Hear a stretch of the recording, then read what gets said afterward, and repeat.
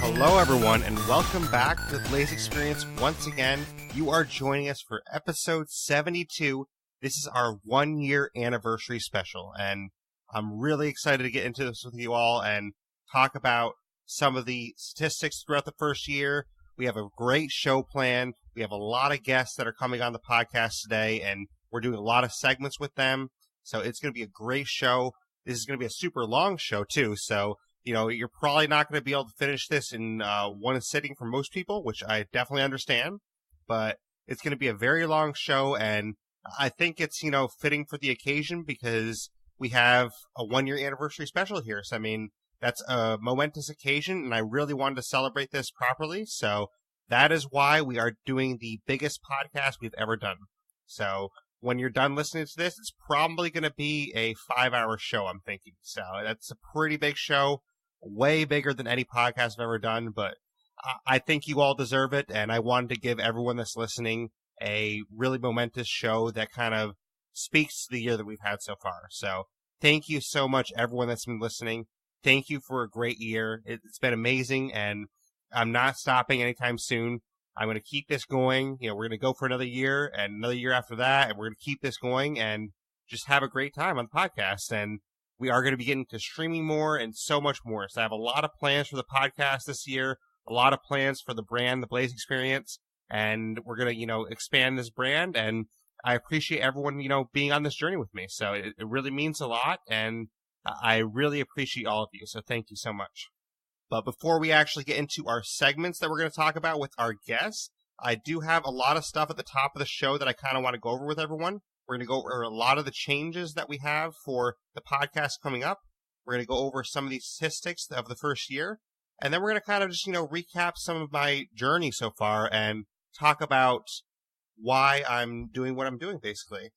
So essentially why I'm doing the podcast, that hasn't really changed. It's basically always been because I'm trying to get a better life for my family and I'm trying to follow my passion.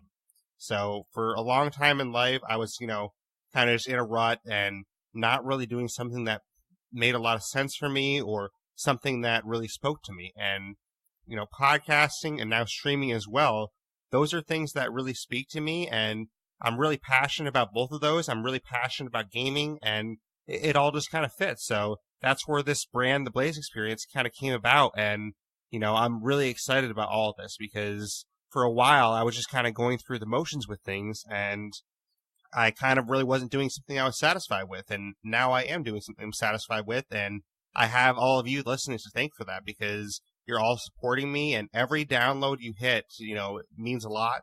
Every time you jump into a stream, whether you're chatting, whether you're lurking, whatever you're doing, it really means a lot. So I really appreciate all of that, so thank you so much. But this all kind of started with a couple of reasons, basically. There's a podcaster named Rob Cesternino. He does RHAP, which is Rob Has a Podcast. And basically he podcasts about reality TV. He was a former Survivor player. So the show Survivor, he was on that twice.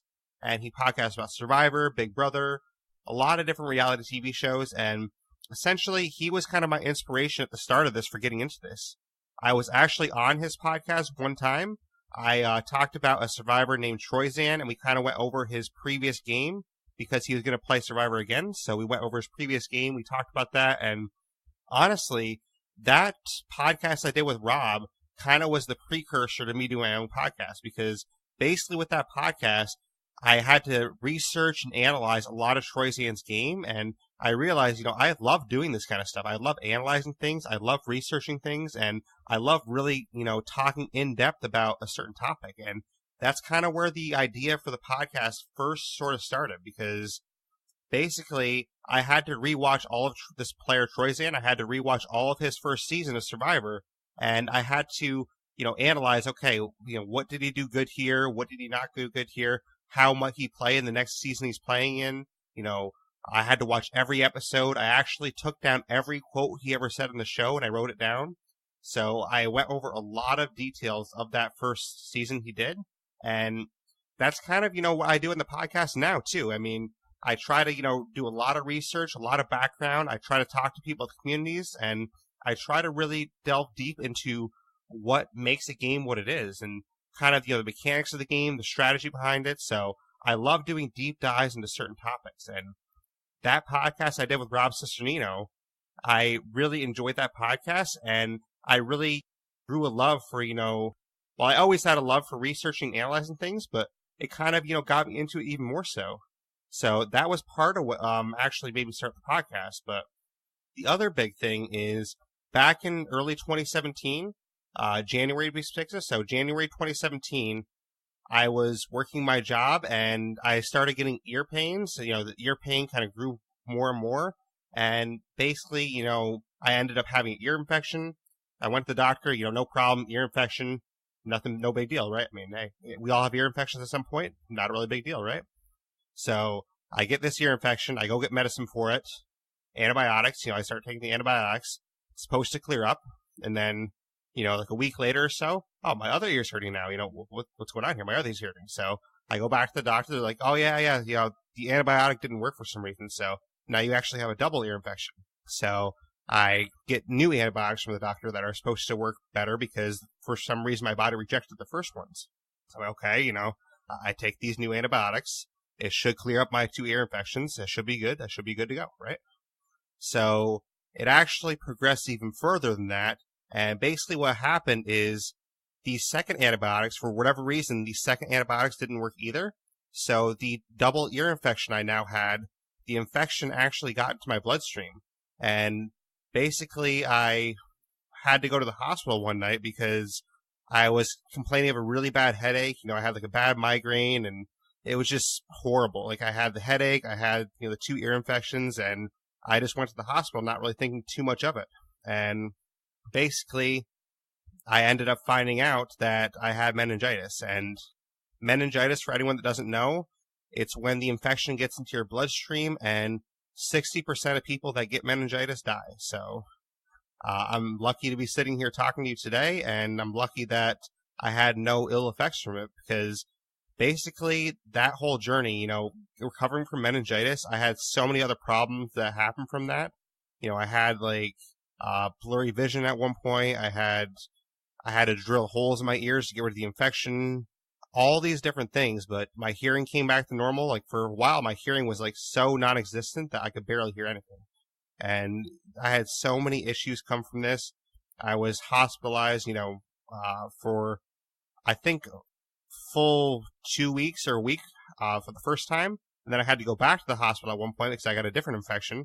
I actually had a medication that killed all my white blood cells, and I had to get in permanent IV, well, not permanent, but like temporarily permanent IV in my arm. I had to take medication basically through my arm and inject it like every day, essentially.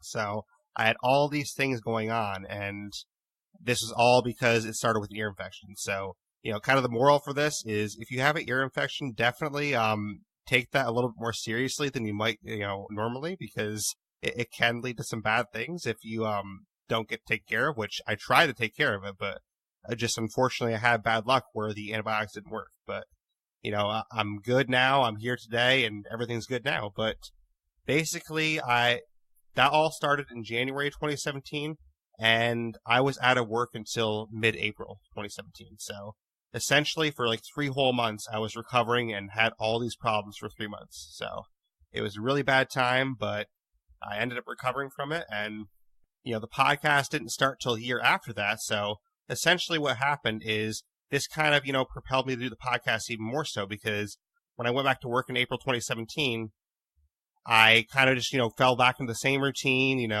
same, old job, and kind of fell into a rut again. And I kind of started thinking when I was preparing for this podcast with Rob, like, why am I doing what I'm doing? Why am I just in this rut doing this job I don't care about? And that's kind of what led to the podcast starting in March of 2018. And, I was playing this mobile game for like a year, and I quit that mobile game. I just, focused on the podcast, and here we are today. So that's kind of the backstory of how this all started for anyone that didn't hear. There was some of this in episode 0, but I kind of wanted to get back into it again. But the initial vision for the podcast has changed somewhat. It was supposed to originally just be about any type of game, whether it's mobile games, whether it's board games, whether it's video games. I have changed that original vision a little bit in the sense that it's just video games now. I only talk about video games, but the deeper vision of talking about games in depth and specializing on helping gamers learn about mechanics and strategy in games, that has always been my focus. And that's still my focus today, where I want to do the podcast and I want to stream to kind of help people learn about games more, in a strategic sense, in a mechanic sense, and I want to help people, get better at them, because I know personally, there's a lot of games I'm really not good at. And if you really analyze the game and you look at the mechanics and you look at the strategy beyond the game, you can probably get better at whatever game you're trying to get better at. So, there's always a way to get better. And I like looking at those different ways. So like, oh, this thing does this. Oh, this character does this. What character is the best in this game? Oh, what gun is the best in this game? What vehicle is the best in this game? And I like looking at stuff like that. So that's always kind of been my focus, and that's still going to be my focus today. But that's sort of, the background of where we are today, my journey so far. And basically what you're about to hear after I go through some of the stats and stuff is you're going to hear a lot of segments from people that have been on the show throughout the first year. You're going to hear some segments from people that have never been on the show before, but they were kind of inspiring to me. You're going to hear about my new stream schedule. You're going to hear about the new podcast schedule. We're going to do a revamp of the Discord. This is all like plans for, the second year of the podcast. So we're going to revamp our Discord. We're going to start a Patreon. We're going to do a new podcast schedule, a new stream schedule. So all this is coming up. And, basically, as I said earlier in the show so far, I kind of developed a love for streaming as well. And throughout that love for streaming, I've kind of decided that I want to go, a little bit harder into streaming and stream more frequently. And that all starts today. Today, when you're listening to this, I'm doing a 12-hour stream on Mixer, mixer.com/Blaise XPerience. If you want to check that out, I'm doing a 10 a.m. Eastern to 10 p.m. Eastern stream. And we're going to stream 5 different games that were featured on the podcast throughout the first year. It's going to be an amazing stream. We're going to have, hopefully, a lot of people playing multiplayer with us that, are friends of mine throughout the year. It's going to be a lot of fun, and I really hope to see you there. So mixer.com/Blaise XPerience if you want to check that out. But it's going to be a really fun stream, and we're going to, do a streaming schedule beyond that date. So basically starting with the 16th, today when you're listening to this, we will have an official stream schedule starting on this date, and we'll kind of go forward from there. But I did mention podcast statistics, so getting into those really quickly. We have done a lot of podcasts, a lot of hours into this. So for podcasts on Sea of Thieves, this is where I started the podcast. I've done 14 podcasts on Sea of Thieves. And the runtime for these, if you were listening to all 14, like back to back, it would take 16 hours, 31 minutes, and 59 seconds. So basically 16 and a half hours of Sea of Thieves podcasts. For podcasts that weren't on State of Decay or Sea of Thieves, these are podcasts that were not on one of those two games. I've done 21 podcasts that weren't on one of those two games. And those podcasts run for 19 hours, 22 minutes, and 27 seconds. And then, of course, the big one, State of Decay podcast. I've been known for podcasting about State of Decay for a while now. I've done 39 podcasts on State of Decay, so almost 40 podcasts just on State of Decay. And the runtime of those podcasts, if you're listening to them back to back, it would take you almost 2 days. It's 47 hours, 6 minutes, and 40 seconds. So it would take you almost 2 days to listen to all those. Altogether, I have done 74 podcasts on the show, and the runtime for all 74 together is 83 hours, 1 minute, and 6 seconds. So you're basically looking at over 3 days of podcasting. And that's insane to me to kind of look at the stats and, hear about that, because that's insane stats to me. Like, I know a lot of people have done more than that, of course, but over my first year, I've done over 3 days worth of podcasting. So that's a lot of podcasting. But, we're not stopping there. We're going to keep going. And just real quick, too, for anyone that's wondering, this is episode 72. So you're probably thinking, well, 74 podcasts. How has he done 74 podcasts? Well, that's because we did a couple of bonus shows. Episode 0 isn't technically counted as an episode in the number sense. And then I did 2 bonus podcasts. I did a bonus podcast on Decay Fest. I did a bonus podcast on Undead Trials, which those weren't really about State of Decay. They were just about the event itself, kind of promoting what the event was. So that's why those events have bonus podcasts. So we had 3 bonus podcasts, and that's why it's 74 podcasts instead of 71. But getting into some podcast download stats, our best month of the year was September 2018. We had 4,084 downloads. Our worst month of the year was June 2018. We had 860 downloads. And this was because this was around the time that had a lot going on around that time. Basically, I was switching jobs. I was a manager at the time, around that time, and I was switching to a regular worker because I knew I wanted to focus on this more. I wanted to focus on my passion more and less on a job I didn't care about. So basically what I did is I stepped down from my manager job into a regular worker role, and honestly, it's been better ever since. I mean, I love not being a manager anymore at this job because I didn't really care about this job. So I love not being a manager there. And, basically once I did that, starting in July, we kind of really picked up and we kind of went for it because I had a lot more time to focus on the podcast and focus on what I wanted to do. But the average downloads per month would be 1,957 downloads. And we had 6 months that went above average in our first year. So basically July 2018 all the way to November 2018. So 5 months in a row, we were above the average. And then also in January of this year, January 2019, we are above the average as well. So our average is around 2,000 downloads per month. In September, we have 4,000 downloads. And then in October, we had 3,000. And then the rest were all around 2,000-ish. So they're a little bit over the average. Our top days of the podcast history. Our third best day in podcast history was August 28th. We had 339 downloads in that one day. Our second best day was September 25th. We had 373 downloads in that one day.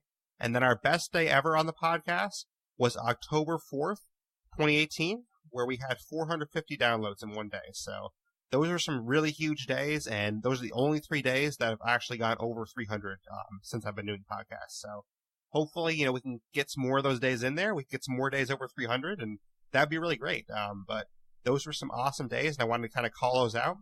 And worst days, I didn't really keep track of those as much, but there were some days throughout the year that I had under 10 downloads in a day, and most of these times fell around the holidays. So it kind of makes sense because I remember like around July 4th, around Christmas, I had, downloads like 5 downloads for the day, something like that, which it makes sense because these are, major holidays around like the US or around the UK or anywhere around the world, like around a major holiday around the world.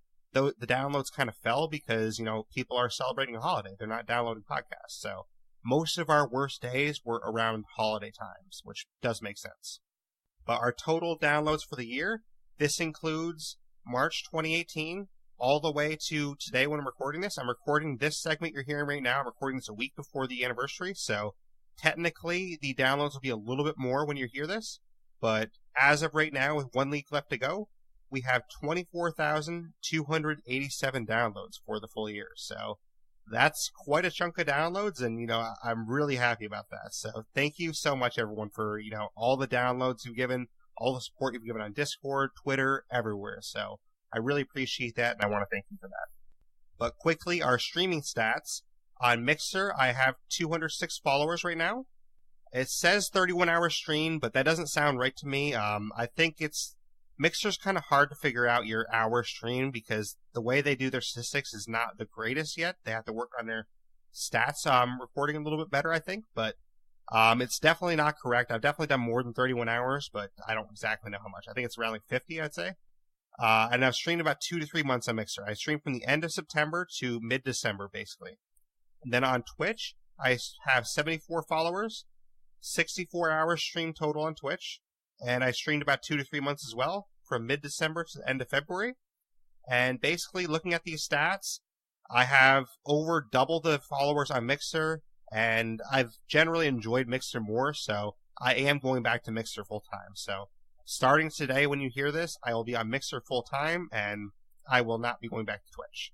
So yeah, I apologize to anyone that appreciates Twitch more. I know there's people out there that only watch Twitch and things, that's fine if you, don't want to go to Mixer with me, but I will be streaming on Mixer. I do enjoy that community, and I enjoy the Twitch community too. There's a lot of great people on Twitch. I have a lot of great friends that have been on the podcast, that are part of the State of Decay community, that are on Twitch, but I just feel for me personally, Mixer is the better platform for me to grow. So that's where I'm going to try to grow the brand, is on Mixer. So I appreciate anyone that tunes out to mixer.com/Blaise XPerience to watch the stream today and help me grow. But getting into the streaming schedule, we are going to have a weekly schedule now. So on Sundays, every Sunday at 12 p.m. Eastern till 4 p.m. Eastern, we're going to have what's called Patron Sunday Stream. So basically, this is going to be a stream dedicated to the patrons that donate on Patreon, and anyone can watch this, but the actual game that's played is going to be decided by suggestions given by patrons on Patreon. So I'm going to basically take the suggestions given on Patreon, and I'm going to pick a suggestion out of those and play that game from the suggestions. When we get a little bit more patrons, I'll probably allow the patrons to just vote a game, and I won't actually pick. But starting out for the first little while, I'm just gonna pick one out of the suggestions because I don't expect a ton of suggestions starting out until we get a little bit more patrons in the program. And then, in addition to that, only patrons are going to be allowed to play games with me on this day. So if it's a multiplayer game, only patrons will be allowed to play that day. On Mondays, also 12 to 4 Eastern. So basically, this is going to be our theme, 12 p.m. to 4 p.m. Eastern. That's going to be our stream time for 3 days a week, right in a row. On Mondays, it's going to be what I'm calling Blind Play AMA. So this will be every Monday. We'll do a Blind Play AMA. This is going to be where I take a game from Game Pass, and I'm going to randomly select a game from Game Pass. So I'm going to roll a dice or something, and, I'll roll, okay, there's 10 categories on Game Pass. Whatever number comes up, oh, it's a 9. Okay, we're playing a game from this category. And then when I get the category, it'll be, okay, here's like the 20 games that are listed in this category. We're going to roll a dice. Oh, it's number 15. All right, we're playing game 15 on that category. So I'll just download whatever game that is, and I will not research the game at all. I will just go by what it says in the description of the game and what it says on the game page. So like when you download the game, whatever details it gives about the game, that's all I'll know about it. So I'm not going to research it more than that. I'll just download it, I'll go into it, and I'll play it. And it'll be a blind play. We're going to do at least 3 hours of gameplay. And at the end, we'll do at least a half hour of AMA. Basically, at the end of the game, you can ask me anything you want. You can ask me questions about that game. You can ask me questions about streaming. You can ask me questions about podcasting. Whatever you want. It's basically to be the time that I'm going to interact with chat, and, well, I'm going to interact with chat no matter what, but, I'm going to interact with chat, directly, where I'm not focusing on a game and chat. I'm going to focus directly on chat only. So, if that makes sense. So, yeah, the end of that stream will always just be an AMA, where you can ask me anything you want about podcasting, about the brand, whatever you want. It should be fun. The only exceptions to that, nothing like super personal or offensive, obviously, obviously, questions like that I'm not going to answer, but, within reason. Like, I'll answer most things within reason. And then Tuesdays, it's going to be what I'm calling the main experience stream. This is basically going to be a stream that I pick the game. It's going to be a staple for the podcast or streaming. So there'll be something like State of Decay, Sea of Thieves, Generation Zero, which is coming up. It could be a big release. So games that are coming out later this year, like Rage 2, Wasteland 3, or Scavengers. Those are some games I'm looking at so it could be a big release on this day. It's basically going to be a game that I'm picking that I really want to play and I want to showcase on either the podcast or the stream. So Tuesdays is going to be kind of the game that I pick what I feel like playing for that day. And, if we do any more bonus streams or add any permanent streams later on, they will probably follow this as well, where I kind of pick a game. But patrons will have the Sunday stream. Basically, Mondays will be Blind Play AMA. Tuesdays will be, the main experience stream, where I'm kind of picking a game that's sort of a staple of the stream or the podcast. And then bonus streams will essentially be the same thing as the Tuesday stream, where I pick a game that I want to play, and I go forward with that game. And I will probably have days in there where I allow followers to play on the Tuesday and bonus streams. But the Monday stream will probably be no followers at all, because that's going to be a stream where I'm just going into the game blind, and I'm looking at, I'm kind of analyzing the game, and that's probably going to be a solo stream. So Mondays will probably always be a solo stream. Tuesdays and the bonus streams might be follower play at some points. And patrons streams on Sunday, those will always be patrons allowed, but no one besides patrons. And then essentially Wednesday, I'm going to have as a rest day. It's either going to be a rest or networking or community engagement. So I'll talk to you guys on Discord. I'll talk to everyone on Twitter. I'll network with other streamers possibly, or get some rest. So it's going to be basically between those things. Thursdays is when I'm going to research, outline, plan, and record the next podcast episode. Fridays is when I'm going to edit the next episode. And then Saturdays, I'm going to release the next podcast. And it's also going to be a family day. So basically on Saturdays, that's when you're not really going to hear from me at all, because it's going to be a complete day off for me. So I'm going to take the day off Discord, Twitter, everything. So Saturdays will be a day that you won't hear from me at all. So, but the podcast will release on Saturdays, and then you'll hear from me again starting Sunday. And I do want to say too that the next podcast is actually going to be on Sunday, 3/24. So instead of next Saturday, it's going to be on the Sunday, 3/24. And the reason for that is because I'm out of recording time. Because basically, this podcast you're hearing right now, it took up so much recording time that I get. I only get a certain amount of recording time per month. And this is going to use up the last of my recording time. So essentially, I'm going to have to wait till I download more time. I download more recording time on the 23rd. So that's when I can record the episode, edit it, and I will get it out for you guys on Sunday. So I do apologize about that, but that should be the only podcast that releases on a Sunday. And then every podcast after that should be on a Saturday. But now we can kind of get into Patreon a little bit. So basically what Patreon is, it's a website where you can kind of give back to creators if you really enjoy what they're doing. And what I'm doing is podcasting and streaming. So you can give back to me if you enjoy the content, if you enjoy what I'm doing, if you believe in the brand, if you believe in me, things like that. But this is not something that's required. So don't ever feel like you're required to do this. Everything I just listed, you're going to get for free without ever having to donate. So you're going to get the 3 streams a week. You're going to get 1 podcast each week. So basically 3 streams and 1 podcast every week. So that's what you're going to get no matter what. You know, that's not going to change. You're still going to get to listen to the podcast. You're still going to get to watch the streams. You don't have to pay anything for that.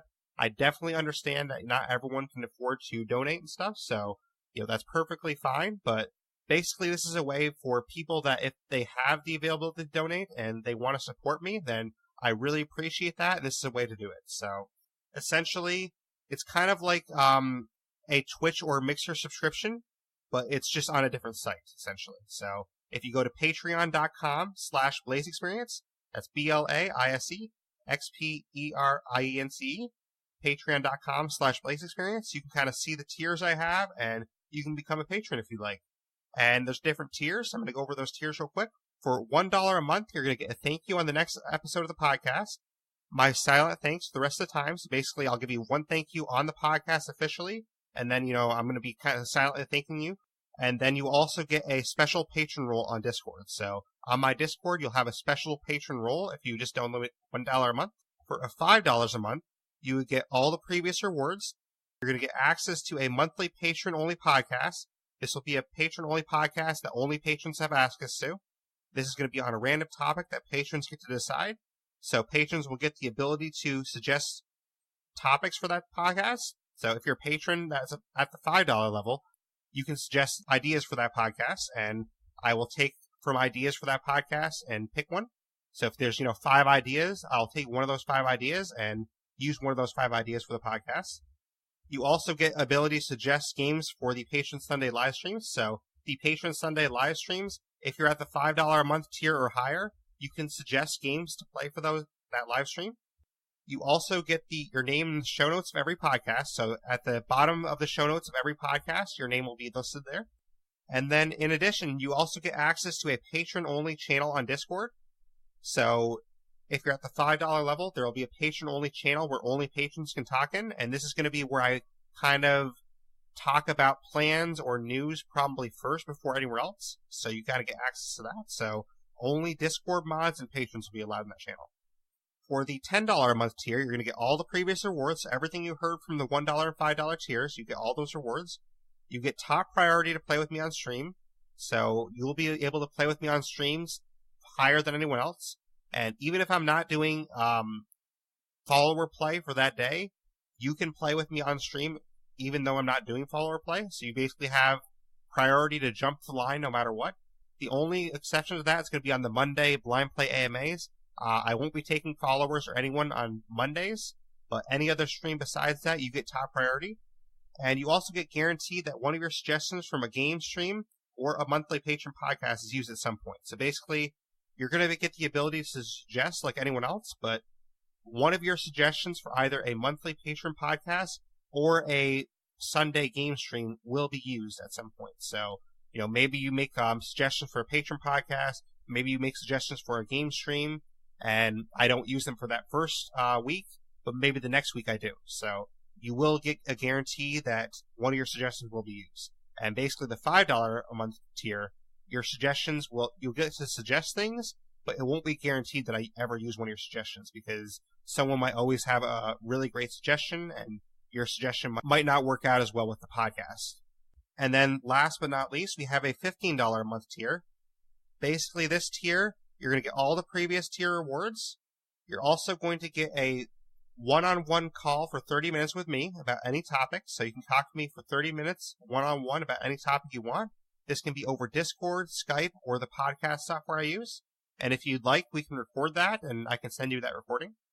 And then in addition to that, you will also get to work with me personally to pick a game that's going to be featured on the regular podcast. So not the monthly patron podcast, but you will actually get to work with me to pick a game to be featured on the regular podcast that everyone listening can hear. So basically this means that there's 4 podcasts a month. You will actually get the opportunity to work with me to pick a game that I'm going to talk about on the regular main feed of the podcast. And I will kind of, give an intro to that game and talk about what's great about that game, what you can do in that game and things like that. So that is the only way you can actually directly pick a game that's featured on the main feed of the podcast because there's only 4 podcasts a month. So there's not a lot of room to have new games on the podcast because I'm probably going to cover State of Decay podcast twice a month. So I'm probably going to do, maybe like week 1 and week 3 of State of Decay. I'm currently still doing a Dead by Daylight series.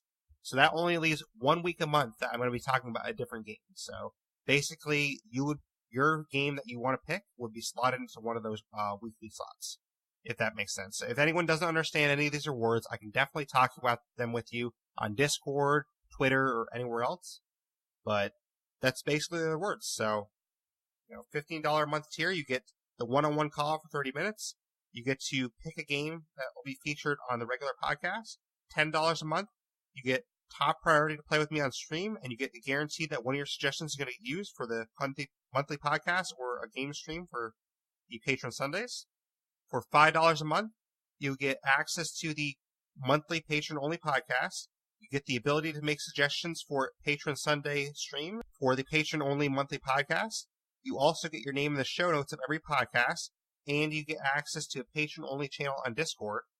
And then for $1 a month, you get a thank you on the next episode of the podcast, my silent thanks, and a special patron role on Discord. So those are the reward tiers. Hopefully everyone enjoy those, and hopefully everyone thinks they make sense. In the future, we might change rewards up somewhat, but I will always communicate that with everyone in advance.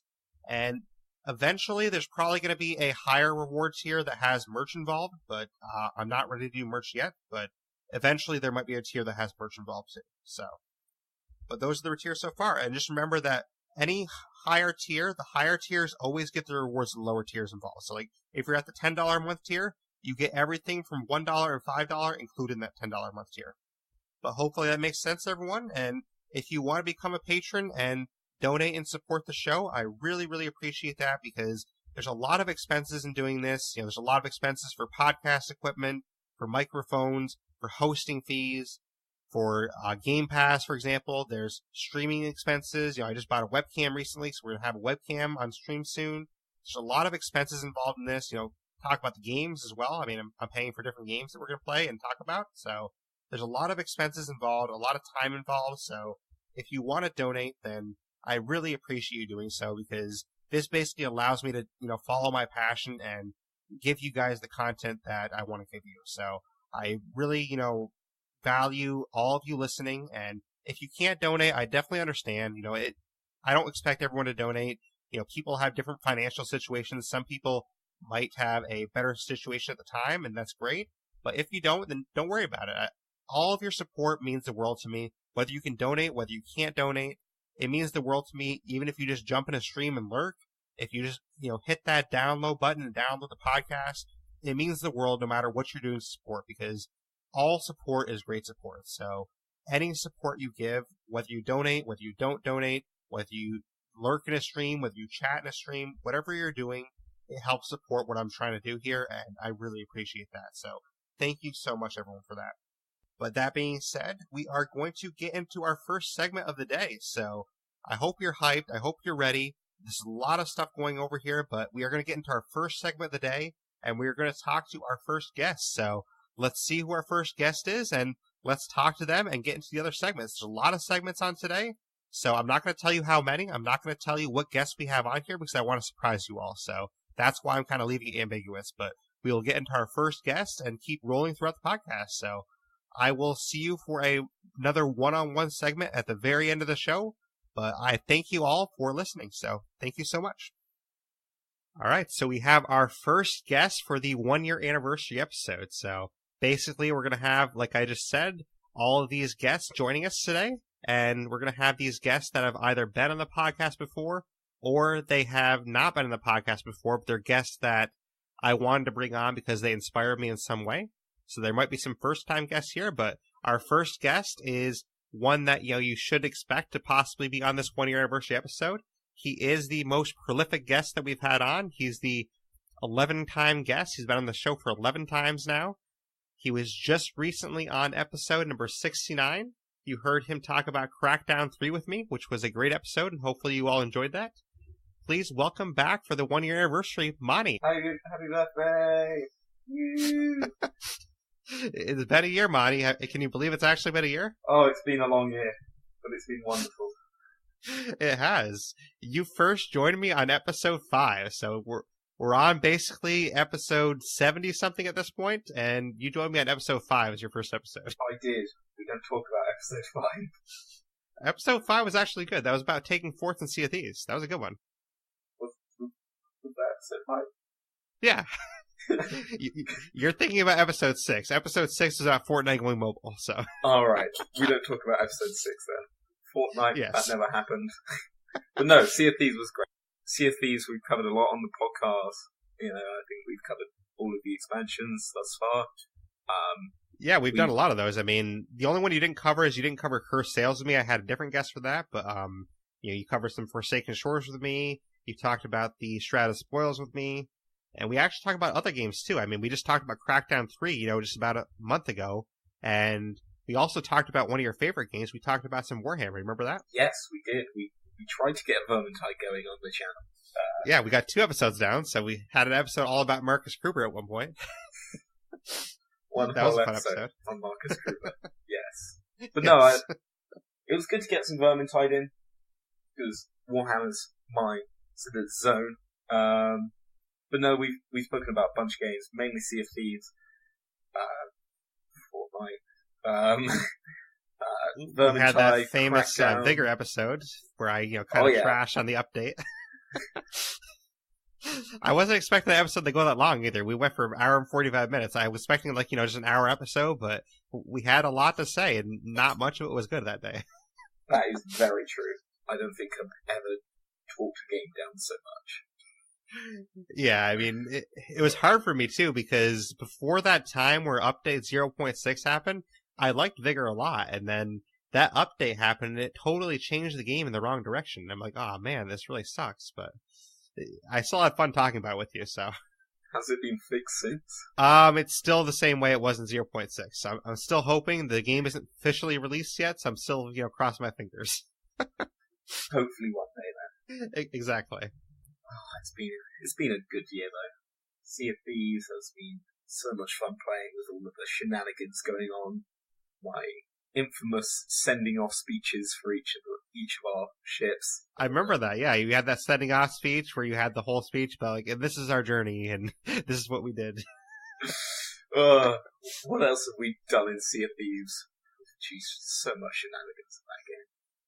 Yeah, we talked about a lot of stuff. I mean, we talked about sailing, we talked about capturing forts, we talked about a lot of things in Sea of Thieves. We had that whole adventure where, the skeleton ship came up on us, remember? And I'm like, oh, we don't have to worry about it, don't worry. And you're like, oh, we should go. Yeah, I do remember that, funnily enough. There was the time we got the whole server together. Is that with you? Yes, that was, yeah. Yes. Oh, that was a great time. But then you, died or something, so you didn't actually get on the ship with most of us. Yeah, then I died and some random people came. And then you were trying to sail back to us, the whole game, and then they all went away by the time you go back. That was sad, but that was a great time when we got that whole server It was. together. I actually remember that time we played hide and seek together, too, on the island. Oh, yeah, hide and seek on the island. That was fun, too. I was awful at that. You kept dying by the skeleton with the powder keg? Yeah, no, I kept dying to skeletons, and I could not find you at all. I can't remember the island we played that on, too. It's like the top left corner of the map, I think. I really can't remember It's the the island one we with the played bridge on. at the entrance. Yeah. And you sail in. We know the island we're talking about. Yeah, I'm drawing a blank on the island name, but it was fun, though. Vermintide, it was fun. As much as we didn't do Yeah, much we of it, really didn't. Vermintide was We didn't fun. play that too much together, but I definitely enjoyed playing that when we did. Yeah. We actually played another game, too, or we at least talked about it in the podcast. Do you remember which one you're missing? I'm trying to remember, because I think this is the one I forgot about last time. It's the last time when you were like, wow, what was the last episode we did on? I think this is the one I forgot then. Episode 15, if that helps. I cannot remember for the life. We talked about Captain Spirit, remember that? Oh, yes, Captain Spirit. Oh, that was a cute game. It was, yeah. Of course, I couldn't throw the snowballs worth of shit. You tried to hold it over my head, where you could throw the snowballs better than me. It was bad at throwing snowballs. That's what it is. But hey, I beat the rest of the game. You didn't, so. Well, I had fun. Did you ever go back and find that picture that I told you about? No, I didn't. No. You got to do that. It's a heartwarming moment. I'll go back, listen to the podcast again, and I will go find that picture. All right, sounds good. Episode 15, if anyone wants to listen to it. That is a very, very serious promise I'm making, and I will not do that at all. I appreciate it. But it has been a year. So, I mean, did you think we'd come this far in a year? I'm not really sure, to be honest. I'm not. I think when I first got into the podcast, it was the sort of thing that was very new, very, very small listener base, and it was just a fun thing to just talk about. And now we're here, episode 70-something, 1 year on, tons of listeners. There's so many people out there listening, it's amazing. I never thought we'd get this far. I guess we never talked about it in the podcast, too, but I'm sure some listeners out there are probably wondering, how we came to know each other. Do you want to tell that story a little bit? Oh, it's not very interesting. It's really not, but... Was it, I can't remember the name of the Discord. The Viperian Dynasty? That's it. Now it's some random Transformer Discord. It's changed a bunch. I think I left it recently. But, so, all it was I got into the first wave of Fortnite mobile beta, and I put into the chat in the Discord, hey guys, I'm in the first wave of Fortnite mobile beta. Is there anything anyone wants to know about it whilst I'm here? And this fella here cursed me with a response of, hey, I have a podcast. Would you possibly want to come talk about it on it? And I said yes. More fool me. That's how it all started, honestly. Like, it was that simple. I mean, we were just both in that Discord together, and, the former co-host, Mr. Noobs, he basically brought me to that Discord, and, he kind of ushered our meeting, and we met in that little Fortnite chat, and you came onto the podcast, and the rest is history, We kind of played games together, we played Fortnite together, we've been playing the games together ever since, so. And here I am on my, 12th appearance? This is technically your 12th now, yeah. You had 11 full episodes, and this will be a 12th with this segment here, so, back then, Mr. News was the co-host still, but you've definitely, quadrupled his appearances here, so. You've had 12 appearances on the show. You've definitely had the most, besides myself, obviously. No, I think I've had more than you, Derek. Let's not kid things here. Where are those episodes? I haven't heard them then. Oh, they're the ones that haven't been uploaded yet. Okay. It's coming next year. You'll see them eventually. Next year, right? Next year.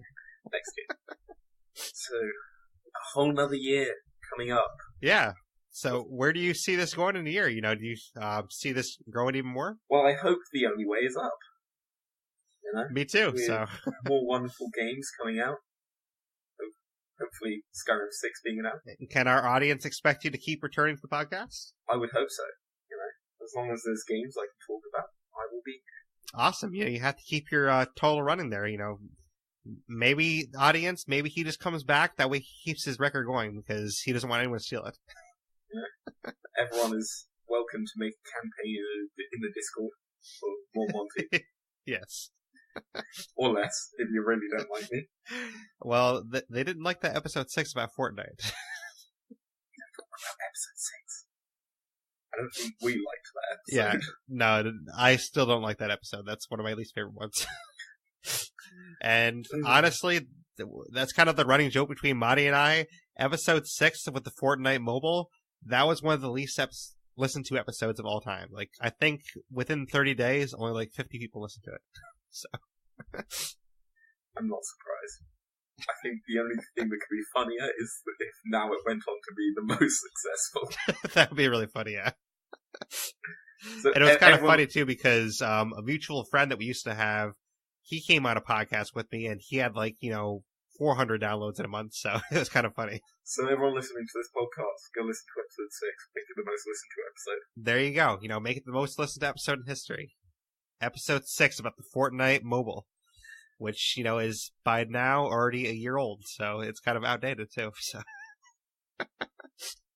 So probably everything you said back then is probably all changed around now. Like, you're probably talking about, okay, the button does this, and now it's all completely different now. Almost definitely.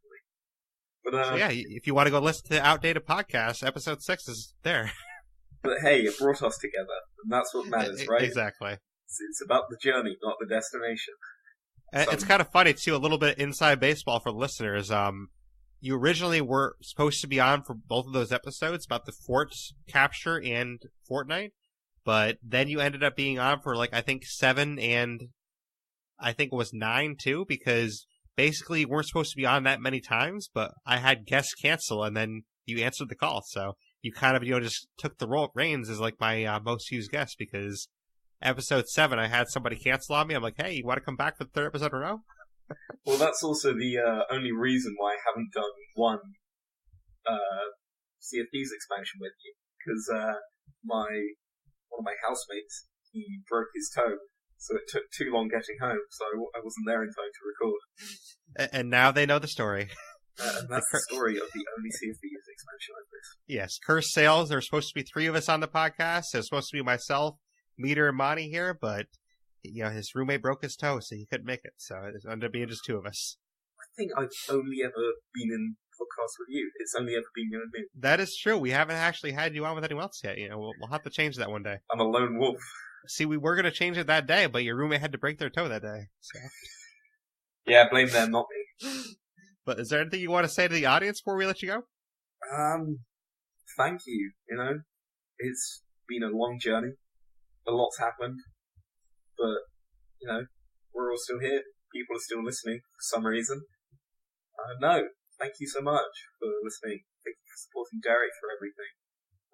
It's been a wonderful year. I look forward to more. Yeah, definitely. Thank you, everyone. I really appreciate everyone listening. And, Monty, I appreciate you coming on so many times. I mean, it's your 12th appearance out of a little over 70 episodes. And that's pretty huge because I think after you, the next highest is still my former co-host, Mr. News, at 4. So that's pretty high, so.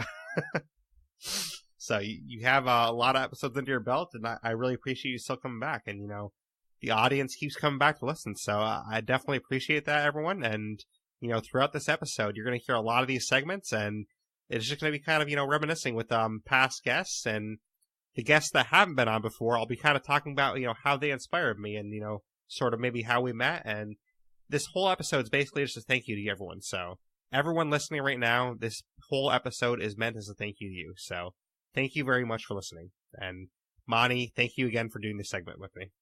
And always, Derreck, thank you for having me. But we can kind of move on to our next guest now. So, Monty, if you want to wish them luck, we'll move on to our next guest. Good luck, next guest. All right, we will see you again soon, Monty, and hopefully it's another great year with, another 12 appearances for you. Hopefully so. Thanks, Monty. So, next up, we have another great guest here. We actually have a guest that you've heard on the podcast multiple times before. This guest has been on for 3 separate episodes before. They were on episode 59, the State of Decay Awards nomination show. They were on episode 34, 20 tips for multiplayer in Daybreak. And then they were also on for their first episode on podcast, episode 26, top 15 facility mods in State of Decay 2. They are a great YouTuber. They also stream on Twitch and Mixer sometimes. Please welcome back to the podcast for their 4th appearance, ML Morris. How are you, Morris? Hey, Blaise. I'm happy to be back again for the first time. Thank you for having me. How are you? Yeah, thanks for coming back. We're doing good here. We're having a great 1 year anniversary. We're probably streaming when people are listening to this because I'm doing a 12-hour stream today. So we're having a good time. Oh yeah, definitely. I definitely will jump on the stream and check you out. Thank you. I appreciate that. But our 3 episodes together, they were actually pretty fun. Do you remember the nomination show? Oh yeah, that was the some near distance, and then of course that was, I believe, multiple guests you had, and we had a lot of discussions around that. And that was fun. Yeah, that was a lot of fun. We had yourself, Sarkoth, and Faldown on there, and that was actually the first podcast I've ever had that I had 4 people on the same podcast, because the 3 of you and then myself. So that was actually a first for us. That was the first podcast we had 4 on. Previously, before that episode, the highest we ever had on was 3. So that was kind of interesting. So we are growing in numbers, I see. I like that. Yeah, and then episode 61, we actually had 5 on at the same time, which I didn't even think was possible because this software only allows for up to 4 people in here. But Jeffrey and Brant, they're actually on the call together at the same time. So I guess if you're sitting there in person with them, I guess it works. Oh, we need to break that record and find different software, I believe. Yes. But actually, one of my favorite episodes of all time still, we've done over 70 episodes, and I still go back to this episode. One of my favorite episodes of all time was episode 26 with you, and I even shouted this episode out on the Undead Labs live stream I was on. This was the one where we talked about facility mods, and I really love everything about that episode. That episode went so well. We had a great back and forth discussion, and that's one of my favorite episodes I've ever done. I'm just listening and smiling like I'm unfortunately you can't see, but yeah, I definitely agree because I remember that was like, it wasn't as smooth as everyone probably expected because we both had some really good inputs from both sides and basically both agreed on both sides. It was awesome. No, it definitely was. And that's kind of why I was glad that I found you to come on the podcast because, you're very analytical like I am and you're going to, analyze things and take it very seriously where, some guests I've had on, they might not take it as seriously. They might be like, oh, that one's good. Yeah, I guess that one. So. Oh yeah. I have my research and backup stories and examples. That's for sure. Yes. So if you want to hear a good, positive debate, go listen to episode 26 if you haven't heard it yet, because that's one of the, the best, good-hearted debates we've had because, we kept positive the whole time and basically at the end of it we disagreed to disagree because we're like, well, this is your style, this is my style, so. Yeah, true. And to be fair, I also one specific mention for the episode 34 that we had together with multiple. Yes, the Daybreak one. Yeah, the Daybreak one.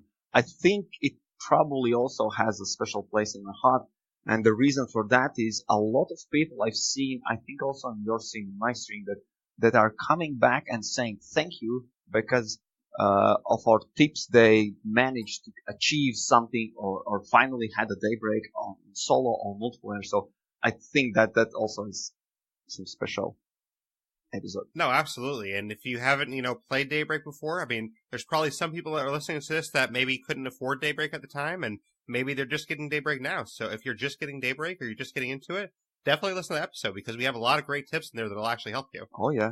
Because just to remind how we went in Daybreak when it was released, it wasn't as smooth as we expected, right?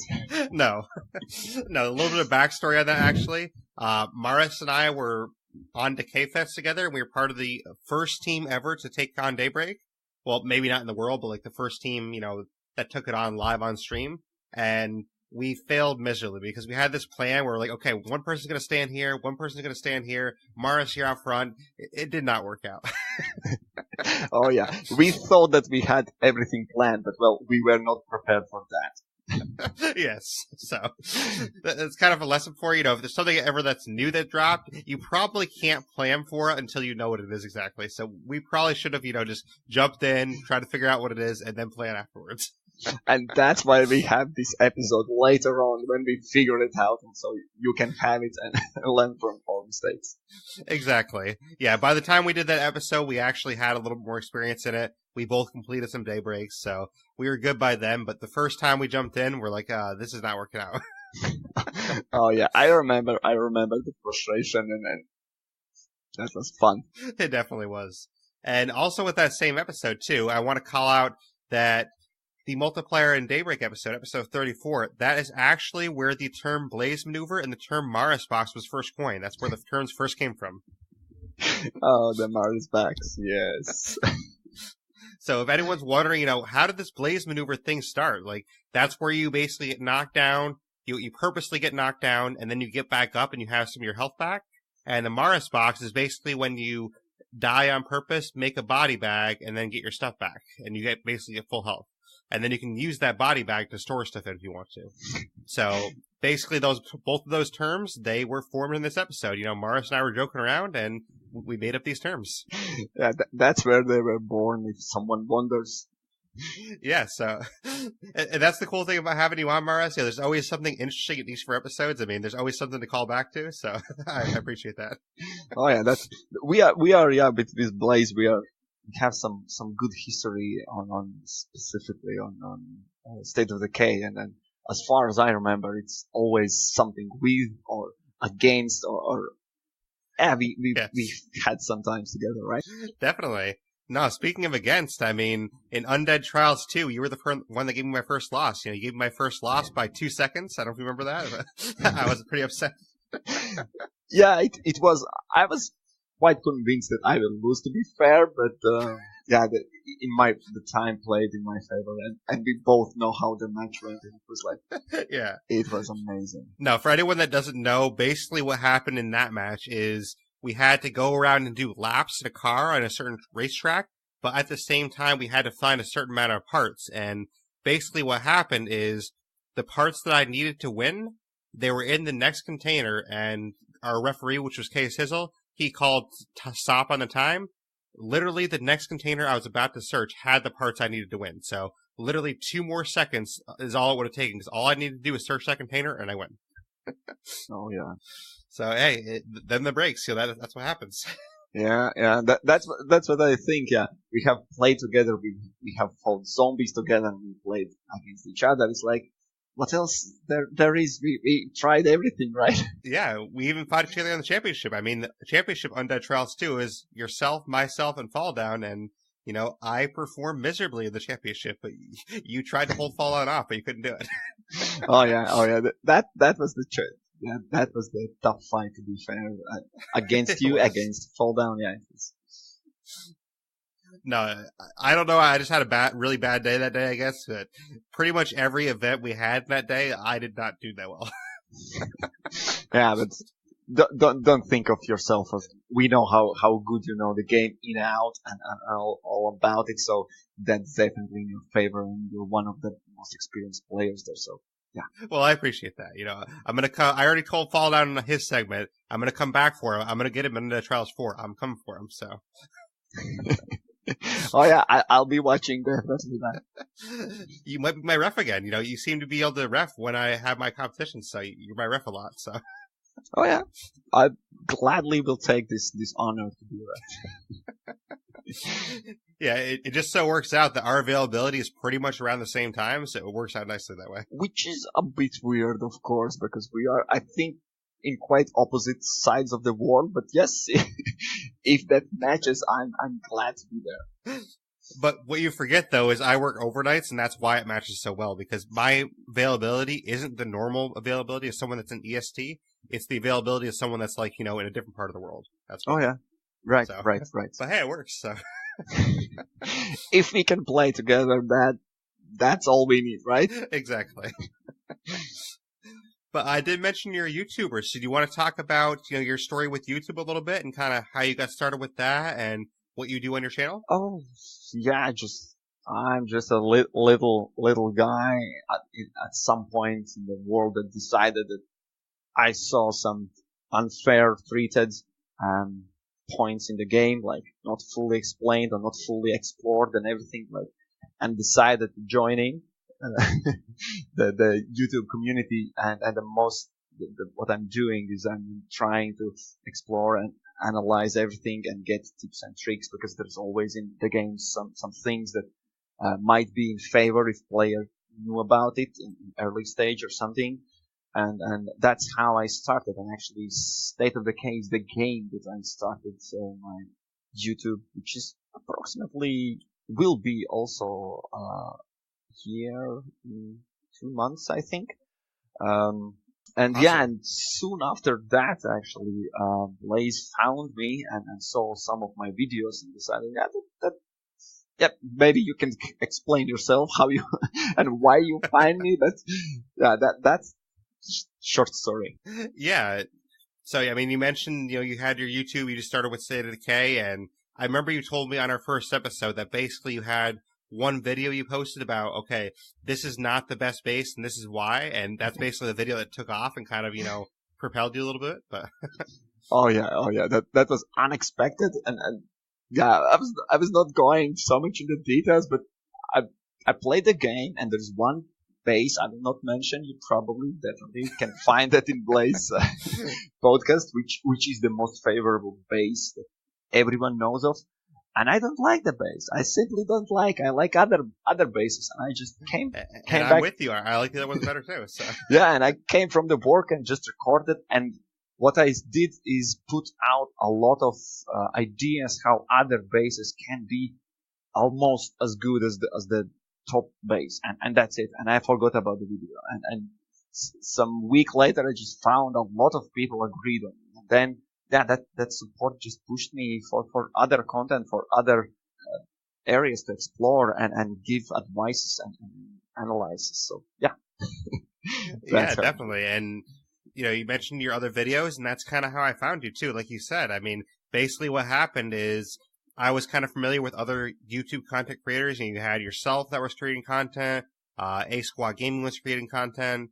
There was Jersey-O, there's all these people on YouTube that were creating content for State of Decay, and because I'm someone that likes to do my research, I like to watch other content to get other ideas, think of, okay, oh, that's interesting, I didn't think of that before, and I like to do a lot of research, whether it's other content, whether it's playing the game, I do all my research, so basically in doing my research, I came across you, and I figured out, wow, this guy actually, analyzes things pretty well. Like, he has all these, tips he talks about, all these different things, and he talks about this very well, kind of like I do, and that's really cool. I want to reach out to him and try and get him on the podcast because I think we have a similar, mindset. And it's kind of funny, too, that I actually tried reaching out to you a couple times, and I'm like, hey, how do I send you a message? And you're like, oh, do this. And I'm like, it didn't work.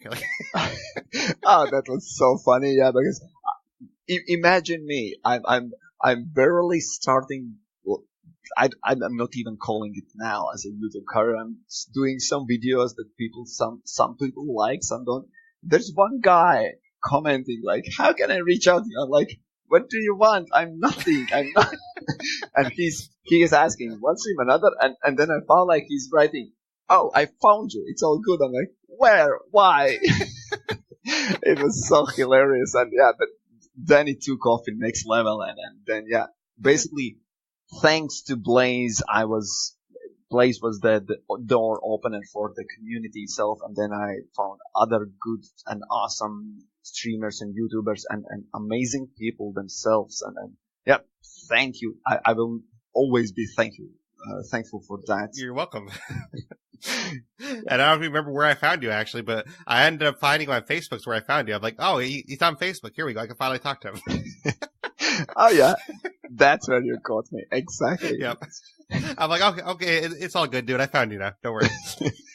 Yeah, and I'm not as a shine person and everything, but still, it's a big world out there, and then one guy's like, yeah. "I want to find you." I'm like, "Why? But why do you want to find me?" Yeah, but it's good that everything ended kind of in good way, and this is yeah. Yes. No. I didn't want to kidnap you or anything, so that's good. So. Yeah, you never mentioned your intentions at the beginning, so yeah, I was like, everything is possible, but it ended up really awesome. Maybe I should have, but I mean, I didn't want to take up the comments of your channel talking about my intentions, because like, I didn't want to be like, hey, I want to have you on the podcast, because I didn't want to really advertise the podcast on your channel too much. So I'm like, well, I just want to message you privately, that way I can tell you. Yeah, well, you were approaching your own good mindset, and it's all good. feel free to mention your podcast. It's all good. We are past that. We don't know each other yet. Yes, exactly. But I know you moved on to other games and stuff now. What's some of the games you've been playing recently on there? I think you've been playing Far Cry, correct? Oh yeah. The latest Far Cry and I'm just big Far Cry fan as well, and also of course I played the same Fallout 76, but I would really love to move on from that game for many reasons. But yeah, that's the thing. I'm not. I really like and enjoy State of Decay, and I expect still to work whenever they release something, everything, next DLC or anything. But I'm a gamer in heart, so games themselves are really excite me. And as I started from State of Decay, I can't stay only there. But yeah, whenever there's a chance and I can get my hands on the game, I like to play, analyze, and at the bare minimum is tips and tricks, one video, and then review that I intend to make in future for all the games I play. No, it definitely makes sense, and I love that you do that with your games. I can't wait for the difficulty update for State of Decay because I'm sure we're going to have some fun playing that together. Having more zombies possibly, or whatever end up happening in this difficulty update. It's going to be fun. Oh yeah, that's something, if I remember correctly, we as a hardcore State of Decay players, we always, like, from the day one was like, can you make it tougher? It's too easy. Like, we were always asking on the labs, and they're like, okay, you want it? You got it. That will be interesting. Release. I have faith in them. Whatever they're doing with the difficulty update, I think it'll be nice. So I have faith in them. Oh yeah, definitely. They already proven some good content release, and the update, the free of charge. I think it was 6.0, right? With the crossbows and everything. Yeah, we got a free van too, the Wizard van. Oh yeah, and the cars and everything. So they are really creative. So I also have high hopes, and I know that they will meet the expectation. No, definitely, it's going to be awesome too. And you talked about upcoming games. Is there any upcoming games that people might want to check out on your channel if you're going to be talking about them? If you're asking, I just today saw some other YouTuber watching what games are releasing in March, and one of the games, definitely also all the series I have played, is Tropical. It's city simulation with some fan involved. So yeah, I think it's releasing somewhere in mid of March. So I really hope that I will get it, and then I can play it and show for rest of the world. Well, if you end up playing Generation Zero as well, I would definitely want to play that with you because I think it's going to be a really fun game, and I think it's going to be a lot of fun co-op. So. Oh yeah, that also is coming out in March, right? Yeah, that's March 26th, I believe. So. Oh, end of the March. Yeah, I was thinking, and I was looking at the game itself, and there is some promising stuff that I really enjoy. I think that's the crafting. I think is involved, right? Some kind of combination of items to get something better or something improvement, right? I believe there might be that, and I know there's like with the robots too. It's not just like shoot and it's dead. You have to actually shoot certain parts of the robot and kind of like plan a strategy. So I think that might be really fun. Yeah. We'll see. As you know, we are always discussing what kind of games to play, and there are so many that you can't possibly play them all. But that's something I'm also considering to play, and then path will cross once again. Exactly. I can't wait for it. So. Definitely. But is there anything else you want to say to my audience about the 1-year anniversary? Oh, definitely. Your audience, I think your audience is already listening, so they are familiar with you. But whoever is now listening for the first time and wondering what's going on, what this podcast is, this guy is already up in the air for a year, and he's doing excellent job. And if I'm kind of analytic guy, then trust me, Blaise XPerience that you're listening now, this is worth checking out. In every game he's playing, you can get a lot of information out of it, and it's really valuable. All the episodes he's making, you guys, you must check all out if you are into any game Blaise is playing. Well, thank you. I really appreciate that. It means a lot. Well, that's the truth. That's the truth, mate. We both are just about the truth, facts, and stating Very bluntly true. how it That's is. kind of how we roll. So Exactly. no, but I appreciate that. It means a lot hearing those comments, and other people have said similar things, and I really appreciate the love, and that's why I wanted to have people like yourself on here because I love what you do, and it's been great knowing you over this year. Oh, definitely. It's a pleasure to that you found me and everything ended as awesome as it is Yes. right now. I think our story of how we met is probably one of the funnier ones that I've told. So. Oh yeah. I definitely agree with that. Because usually with like a streamer, it's a lot easier where I can just whisper to them. But in your case, I'm like, well, he's on YouTube. I can't really whisper to him. So how do I contact him? Oh yeah, that was a challenge. That's also great. But you see what we can achieve. There's nothing Exactly. in our way. I was persistent. I wasn't stopping. So. Yeah, that's for sure. And it paid off as it seems. Exactly. But we'll go ahead and move to our next guest, though. But, thank you, Morris, for coming back on. I hope to have you back on the podcast again soon. Happy to be here. Thank you for having me. All right. Take care. Okay. Bye-bye. All right. So now we have our next segment here, and we have a guest coming back to us. This guest was actually on the podcast 3 times already. You saw them on episode 46, episode 61, and episode 65. They are a guest that is a big part of the State of Decay community. They are a fellow streamer. And on top of that, they are also a core organizer of the State of Decay community events with me. Please welcome back to the podcast to celebrate the 1 year anniversary, Kay Sizzle. How are you, Kay Sizzle? Whoop whoop! I am wonderful, super fantastic. How are you, Sir Blaise? I'm doing great. It's the 1 year anniversary, and I'm just excited, Yes. and it's been a full year, so I can't believe it's been a year already. Happy anniversary, my friend.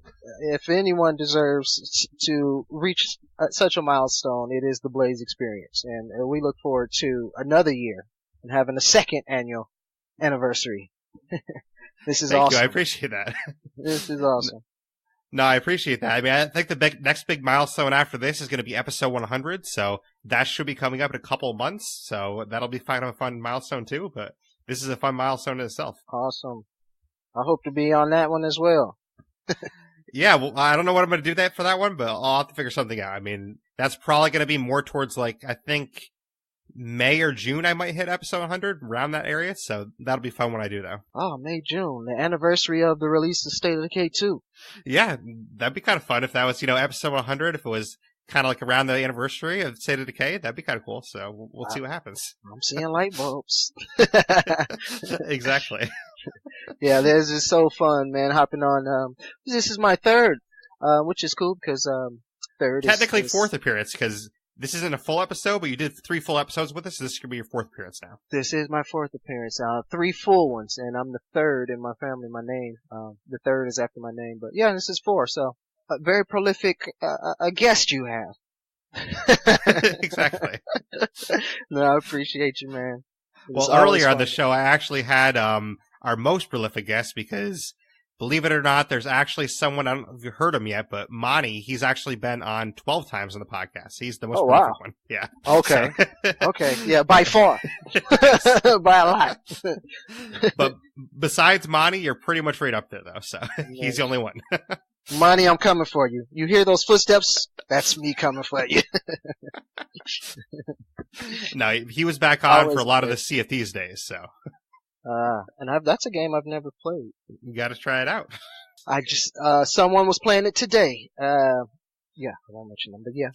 I think I want to try it. Well, I mean, I am going to be having my anniversary stream today, and I'm probably going to be playing that as one of the games I play. So, if you wanted to check Okay. it out, maybe we'll get into that. So, Well, definitely, whichever you'll be playing, I'll be tuning in. I'll be there. yeah, I mean, I won't announce anything officially yet because this is being recorded before the anniversary officially happens. So, plans could change, but I do plan to play that game on the anniversary because that is where I started. So, I think it's only right that I play that game for part of the anniversary. Nice.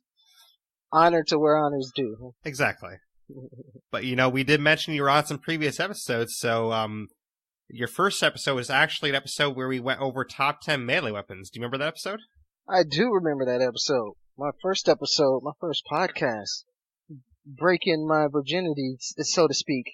And when we covered our top 10, and it was great that we had our what was it, top 5 was a mishmash of the same items. We kind of thought alike there. Our top 10 list was great. Yeah, because I remember like our bottom half was like completely different, but our top Yeah. half of the list was pretty much the same. Yep, which says a lot. Definitely. hmm And then we also talked about the State of Decay Awards results show with Arky and Jeffrey and Brant. That was a really fun show as well. That was a really fun show. Going over what the community has chosen as the top elements in the State of Decay, the State of Decay 2. Real eye opening, very fun episode with two of the developers, two friends, and Arky, who is a class act in the community. Yeah, if you guys haven't heard that episode, pause this now and go listen to it. Yeah, episode 61. It's one of our better episodes. It's one of the ones I'm more proud of it.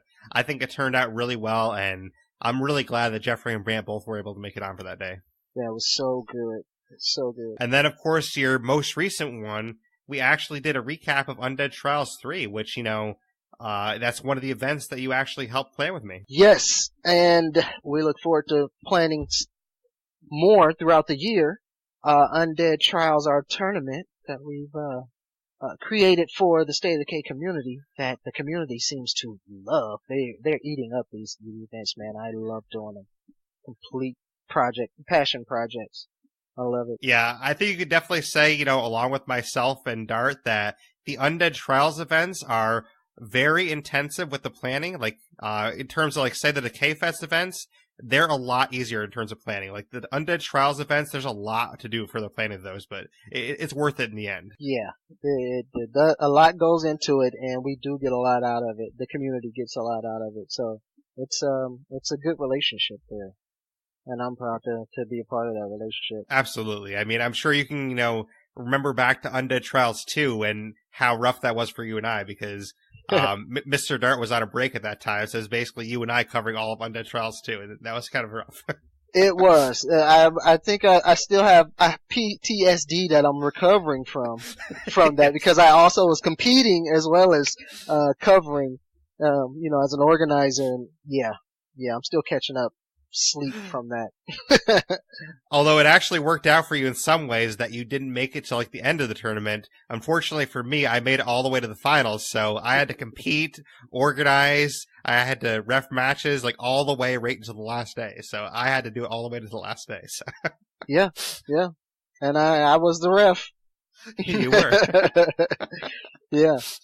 And the community loved it. They were there in support, cheering, and they were just eating it up. Awesome content. Yeah, I think if I remember right, when I counted it up for that entire week, I had like 20 hours of sleep for the entire week combined. So. Wow. Beast. That wasn't much sleep. No. So. You were a beast. Taking no-dos, drinking coffee. Yeah, I'm already well known for not sleeping. Everyone in the community already kind of knows me for that, so I guess it's my trademark. Yeah, they're gonna dissect your brain once you're gone, man, to see what's going on there. Like, how can we put this into our soldiers that cry about sleep? No, they need some Blaise experience in them, so we can send them out into the field for weeks at a time. Yeah, I mean, like if I get 5 hours of sleep, that's like a really good night for me. So. Yeah, they're gonna weaponize that ability you have there. I can hear the government now. We need that. Right. No, I think it just comes from my dad, honestly. Like, my dad's the same way, where he can do a lot of stuff on pretty much no sleep, and I guess I just got that from him. I don't know. Wow. Is your dad still around? He is, yes. Nice. Retired? Yep, he's retired now. He does a lot of hiking now, so he's been hiking the Appalachian Trail, which is pretty cool. Still awake. Yep. Nice. That's something I would love to do too. Hike the Appalachian Trail. Yeah, it's definitely a long journey. He's covered most of it by now. I think he's like 60 to 70% of the way through. He had to come back for Christmas and stuff, but I think he's about to go back out and finish the rest. So it's amazing. Yeah, because it starts all the way down in like Georgia, all the way up to I think it ends in New York or Maine, so it goes pretty far. Is he out there by himself? I mean, does he have a party? That sounds like a podcast of his own. I wonder. No, he's I out need there the by YouTube himself. video Yeah. on there. Really? Yeah, he's out there by Wow. himself. Yep. We're gonna need to interview Pops, Mr. Blaise. That's awesome. Well, I don't even think he'd know where to find the mic, honestly. So we'd have to teach him technology first. But True wilderness man. yeah. That's awesome. Well, you definitely have a wonderful legacy there. He has Definitely. handed down. That is cool. What's your mom doing? Is she like on a shuttle on the International Space Station or something? I mean, No, she's doing big things too. no, not too much. She just kind of stays at home most of the time, so she doesn't do a whole lot. But Wow, that's awesome. Awesome legacy. I mean, speaking of legacy, you know, it's been a great year for the State of Decay communities. I mean, do you Yes, want it to talk, has. you know, a little bit about like our mission with these community events and kind of how we're trying to bring the community together? Man, it's something that I didn't see coming. Because I fell into the community when State of Decay 2 was released. Though I've been a long time State of Decay franchise fan, being that I downloaded the game as a demo in 2013 and have been playing it almost every day since for those 5 years, I didn't know that there was a community. You know, I didn't know that there were other people that played the game. Somehow it just got by me. And when State of Decay 2 was released, I just so happened to find out about Twitch and find out about the category, started to meet other players, and my world just opened up. And it was a dream come true finding other people who love the game as much as I did. And it's still an ongoing revelation of sorts, but that's why we so passionately put these events together with people of like mind who just love the game and who want to get together and have fun and compete and teach each other the ins and outs and the ropes and our shortcuts, and it's just awesome. Absolutely. And, you know, kind of bringing this community together, that's basically how we met. I don't know if you want to tell the story of how we met a little bit, but it was actually around a community event. It was the very first community event, Decay Fest. The original. It was the release of Daybreak. I was approached by, well, I had like I said, it was a total revelation thing to me to meet people who were passionate about State of Decay like I was, and that there was an actual category. I was learning how Twitch worked and everything. I didn't know about the world of streaming or anything. So what I would do is go into State of Decay streams and get to know them and make sure that they knew me. And I had this persona, carried over my persona from playing State of Decay 1, which is a knight. And, I called myself the first true knight, because I didn't know anyone else out there was, you know, playing this zombie game like I was. So I was going into State of Decay streams and meeting folks and letting them know, hey, I'm the first true knight. I love this game. I'm pretty good at it. And, who are you? And so I ran across, a streamer by the name of, P1 Gamer. And, we hit it off, and started conversing and became, pretty good associates. And he approached me a little bit later and said that he had a friend with an idea who wanted to put together an event that could you know, start to proliferate a community and bring some attention. And I was all for that because anything that would build the community and get more people who love the game together, completely 100% for that. And that's when he introduced you and I to each other, and we did the Decay Fest event, the first event, which was a very successful event, and the rest, as they say, is history. Yeah, I mean, that's pretty much, you know, what happened. The only thing I'll correct you on there is that he didn't actually introduce us. I was kind of waiting for him to introduce us, but he never did. So I basically just went and found you myself. I'm like, screw it. I'm just going to go find this guy. And I jumped into your stream. I'm like, hey, I'm the guy that's playing the event. How's it going? So, That is what happened, huh? Yeah. You popped into Yeah. on my stream. He's like, I'm the guy. And yeah, cause he did say your name. I was familiar with your name. yeah. Yeah, he said Blaise, and you came in. But I was like, that is true. That is true. You came into my stream. Yeah, I'm just like, hey, it's nice to finally meet you. Yes. Yep. And, you know, And the rest is history. 'Cause, I mean, basically that was the K-Fest 1 back in September. And then the next event after that was the first ever Undead Trials, which I planned with Mr. Dart. And then after Undead Trials 1, that's when you joined the organization team in Undead Trials 2. That's right. And we've been putting together the subsequent events of Decay Fest 2, 3, and as well as Decay Fest 2 and the other Undead Trials, and the ongoing community around these events that will continue. And it's just been an evolving, growing child of sorts. You know, Definitely. something we're raising. It's been a lot of fun too, so. A lot of fun. A lot of fun. Fun is the foundation of it. But we did talk about your stream a little bit. For anyone that's, you know, interested in checking out some other streamers, do you want to mention a little bit more about your stream? I know when you first starting out is more State of Decay only, and you were kind of doing the first night thing. And I know now you kind of went into more variety streaming. So you want to talk about like how your streams evolved a little bit and kind of what people can expect now? Yeah. Sure. So my stream when I started, I had no intention on playing any other game because, like I said, I've really only played State of Decay for the last 5 years until State of Decay 2 was released. And the way my video game play goes is I only play because I'm an entrepreneur and was a full-time entrepreneur. I really didn't have a whole lot of time to play video games, so it was just kind of a spare time, part-time thing that I would do just to disconnect from the world and disconnect from other things that was going on in life. So that's when I played it. And that's makes sense why I didn't know there was a community because I wasn't that involved into it. So when I fell into streaming, I didn't even know what streaming was. I fell into streaming.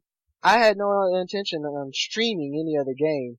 I wanted to bring, State of Decay was enough. It was enough for me to be the entrepreneur I want to be and be the lifestyle coach and talk about lifestyle principles and life coaching from State of Decay. But since then, the world of streaming has opened up to me, and I see that it's beneficial that I actually diversify a little bit.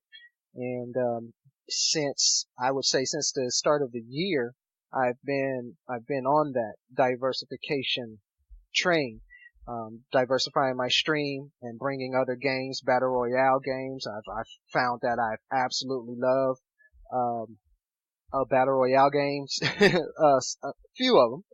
Not Fortnite, but yeah, I know you've been playing a lot of Realm Royale, which I actually jumped in one of your streams recently, and that was kind of fun to watch. Man, I am obsessed with Realm Royale. I really, really like that game. And I didn't know that I really have a penchant for battle royales. And other games, there are other educational games. There's another game called oh my goodness, I want to say Never Alone. Yes, that's it, I believe. Which teaches you about the Inupiat Eskimo people, educates you with it's like a documentary in a video game form. I think that's absolutely groundbreaking.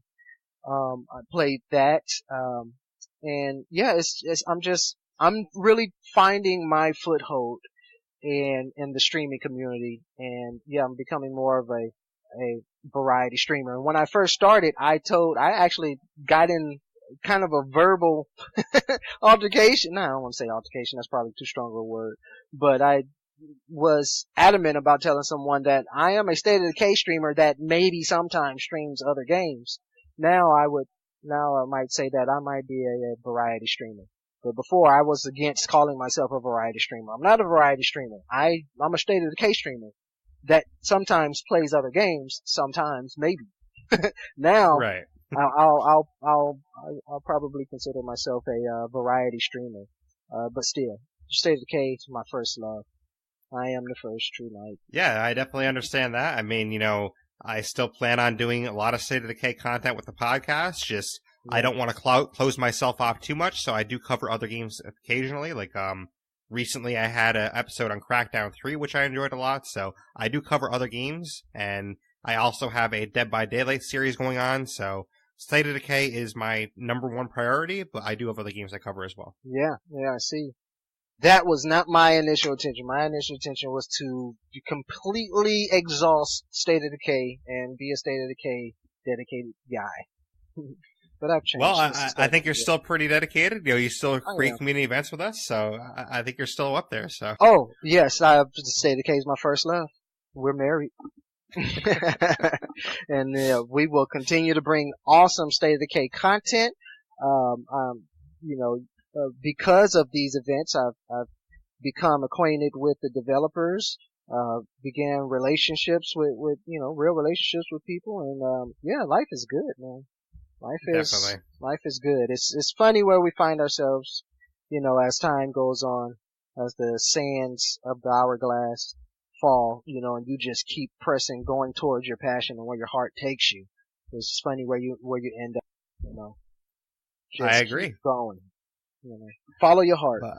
But yeah, I think we covered, kind of our story and, where things have kind of developed from there. So is there anything you want to say to the listeners of the podcast, for the 1 year anniversary? You guys who listen to the podcast, you do yourself a service as gamers, as State of Decay fans, by listening and being fans of the Blaise XPerience, because this podcast, as you know, if you've listened, Blaise is exhaustive in his covering of information. His content is on point, and like I said, you do yourself a service by consuming this content.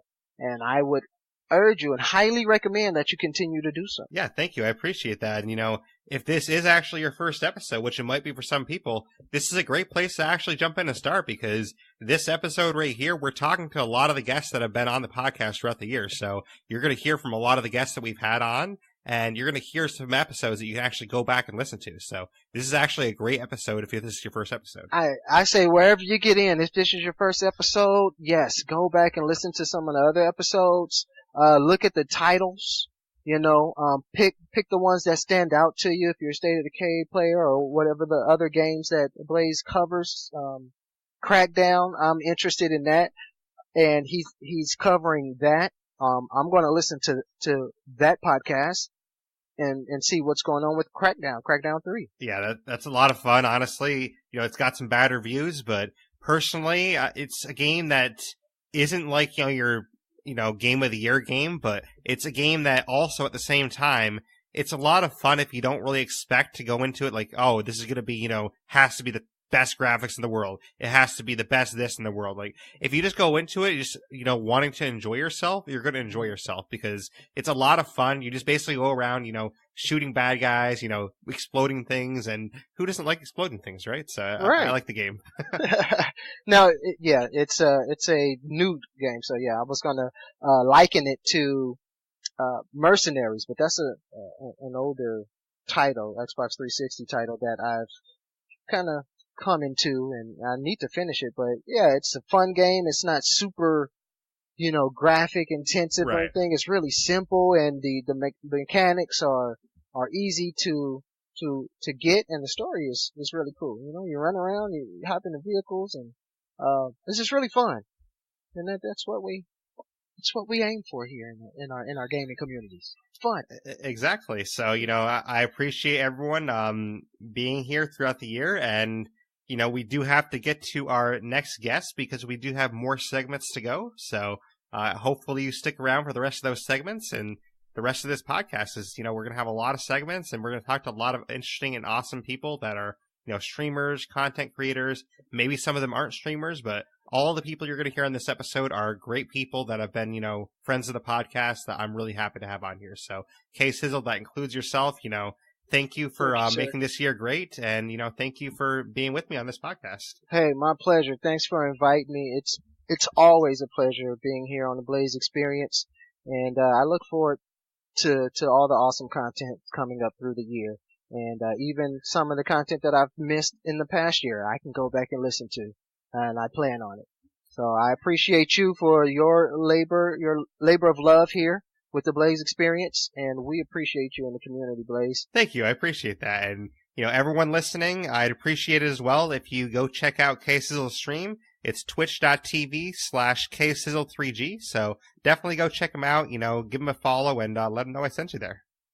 But with that being said, we are going to move on to our next guest. So K-Sizzle, thank you again for joining us, and we will talk to you again soon. Yes, sir. Always a pleasure. You guys stay tuned. All right. Take care, and we will get to our next guest now.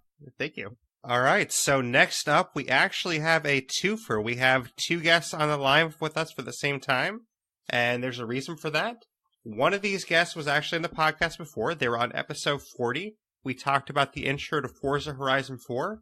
The other guest on with us, they haven't actually been on the podcast before, but they also co-host a podcast with the former guest. They co-host the HPP podcast, Horrible Gamers podcast, and I was actually on this podcast with them for 3 separate episodes. Please welcome to the podcast, Jesus Walks a Lot and Gunny Chief. How are you guys? Hey, welcome, Jesus. Yay, it's Gunny Chief. What's going on? I'm here. Hello. How you guys doing? I'm great. I don't know what the hell I'm doing here. You kidnapped me.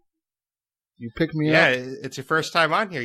My listeners haven't heard you before, but, if they listened to the HHP episodes, they would. So, yeah, thank you for having me on. I really appreciate it, Blaise. You're an awesome dude, and congratulations on the 1 year mark. I want to say that first off and foremost. Thank you. I appreciate that.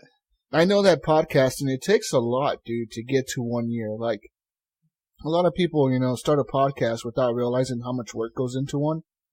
And then they get into it, and it's like, okay, it takes way too much work. And then they kind of give up. Yeah. But, I mean, you stuck with it. And the interesting thing about you is that you stuck with it by covering just a few games. You're like a gaming podcast, but you're like an in-depth gaming podcast, whereas we, Horrible Gamers, we're just like we play whatever we play and then move on every week, new games. But you go into these games and you describe them and you play them and you find the secrets within them. And that is pretty incredible, man. You got a lot of good attention to detail because I couldn't do that. Thank you. I appreciate that. I mean, State of Decay, for example, I've covered over 40 episodes in State of Decay by now. So that's a lot of episodes on one game. That is quite a bit. And I think when I searched out for podcasts, I looked for State of Decay 2. And I was like, oh, the Blaise XPerience. Okay, so I'll download this. And yeah, I was like, wow, this is interesting because I feel like it's like a strategy guide for me, when I'm at work and listening and, I get a lot of tips and things like that for, when I do come home and now I want to play the game and I'm going, okay, now I can jump in the game and I know what all these things do, or for the most part, and I just have a more enjoyable experience. So I want to say thank you, Derreck, and congratulations on 1 year podcasting. Thanks for coming on the Horrible Gamers podcast as well. Yeah, thank you. I appreciate that. And I definitely appreciate the support you guys give. Gunny, I see you retweeting all the time on Twitter and everything, so appreciate that as well. It helps get the word out and everything. So, Gunny, I know you're also on the episode 40 about Forza Horizon 4. I had a great time with you on that episode. I don't know if you remember that episode at all, but yeah, that was a good episode. And I'm a big Forza fan and racing fan in general, so yeah, I appreciate you having me on the show. And I believe Jesus listened to that episode too. I don't know what you thought of it, but yeah, I listened to it. I mean, I thought Gunny kind of sucks, but I mean, you're pretty cool. Thanks, I appreciate that. Honestly, like one weird thing about your show and you actually, before actually getting you on our podcast, I think it was Gunny that said he wanted to bring you on, and I was like, sure, bring him on. And then it wasn't until I realized who you were that we were bringing on that I like, it clicked in my head. I've actually listened to his podcast before like Gunny even mentioned you to me. I was listening to your podcast. Yeah, I was listening to your podcast, like, when you were first starting to do the not State of Decay, but like, Sea of Thieves. Sea of Thieves. Yeah, you were covering Sea of Thieves. And I wanted to know more about Sea of Thieves, because, the game is interesting to me. It's not the type of game that I'll put a lot of time into, but I want to know about it, so an easy way to learn a lot about these games is to just listen to the Blaise experience, and you pretty much tell us what to do. Like, hey, go do this and do this and do this, and this is what'll happen. So, like, I was listening to you, and I was like, man, this guy knows a lot about Sea of Thieves. Like, he's probably like the only person in the world playing this game this much. And then, well, I don't know about that, but so I was listening to you, and then when Gunny said he was going to bring you on, I was like, hey, I know this guy. Like, I've actually listened to his podcast before without like ever even meeting you, man. I actually listened to your podcast before that. So that's pretty cool. I thought that was really I always thought that was so crazy because I didn't know that ahead of time. And, we met through Gunny basically. And then I find out that you already listened to my podcast for. I'm like, wait, seriously? Like, that's crazy that actually happened. So I think it's cool it must be how you label your shows with, each game. And that's probably how it like picks up on. Pretty much, yeah, because I think algorithm. I searched like Sea of Thieves. That's what I searched. And that's what I try to do is if I'm talking about that game, I always put that game in the title. That way that game is featured because if somebody's looking for that game, they find that podcast. Yep. And it worked, man, because I was listening to you way before you were on our show. And then I remember listening to some of your episodes, like some of the ones that were recent at the time. Yeah, I think you were maybe around like 20, 30 episodes. And then I was, I'm going to go back and listen to his catalog. So I started listening to all the older ones. And I pretty much listened to all your episodes, dude. From like the very first one to like, you had this other dude on there. I forget his name. And then Mr. Noobs? Yeah, and then you kind of went kind of solo for a bit and then kind of had guests on here and there. And I was like, yeah, this guy knows what he's talking about. Like, he knows his stuff. Same thing with State of Decay 2. I'm a huge State of Decay fan. Like, I love the first game a lot. Me too. I was one of the fans that, like, was, like, super hyped when State of Decay 2 was announced and when it was releasing and it was dropping in Game Pass. I was so hyped, all this new co-op experience we're going to add to the game. And then when I realized you were going to talk about it, I was excited, man. And like, listening to you, just go through that game and build upon it. And not just that, but the community you built around it. That's what I'm super impressed, and you deserve the props for that because, like, honestly, man, a lot of my friends don't play this game, but the people that play it with you are the hardcore players, man. Definitely. Like, real hardcore. Because, I even did, like, that one competition. Undead Trials 2, yes. Yeah, I went into the Undead Trials 2, and, like, these guys are good. They're no joke. Oh, yeah. Like, it was kind of impressive to me to see how, like, Sarkoth, I believe, was the guy that... Yes, he was your ref your first game, yeah. Yeah, he was the ref, and I just remember sitting there looking at all the cars, the way they were lined up and parked, and he had upgraded all of them to look the same, and he just had them all separated, like, okay, we're going to jump in these cars and do this, and go here and do this. I was like, man, that is nuts. Like, to be able to set all that up, that probably takes a long time, and you guys just did it. It does, yeah. So that's now, trust me, Undead Trials, we kind of go through our resources pretty fast, so. Yeah. Because it's all made by you guys, right? It's run with the community. It's not like the dev team gives you like some kind of cheat code. It's you guys getting all the stuff. That's all us. I mean, the devs support us and they sponsor the events because they give away prizes for them, but the whole event is run by us. So it's basically a team of 3 people, essentially. It's myself, Mr. Dart, and K Sizzle. And recently, Fall Down and ML Maris have been helping us out more. But basically, all through this point, it's been just 3 of us. And speaking of that, the Mr. Darts and K Sizzle, yeah, those guys. I'm a big Twitch Mixer watcher. As soon as I get home, that's like my television, and these guys have given me hours of entertainment. So great streamers, really good guys. I haven't had a chance to play with them or even get into the Undead Trials due to just scheduling and work and things like that. But yeah, I love watching these guys play, and they're playing other games, and it's back to State of Decay, and there's another gentleman too that's on Twitch. I cannot remember his name.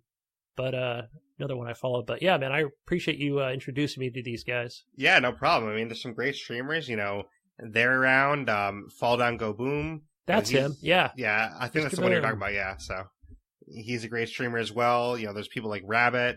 The list goes on and on. I mean, ML Maris, there's so many great streamers in the community, and I'm missing like probably 20 of them right now. So there's so many of us, but and also the Undead Trials, those were just a blast to watch. I had a ton of fun commenting and laughing, and just a great time with the event you guys put on. Well, thank you. I'm glad to hear that, and they're definitely not over.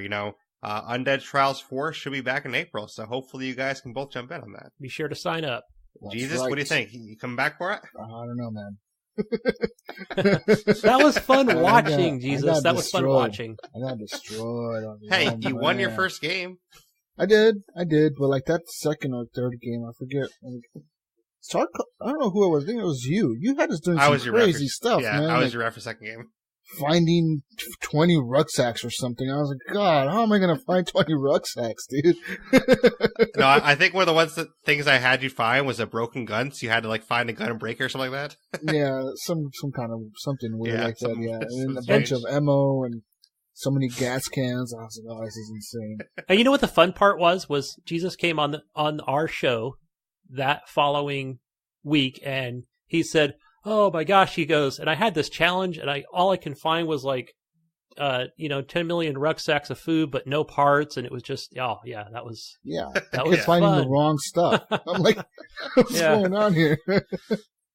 Oh man, it's intense stuff. Time, I mean, we go all out in these competitions, so.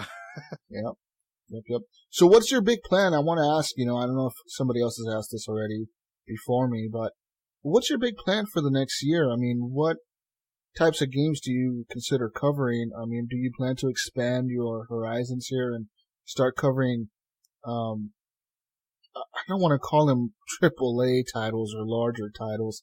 I guess titles that are maybe outside of Game Pass. For example, like Anthem. Do you plan to cover games like that, Anthem, or other games releasing for the Xbox? I'm probably going to be sticking more to titles that are Xbox or Game Pass related for the most part, because I'm going to be going to a different model where I do, which people at the beginning of the episode, they would have heard this at the beginning of the episode, but basically I'm going to be going to a model where I do once a week, and I'm going to be doing State of Decay podcasts basically twice a month now.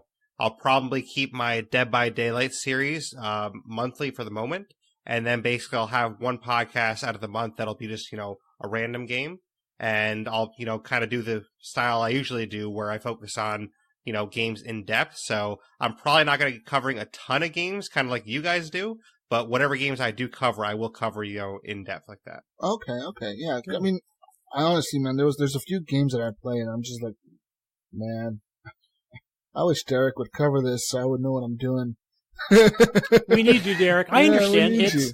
It's hard, when you've got all these multiple consoles and, a handheld device and a PC. It's like, okay, well, do I have time to actually record a podcast over these? But I think what you do extremely well, Derreck.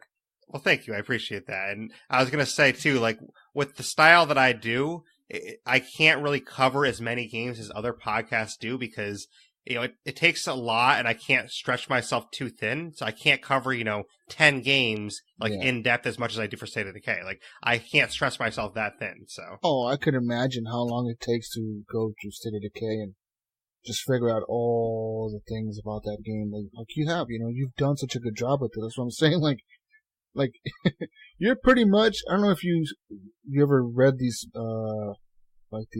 books before, but the Prima guides, Yeah, I read those before, yeah. You're like that, but a podcast version. I agree. Thank You put them out of business, man, because I think that company ended up closing like a year ago or something. I think Prima, well, their last what I'm tweet trying to do, so. was like, Derreck Blaise XPerience. Yeah, they probably that guy killed us.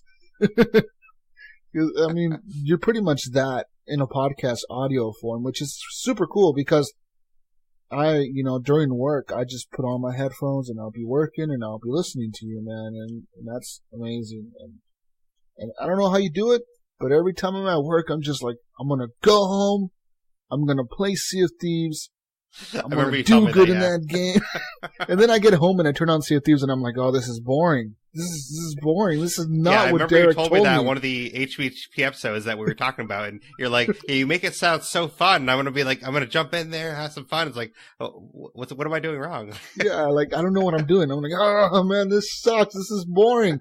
And then, but listening to you is like, you're in there, you're like, yeah, I did all this, I did this quest, I found this chicken, I had to go to these islands, I went through the storm, and all this stuff was happening.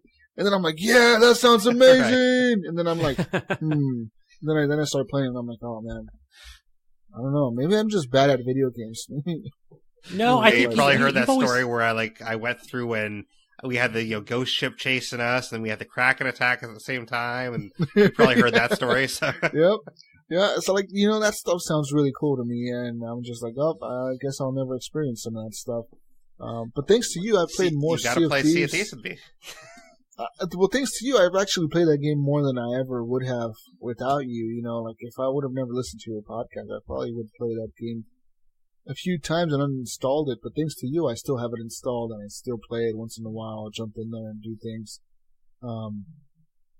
But yeah, we definitely need to get together and play. The only problem is you're on East Coast time, man. You need to move to the West Coast. Move over here.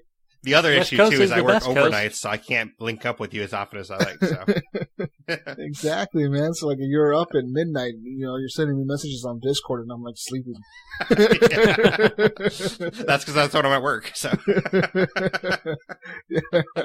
So, I mean, I just want to say congratulations again, dude. You did an amazing job with your podcast. You continue to do an amazing job with it, and I wish you success, dude. Honestly, as a podcaster myself, I know it's not easy.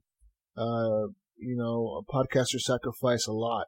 We sacrifice time, absolutely, money. Even though, like, some people will, he's playing Game Pass games. How much money is he sacrificing? Still, man, that's $10 a month you could be using on whatever else you want to be using.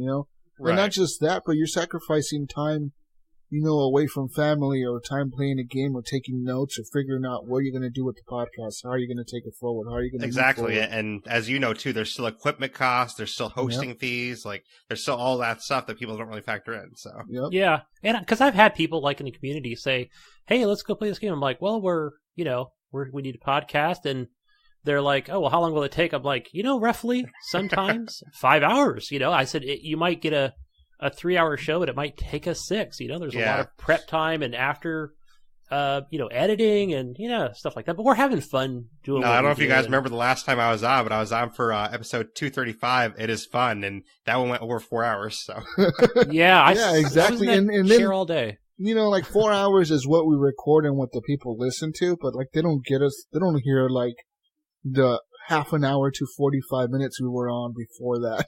Right. And then like the 20 minutes we're on afterwards, just talking. And then, it takes a lot, guys, honestly, and girls. It takes like hours upon hours to release probably a 1 hour podcast. Cause you gotta edit the show. You gotta figure out how to edit it. And then you're sitting there like, I didn't edit that right. And then sometimes you upload your show, right? You hit the upload button and you're like, yeah, I'm done. Yeah, I did a good job. And like 2 hours later, 4 hours later, someone is messaging you like, hey, dude, I listened to your show and the audio is all messed up. And you're like, oh. I saw that on Facebook. Okay. But hey, you know what? We got it fixed. I gotta go back and fix this now. And I remember like one of the times at work, I was messaging you. I'm like, yeah, there's an issue where I can't hear the rest of your episode, something like that. Yeah, you're the one messaging me in the middle of work. I'm like, oh man. Yeah. You're like, yeah, dude. Like the audio just stops. Like you're talking, and all of a sudden, it just cuts out. Like an hour into the show, I'm like, oh, okay, I gotta figure this out. Yep. So you always have issues like that. So yep, it's gonna happen, man. But hey, it's something that I love doing. It's something that obviously you love doing, and I'm glad that you're doing it. Like I said before, I look forward to you doing more stuff, and maybe play some other games, like play Anthem. I want to know more. Well, okay, honestly, Anthem hasn't been doing so well, so I don't know. All right, listen, honestly, like what people need to do, I'm going to propose this right now on this episode for you. This is for Blaise, people.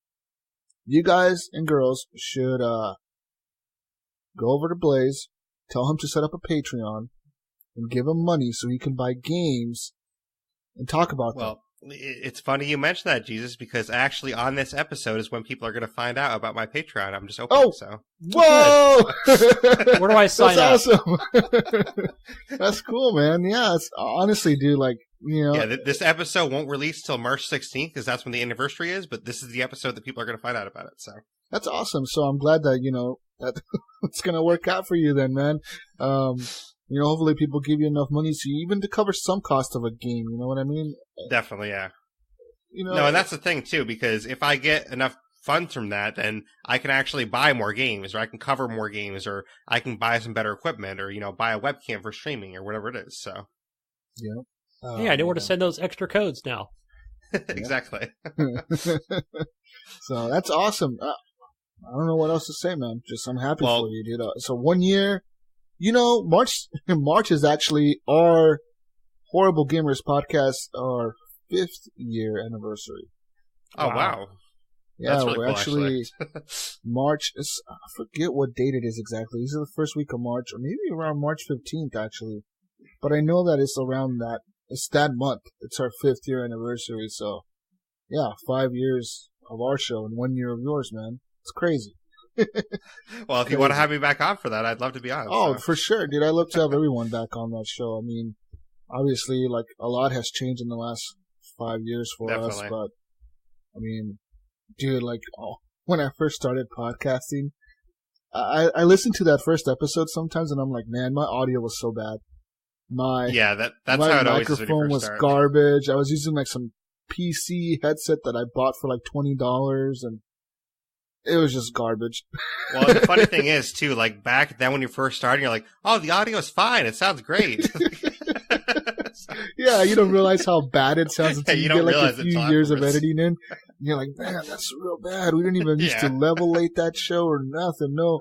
No levels. Everything's all out of level. You know, one person sounds really loud. One person sounds really low. And Jesus, I wasn't sure if we had done a re-release on that original Horrible Gamers with a Z show. We have done a re-release on that Band-Aids. It's called Band-Aids. Is what the show was named. And I think we've released it twice. Again, like, we just put it out, like, randomly. We're like, hey, listen to this first episode once again, just if you want to listen to it. So It's a pretty long one, so it's like 3 hours or something, but it's a very first show. But speaking of your podcast, in case some of my listeners don't know, do you want to give a quick description of what your podcast is? Yeah, sure. It's a gaming podcast that we get together every week. Me, Gunny, a few other people, Eric, and usually a guest. Sometimes there may be no guest, but sometimes there's a guest like Derreck. And we just talk about video games and things we've been playing, and we go through the news of the week. And I'm not talking about, like, today the weather is going to be 30 degrees in San Francisco. No, we talk about, like, video game related news. So, like, we'll talk about Tencent using facial recognition to, you know, keep track of their gamers in China. We talk about some guy dying because he had a heart attack in an internet cafe or something crazy like that, usually. or Fortnite getting sued for dancing. So. Yeah, or Fortnite getting sued for dancing. We go through it all. And, yeah, we pretty much have fun every week. It's a fun thing. And then we do we answer questions from the community every week that we put out. Yep. We ask for questions, and then whatever the community asks, we deliver. Yeah, no, you guys do a great show, and I definitely suggest anyone that hasn't heard it yet checking it out. And if you want to start, you know, you obviously are familiar with me, so if you want to start with the episodes I was on, then that's 216, 220, and 235, so you could probably start there, and then, you know, hopefully you like the show and continue with it. Yep. Awesome, man. Yeah, like I said, I appreciate the plug. I appreciate you. And hopefully we can have you back on there, because I like having you on there because you bring some sense to us. We don't know what we're talking about half the time. We're just kind of just talking. So I'm that guy then? Yeah, you're the guy. Details. You're the guy that goes in there and you're like, guys, like, that's not really what's going on. This is what is happening. And I'm like, okay. I mean, I guess I was full of it. Yeah, Derreck has to remind us that the game is not broken. This is actually how you play it. Yeah, it's actually a feature of the game. But like I think that actually happened on one of the shows. Like, you had something wrong by State of Decay. I'm like, no, this is how it is, actually. Like I'm saying, you know, you correct us, you keep us straight. But yeah, dude, keep doing what you're doing, Derreck. don't stop. And I know it may get hard sometimes, and I know that you're like a one-man show. I don't know if you plan ever to add another guest or another host or whatever permanently, but like a one-man show has to be hard, really hard. Yeah, it is. I mean, I get 3-4 hours sleep most days because Crazy. on top of all of this, you have to remember too. I also stream and I also run State of Decay community events. So like, you do stream, huh? Yeah, I stream as well. Yeah. So and also, Derek, even though I don't talk about State of Decay too much on the show, but I do play it every week. I'll play it on the PC mostly. Yeah, I think I see on there sometimes playing it, so I appreciate that, and I'm sure the developers do as well. I mean, we didn't mention the developers here, but the developers of State of Decay are amazing. Undead Labs is a great developer, and I'm sure you guys have seen that too. They really listen to the community. Oh yeah. Oh, they really do. All the yeah. time. I see Appreciate them on you Twitter, guys. always replying to you and tagging you on stuff. I'm like, oh man, that's super cool. They're actually tagging him. Like, hey, at Blaise XPerience or whatever, like, it's going to be doing a stream, and they'll, like, feature you on their Twitter. That's pretty neat. Yeah, they're amazing, and, they really support the community. And, nowadays, I'm sure as you guys know, you don't get a lot of game developers that do that. I mean, a lot of game developers nowadays, they really don't support their communities. They just don't care about us. They're like, No. whatever, like, oh, you guys do a video game podcast? Cool. Yeah. Do you stream? Like, no, we're like, we do, like, an audio show. Like, oh, we don't care. We don't care. You're not a streamer. We don't care. Yeah, Yeah, it's hard that's to the thing, get a especially code. is like if you're not getting millions of eyeballs on their game, then they're like, Yeah. oh well, you just do audio. Oh, well, never mind. Yeah, never you're just mind. like putting like a radio show out. What's a podcast?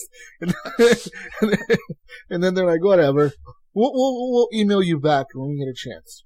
Yeah, we never get a reply.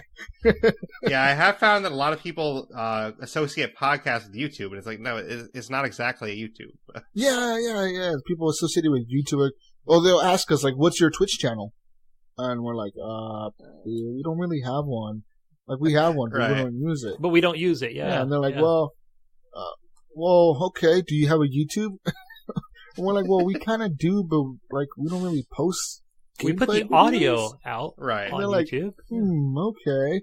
They're like, yeah, they never talked to us after that. Yeah, and see, that's what I do too. Like my YouTube is basically, I literally just take the podcast and I throw it on YouTube, and that's basically all my YouTube is. So Yeah, and these devs, they want you to be like a ninja streamer, man. Like you better have 100,000 views or more on your Twitch channel. 5,000 eyeballs minimum every time you stream. yeah, a lot of them do, but that's the cool thing about Undead Labs is they're not like that. Yeah. Every month they have one featured streamer on their stream that's like a part of the community. This past month it was Rabbit, and Rabbit is a great streamer on Twitch, and every month they have a new streamer on that's part of the community. That's cool. Yeah, and I've also got my in my living room. I do have my Xbox 360 hooked up with the original State of Decay. Want to keep? I go back and I still play that just to kind of be I call that my retro gaming machine. So shout out to those guys. Awesome. But yeah, I appreciate you guys being on. Is there anything you want to say to my community, for the 1 year before you go? Congratulations to the community too for listening to 1 year. Takes a lot to listen to one podcast. It does. Yeah, no kidding. Thanks to them. They're awesome. You guys are awesome. Keep giving the Blaise XPerience good reviews. 5 stars. Only 5 stars. Anything below that, don't even review it. Only 5. Well, I haven't gotten a lot of reviews yet, so I'd appreciate any reviews, possibly. But Yeah, reviews are good. Reviews are like super helpful, man. Like you need 'em. definitely, they definitely So help. Get them reviews and keep listening and join his Patreon. Yes, thank Nice. you. I haven't made all that yet as they're recording this, but by the time the episode airs, it'll all be out there. So I say keep hitting that like button. Tell your friends about the show. That really helps, especially if they're a gamer. And here's to another year, Derek. thank you, I appreciate That's that. right. I expect to be back here next year, congratulating you on your 2nd year. Well, we can make that happen. I'm up for that for sure, and All right. hopefully we can have you on a full episode at some point. Right. Because Next year we're gonna have lasers and sharks with laser beams on their head, and Yes. a trampoline in the studio. That's right. no, next year we're gonna have you on, Jesus, to talk about Action 2. It is fun. Oh man, no, not Action. No, not that game. Have you talked about Action much? No, I haven't. But Oh man, yeah, don't even try. You're going to lose all your listeners if you start talking about action. If anyone's wondering, that's a callback to episode 235 of Horrible Gamers, if you want to check that reference out. Thank you for having us on, Blaise. I appreciate it. Thank you. Appreciate that. Thanks. So we'll get on to our next guest, everyone, but thank you both for coming on here. Thank you.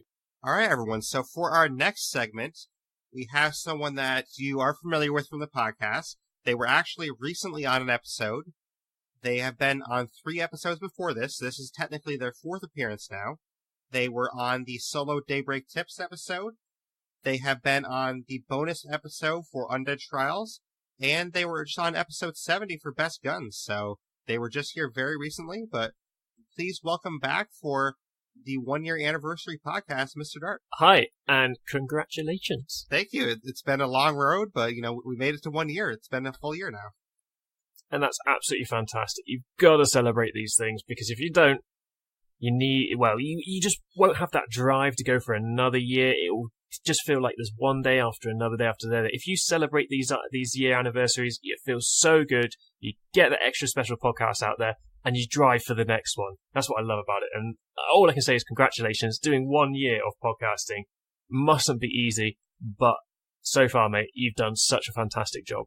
Thank you. I appreciate that. And it's fun, too, because the podcast has definitely changed and grown throughout the year, too.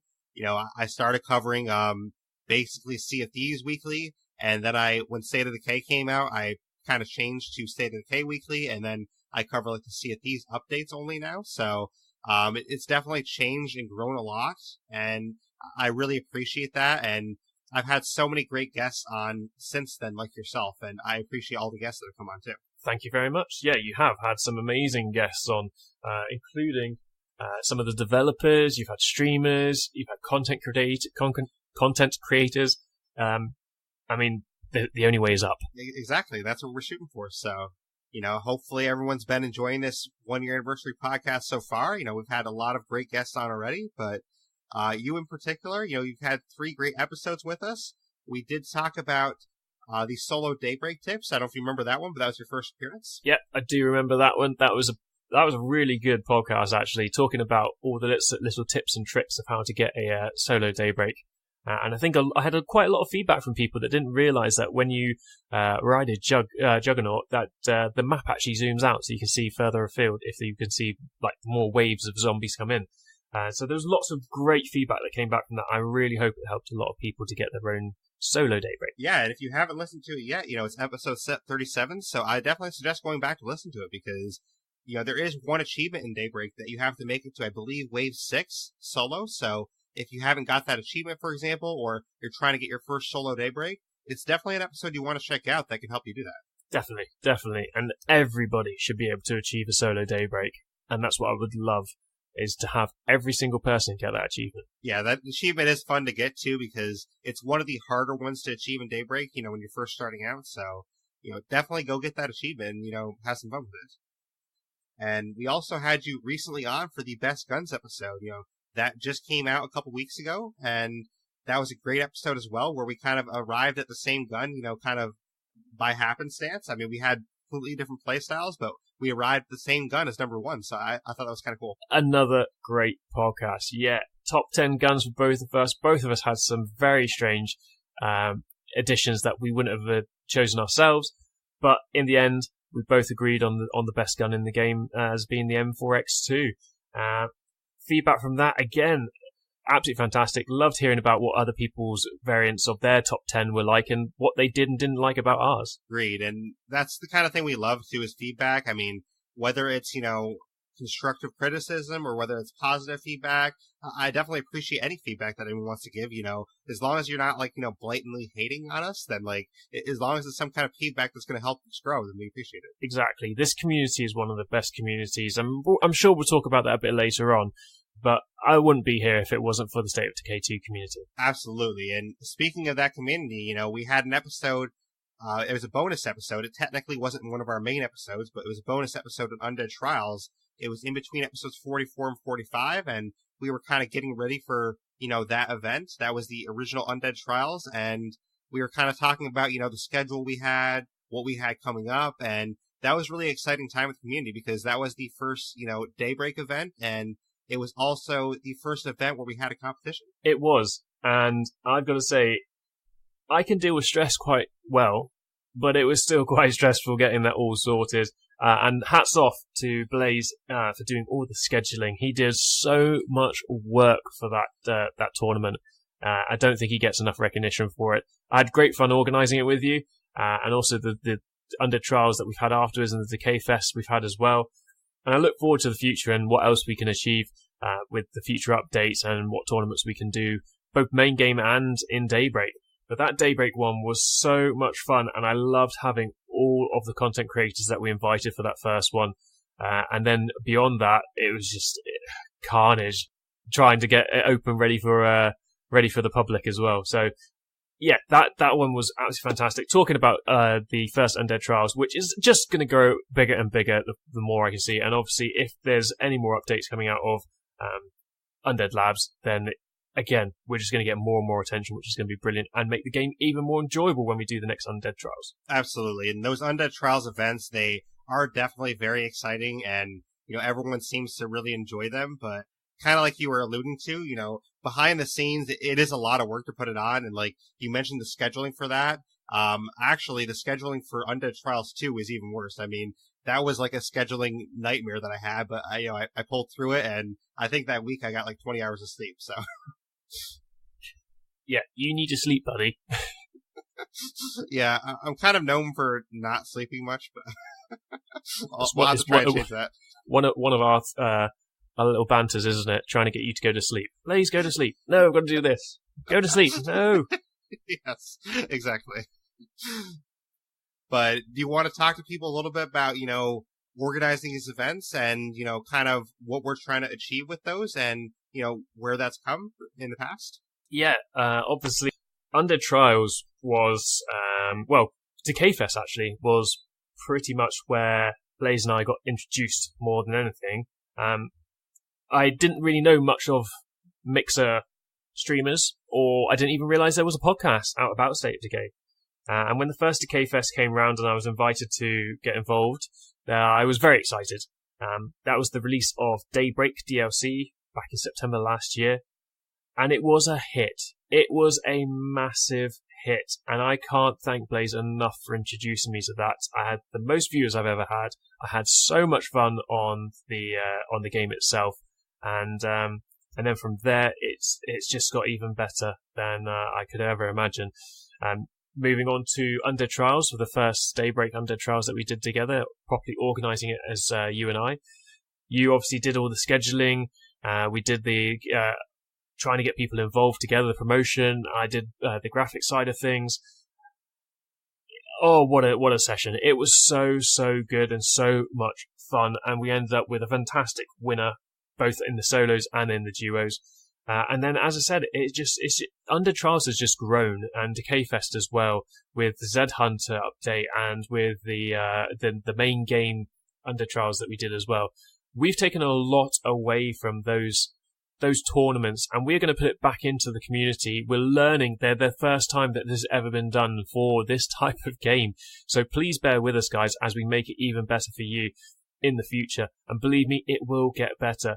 And one of the big things as well that I really, really adore is the fact that Undead Labs has endorsed us for this. They've actually sponsored us and given prizes away to give away to the winners, which just shows how much they love the community and trying to give back to the community. And we're trying to do that, Blaise and I, and we've got our own little staff team now working together that is going to make these Undead Trials and Decay Fest better than they have been, with more promotion, more communication, and hopefully with more prizes for you guys. Yeah, absolutely. And it's just kind of crazy to think about where this has come, because we first met back in around September, basically, when we were starting to make the first Decay Fest. Myself and Key One Gamer were putting that on, and we organized that event. And basically, kind of like, the opposite of you, I was basically mostly on Mixer, so I knew a lot of people on Mixer, but I wasn't really on Twitch that much at that time. And Key One kind of told me, hey, here's some people that you should check out on Twitch that, we should invite to the event. And, I was hoping that he would introduce us at the time, but it never happened. So I basically went and sought you out myself, and I jumped into your stream one day. I'm like, hey, I'm Blaise. I'm making this Decay Fest event, and that's kind of how we met, and we kind of worked from there, and we developed a great relationship where, come the next event, Undead Trials, you were actually a co-organizer with me, and we kind of organized that event together, and we kind of went from there. Yep, you hit the nail on the head. It's like a lovely love story bringing us together. That has kept us together this whole time, and I can see us keeping us together for a good future as well. Absolutely. It's been a lot of fun, and I can't wait for the future, too, because the future is so bright, and we're going to have a lot more coming up. These events we're hoping are going to get even bigger.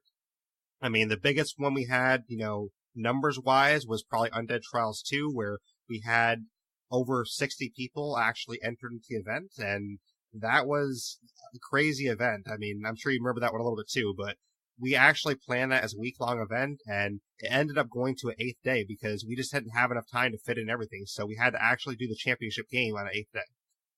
It was crazy. It was absolutely crazy. I unfortunately had to bow out towards the end of it, but 60 odd people. It's mind-boggling, and Blaise did a fantastic job with the scheduling, getting all the referees in, organising the events, making sure that we were there watching and supporting as well throughout the day while I was at work, getting all the graphical side of things, liaising with Undead Labs. There's so much going on, but it's just fun. It really is fun. It can get stressful, but when you see the output, you see the comeback from the community who says, that was fantastic, that was really good fun, I didn't win, but I loved it, I've made so many new friends from doing this.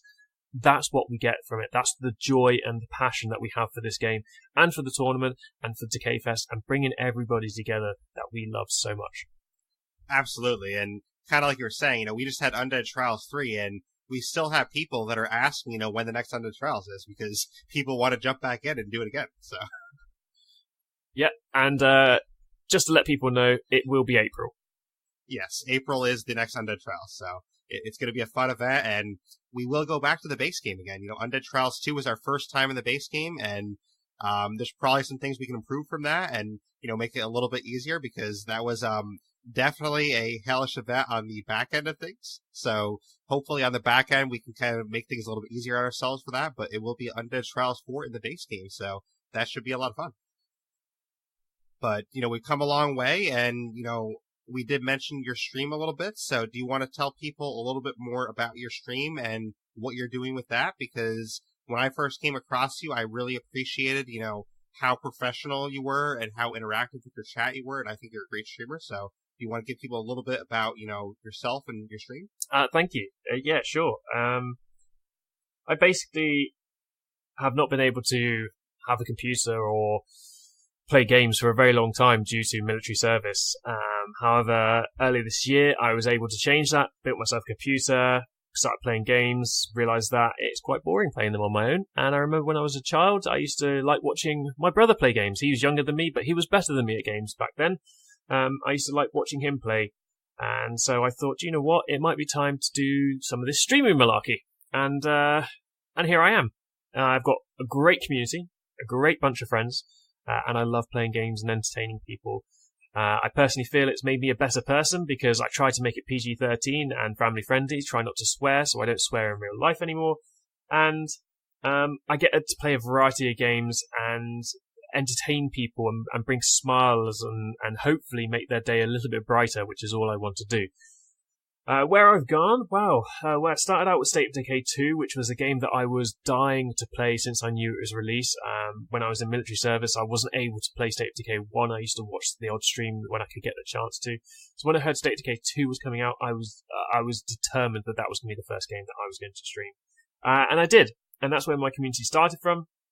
However, I do like playing other games, so I've started getting out there and playing a variety of other games and just testing the waters and trying other ideas and getting better at first-person shooters on the PC. And also, the stream setup has grown as well. I feel I've come from something where I quickly whip something up in Photoshop. I've now grown it to have proper overlays and dynamic overlays and then be able to get more interactive with chat. And that's one thing that I really love doing is I like interacting with chat. I don't like missing a conversation.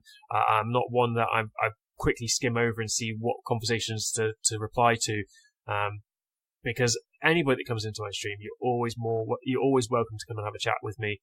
And I talk about anything. I mean, recently I've been talking about life goals and life lessons, and that's been really useful for a lot of people, as well as myself, because I get to go through things in my head and talk to you guys, and then other people turn around and tell me, actually, have you thought about this? Have you looked at this? And I can learn things, and that's something that I really, truly love, is learning and developing myself and bettering myself and others around me. So yeah, the stream is getting bigger. I'm thinking about even expanding it to like copying some of the actual stream into YouTube segments, possibly in the future. Trying to build the community up, trying to network more. I'm doing daily shout outs for different people, different streamers, trying to build up a bit the community into a nice big supportive network for those who are like me, getting into streaming and enjoy playing games for the entertainment of others, or just enjoy playing games with others. So yeah, it's really good fun. Yeah. I'd recommend it to anybody. You don't need a powerful setup. You can just grab your Xbox and get online, and just have some fun and just chat and make sure that people are there enjoying it with you. No, I definitely think that's great, and YouTube thing will be kind of cool to see you do like little segments like that, and I'm excited to see where you grow in the future. I think you do a great job. Like I said before, you're one of the most responsive streamers I know with their chat. There's a lot of streamers that I follow and stuff where they do the best they can, but not many are as responsive with their chat as you are. You pretty much respond almost instantly, unless you're playing like maybe like a Daybreak game or something where you're super intently into the game where you can't respond as quickly, but that's understandable. But most games you respond, pretty much instantly, and I appreciate that. And, speaking towards the organizing side of things too, you do a great job with graphics and promotion as well. And you're kind of like, known as our sort of guy on the team that kind of handles that pretty well, because you do a great job with the graphics. They always look amazing, and you are the best one out of all of us, with promoting the events and stuff too. So we definitely appreciate that as well.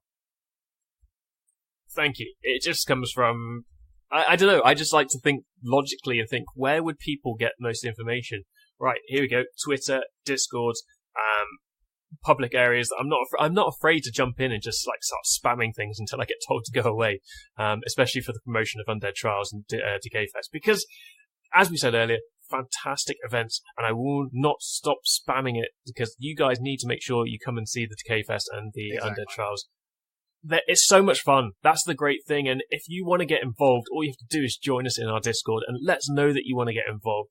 And we will go through and we're not going to pick the best people. We're going to pick the people who we know are passionate and who want to give back to the community. So, what have you got to lose? Come and say hi. Exactly. But, before we go and move on to our next guest that's going to be on for their segment, is there anything you want to say to the listeners of the 1 year anniversary podcast? Thanks for sticking around. That's pretty much it. That says Blaise has done a fantastic job. Those who have stuck around for a year, you've got a fantastic audience and a fantastic podcaster who's given you so much detail. He's so analytical. I love him to pieces.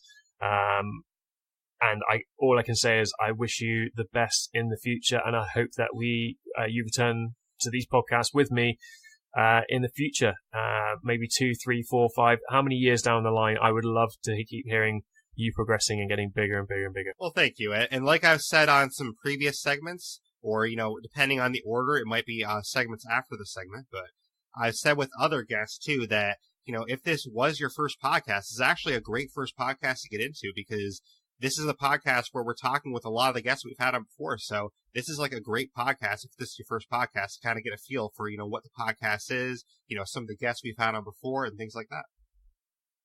But thank you everyone for listening, and thank you, Mr. Dart, for being here. We're going to move on to our next guest now, and we'll see who we have coming up next. So it'll be a surprise for everyone, but we'll move on to our next guest. So thank you, Mr. Darts. Thank you for having me. All right, so we have our next guest here with us right now. So our next guest is actually their third appearance today. They were on episode 23 talking about some cursed sales and Sea of Thieves with us. They were also on episode 38 talking about the Forsaken Shores DLC in Sea of Thieves, which that was actually a pretty big episode for us. And they are also a fellow podcaster. They have a podcast called We Need to Talk. And they also are the CEO and founder of Podcast NH. Please welcome to the podcast once again, Meter. How are you, Meter? Hey, what's going on, Derek? I'm great, thanks. Thanks for coming back. I'm glad you could join us for the 1-year anniversary. Me too. It's always a lot of fun to be on the show with you, and apparently I wasn't too bad because you've invited me back. Exactly. No, you're pretty good. I mean, I think our 2 episodes went pretty well, and the episode 38 with the Forsaken Shores that actually set some records at the time for downloads a day for us. So that was such a fun episode to talk about all the It islands was.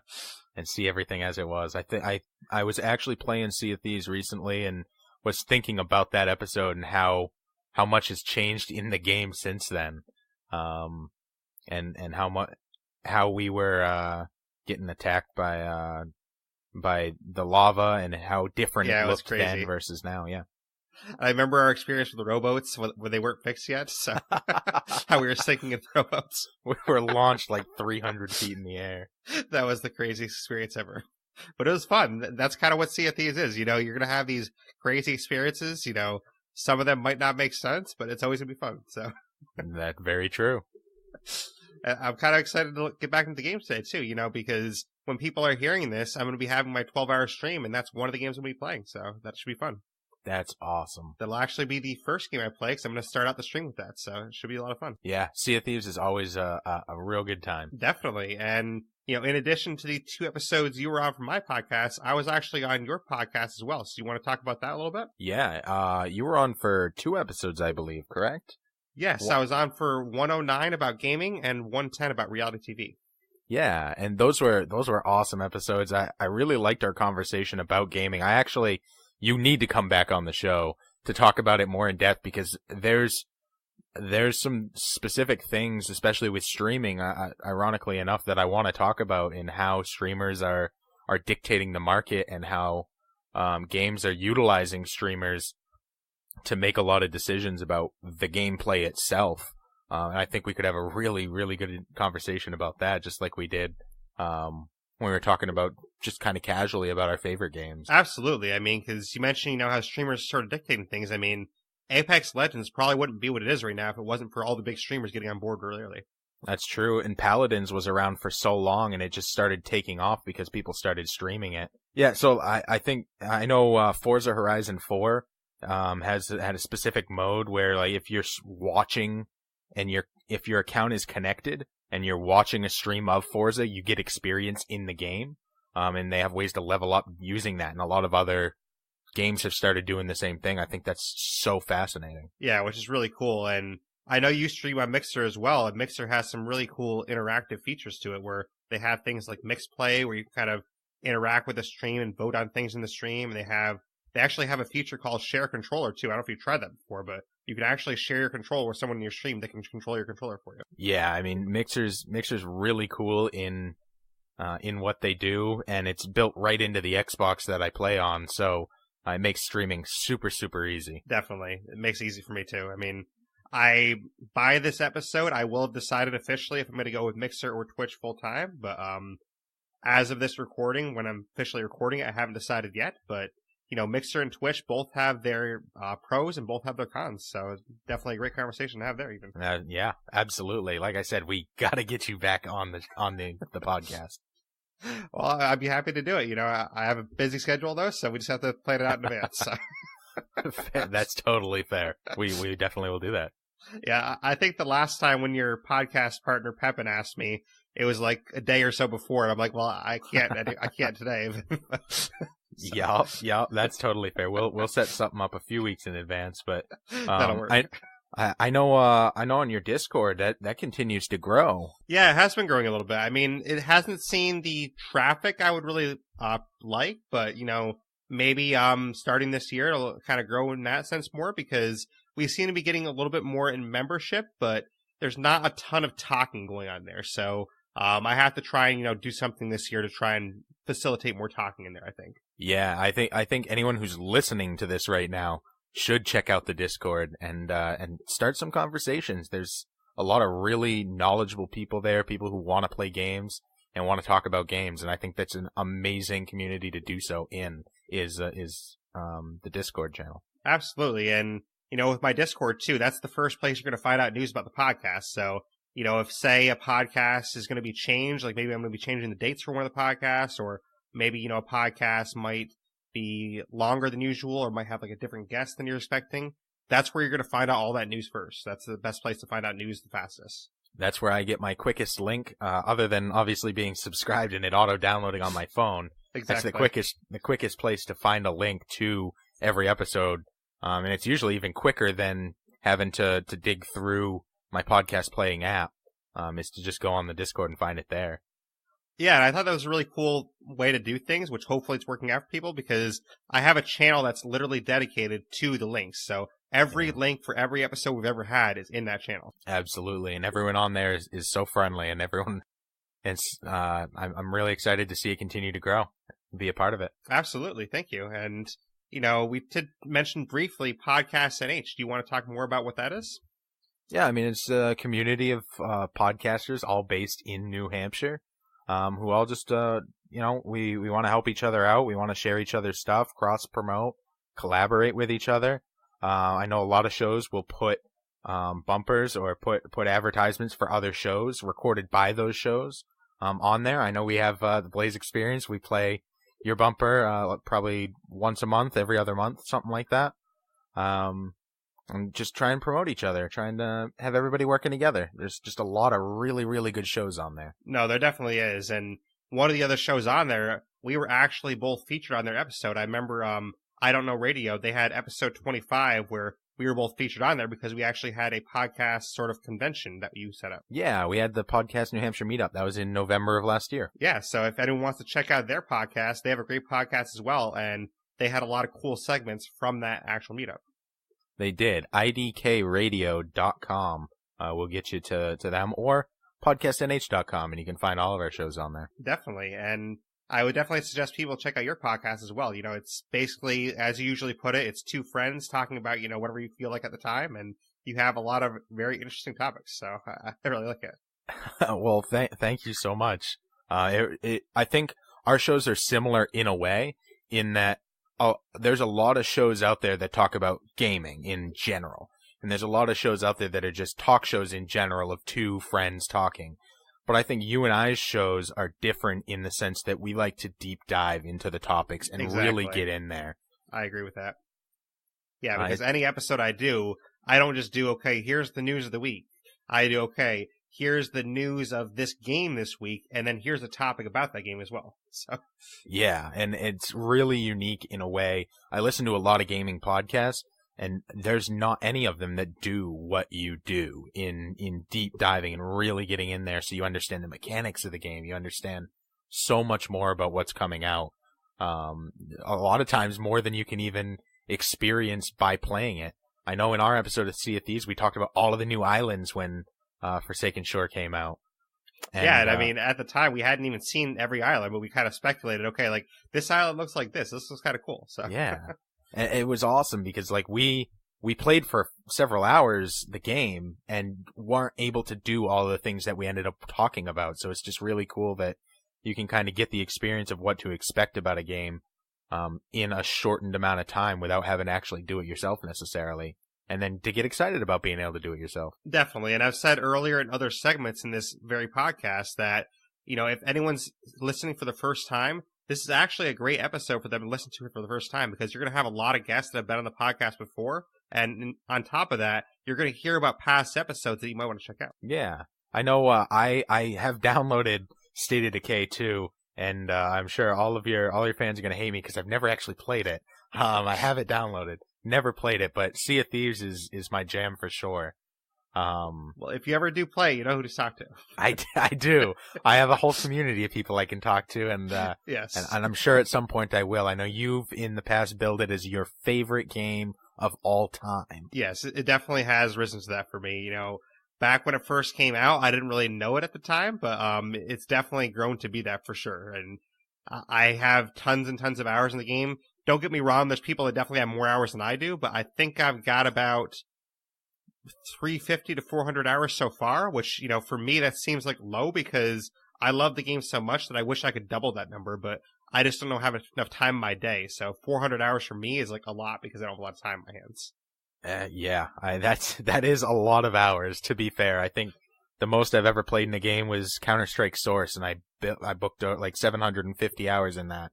But that was over years, several Right. years. This so is over, like 7 months. So this is not even a year yet. that's an unreal number, Derek, for sure. And I think I haven't counted officially, but I believe it's about 40 podcasts instead of the case. So we're getting up there in podcasts with that.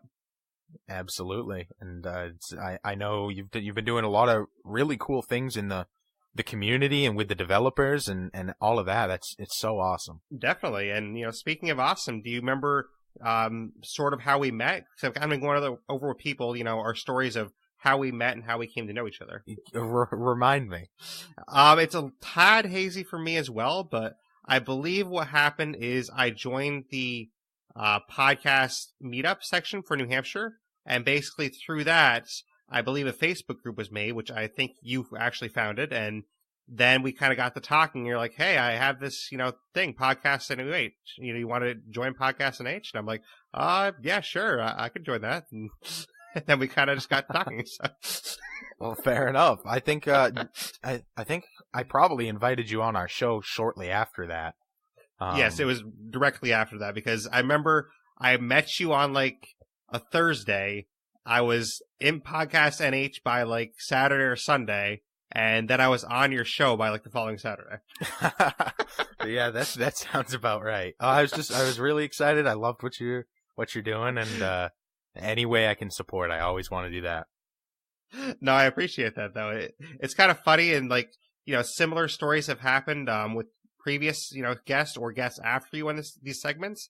But like, it's funny how quickly you meet up with someone and then you kind of build a relationship after that, because there's so many people that are on this podcast today that I met with just like random chance, like, oh, I just jumped in their stream one day and started talking to them, and then like we built this relationship. I think that's really something to be said about podcasters, and about the gaming community. They're both so welcoming and open, and maybe not in some games like a Call of Duty or something, but in a lot of other communities, like they're just so willing to all work together and to make friends, and people wanna create a community. It's amazing. Definitely. And I think that's what, I'm trying to do here. And I believe that's what you're trying to do as well. You have podcasts, NH. You actually spoke to me off the air a little bit about a meetup you're doing soon for Podcast Iowa as well, if you want to mention that real quick. Yeah, that's I won't too much because it's directly competing with your stream. But yeah, we're doing That's okay. we're doing a meetup in Iowa of all of the Iowa podcasters, and we're gonna just have everybody get together and really build that community, really solidify the community, and I think it's really important for people to be able to connect with other people. A lot of times when you're doing a project like this, it's you can feel like you're alone, and you're the only one doing something like this, and that's just not the case. And I think it's important that people come together and say, yeah, oh my goodness, I'm the only other person who would be able to connect with that type of problem you're having, because I do the same thing you're doing. Definitely. That's what's really cool about all this, in both the gaming community and the podcast community. I feel like people are very helpful all the time, where you just talk to someone, hey, I'm having this issue with my technology. Like, you know what's going on? They'll be like, oh, let me take a look or something. So Absolutely. Is there any podcasts from Podcast Iowa you want to shout out real quick that people might want to check out? Yeah, I mean the number one that I would recommend, it's one of my favorite all-time podcasts. It's called Welcome to My Show, and it's hosted by Michelle Guild, and she actually runs the entire Iowa network and the one in Minnesota and the one in North Carolina by herself. Wow. The fact that she's able to do all of that is amazing. She's an absolutely amazing human being, and I highly suggest Welcome to My Show. I would call it alt comedy, but a lot of it is her just living her life and telling stories from her past, eating awful creations she makes. And any episode with her mom on it is absolutely golden. Kind of like the ones with your mom on it? Exactly. Exactly. No, I think that's the cool thing about podcasting too, that some of my audience might not necessarily know, is that, there's not just podcasts about gaming like I do. There's podcasts about all sorts of topics. I mean, I've listened to podcasts on comedy. I've listened to podcasts that are like mystery thrillers. You had like Serial, which was a huge podcast. It kind of isn't anymore, but it was. You have podcasts, about any topic you want. You have podcasts about music. Basically anything you can think of, there's a podcast about it. So, if you like podcasts like this one, get out there and, check some podcasts out because there's a lot of other podcasts. Absolutely. And pro tip, a lot of people don't know about this yet. It's coming. Everyone's going to know about it. Listennotes.com. Just go there. It's like Google. Type in what you want to search for. If you want to listen to a podcast about surfing, just type in surfing. It's going to give you a list of episodes about surfing. You can sort it by podcasts about surfing. It's an amazing tool if you're interested in podcasts, listening to more podcasts. Go to listennotes.com and use the search engine. Absolutely. And to tie it back to us, we've also both done interviews with Listen Notes, so you can check out our interviews as well. Absolutely. But is there anything you want to say to my audience about the 1-year anniversary to kind of, tie it all together? I do. I want to say that you guys, unless you're a podcaster, unless you're a content creator, you have no idea how much work goes into creating a podcast. And Derreck is way too humble and nice of a guy to ever say how much work he puts into making the show as amazing as he does. But just know that there are countless hours that go into every episode in just production, let alone in researching, let alone in community building. Everything that he does for this community and for this podcast is amazing. And I think my hat's off to you. I don't think anybody else does what you do as well as you do. Well, thank you. I really appreciate the kind words, and I think the same goes for you too. I mean, what you built with Podcast NH, Podcast Iowa, you're doing great things there too. And I really believe in your vision. I just wish I could help out more with it, but I just have a lot going on my end too. So no, and we're both grinding. We're making it happen. And I think anyone who's listening to this right now should jump on that Discord channel and should check it out and help create that community. Be the change you want to see in the world. Make it happen. Exactly. And, I appreciate you being back here again, and I hope that we'll see you again on the podcast at some point. Absolutely. Hey, I'm a pirate legend now, so if you ever want to go on an Athena quest, hit me up. Oh, wow. I mean, well, maybe we'll do that on my stream today. All right. That sounds good. We'll have to try and find a pirate legend and see if we can get that happen. Fair enough. It's too bad it can't be you because you'll be doing something else, but that's all right. So yeah, we'll get together and, hey, maybe I'll jump into some State of Decay too. You can show me what that's all about. Exactly. That sounds good. But I thank you for being on. Is there anything you want to say to the next guest that's going after you? Don't be as good as me because you're going to make me look bad. Good call. All right. Thank you, Meter. And we will move on to our next guest. So thank you again for joining me. Thank you. All right. So with us next, we also have a guest that has been on the podcast a few times. This guest you heard pretty recently. They were on episode 66 about tips for survivors in Dead by Daylight. And they were also on for episode 62, which was our intro to Dead by Daylight. They are my co-host for the Dead by Daylight series, which you will also hear another episode later this month. And they are also a streamer, a very good streamer on Mixer, one that I watch a lot. Please welcome back to the podcast, ACC. Hey, thanks for having me, man. Happy anniversary. Glad to be here. Yeah, thank you. I appreciate that. 1-year anniversary, it's a big milestone, and I wanted to do something special for the community, and hopefully people are going to enjoy this. I have no doubt they will, man. It's going to end up being a super long podcast. I mean, I think we're shaping up to be like maybe a 4-hour podcast by now, but hey, they can listen to it in sittings, I guess. That's it, man. That's how it works, baby. But it's always fun listening to you anyway, so we're good. I appreciate that. It's shaping up to be the longest podcast I've ever done, but hey, we'll take it. Well, special day needs something special, right? And it's got to be long if you got a lot of great people on your side there and you're bringing them in. This is a great thing, man. You started this a year ago and look where it's come from the beginning to now, and it's only growing and getting better. It's super exciting to see, from a year from now, how much it's grown. It's going to be great.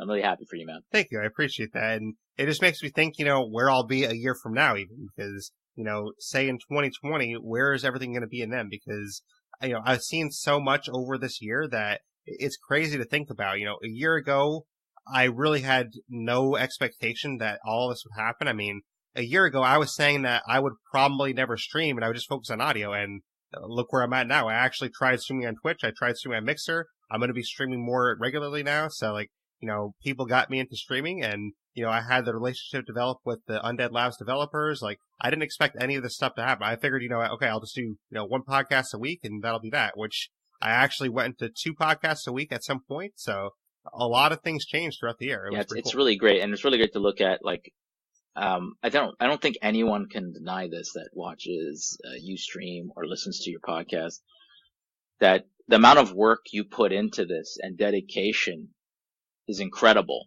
And I think this is a testimony to hard work pays, you know what I mean? And I think the more you do and the more you've done, and it's just going to be a great payoff. And I think you're starting to see that now. And I'm really excited again, going back to what I just said previously, and next year from now, right? The next year coming, how much you've grown from just now to then. Oh, it's incredible. I can't wait to see it, man. This is hard work at its best, guys. And gals. Yeah. I appreciate that. Yeah, it has been a lot of work, and, you know, it's been a great year at the same time, though. I mean, I think there's one point where I was just too overwhelmed and I had to take a short break, but other than that one time, you know, I've been going pretty much strong. I mean, I think that was between June and July. I had to take a break because of work and other stuff, but basically since July, I've only missed 2 weeks of podcasting, and one of those was on purpose because I was getting ready for this podcast. So one of those weeks I took off on purpose to get ready for, you know, all the stuff that's changing.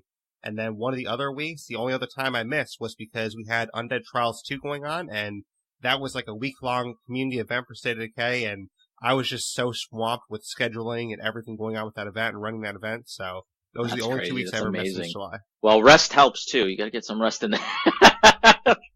So yeah, the only reason that's happened is because I was busy doing this. And then, yeah, that's true. I was busy doing that. He's like, he's still going. Machine T. The T3000.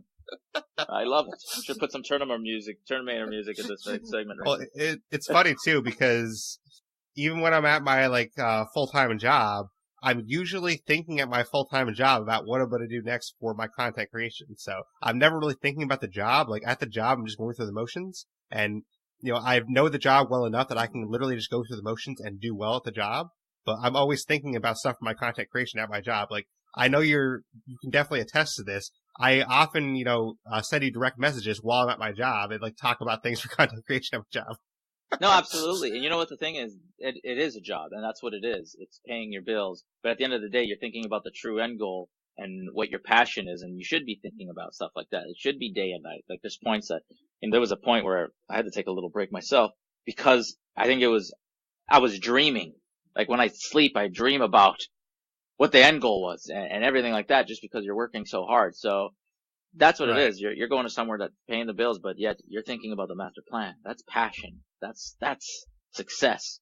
So again, super excited to see how this all turns out. Yeah, hopefully it leads to it, you know, because I'm trying hard at it, and you know, I've had a lot of sleepless nights, and I'm ready to have more of those too, because you know we're not there yet, so I'm ready to, you know, put in more sleepless nights. So exactly. Well, you know what? My first coach, when I taught, this quote always stood with me when I was training MMA, and my coach told me simple words, and he goes, "AC, short-term pain, long-term gain."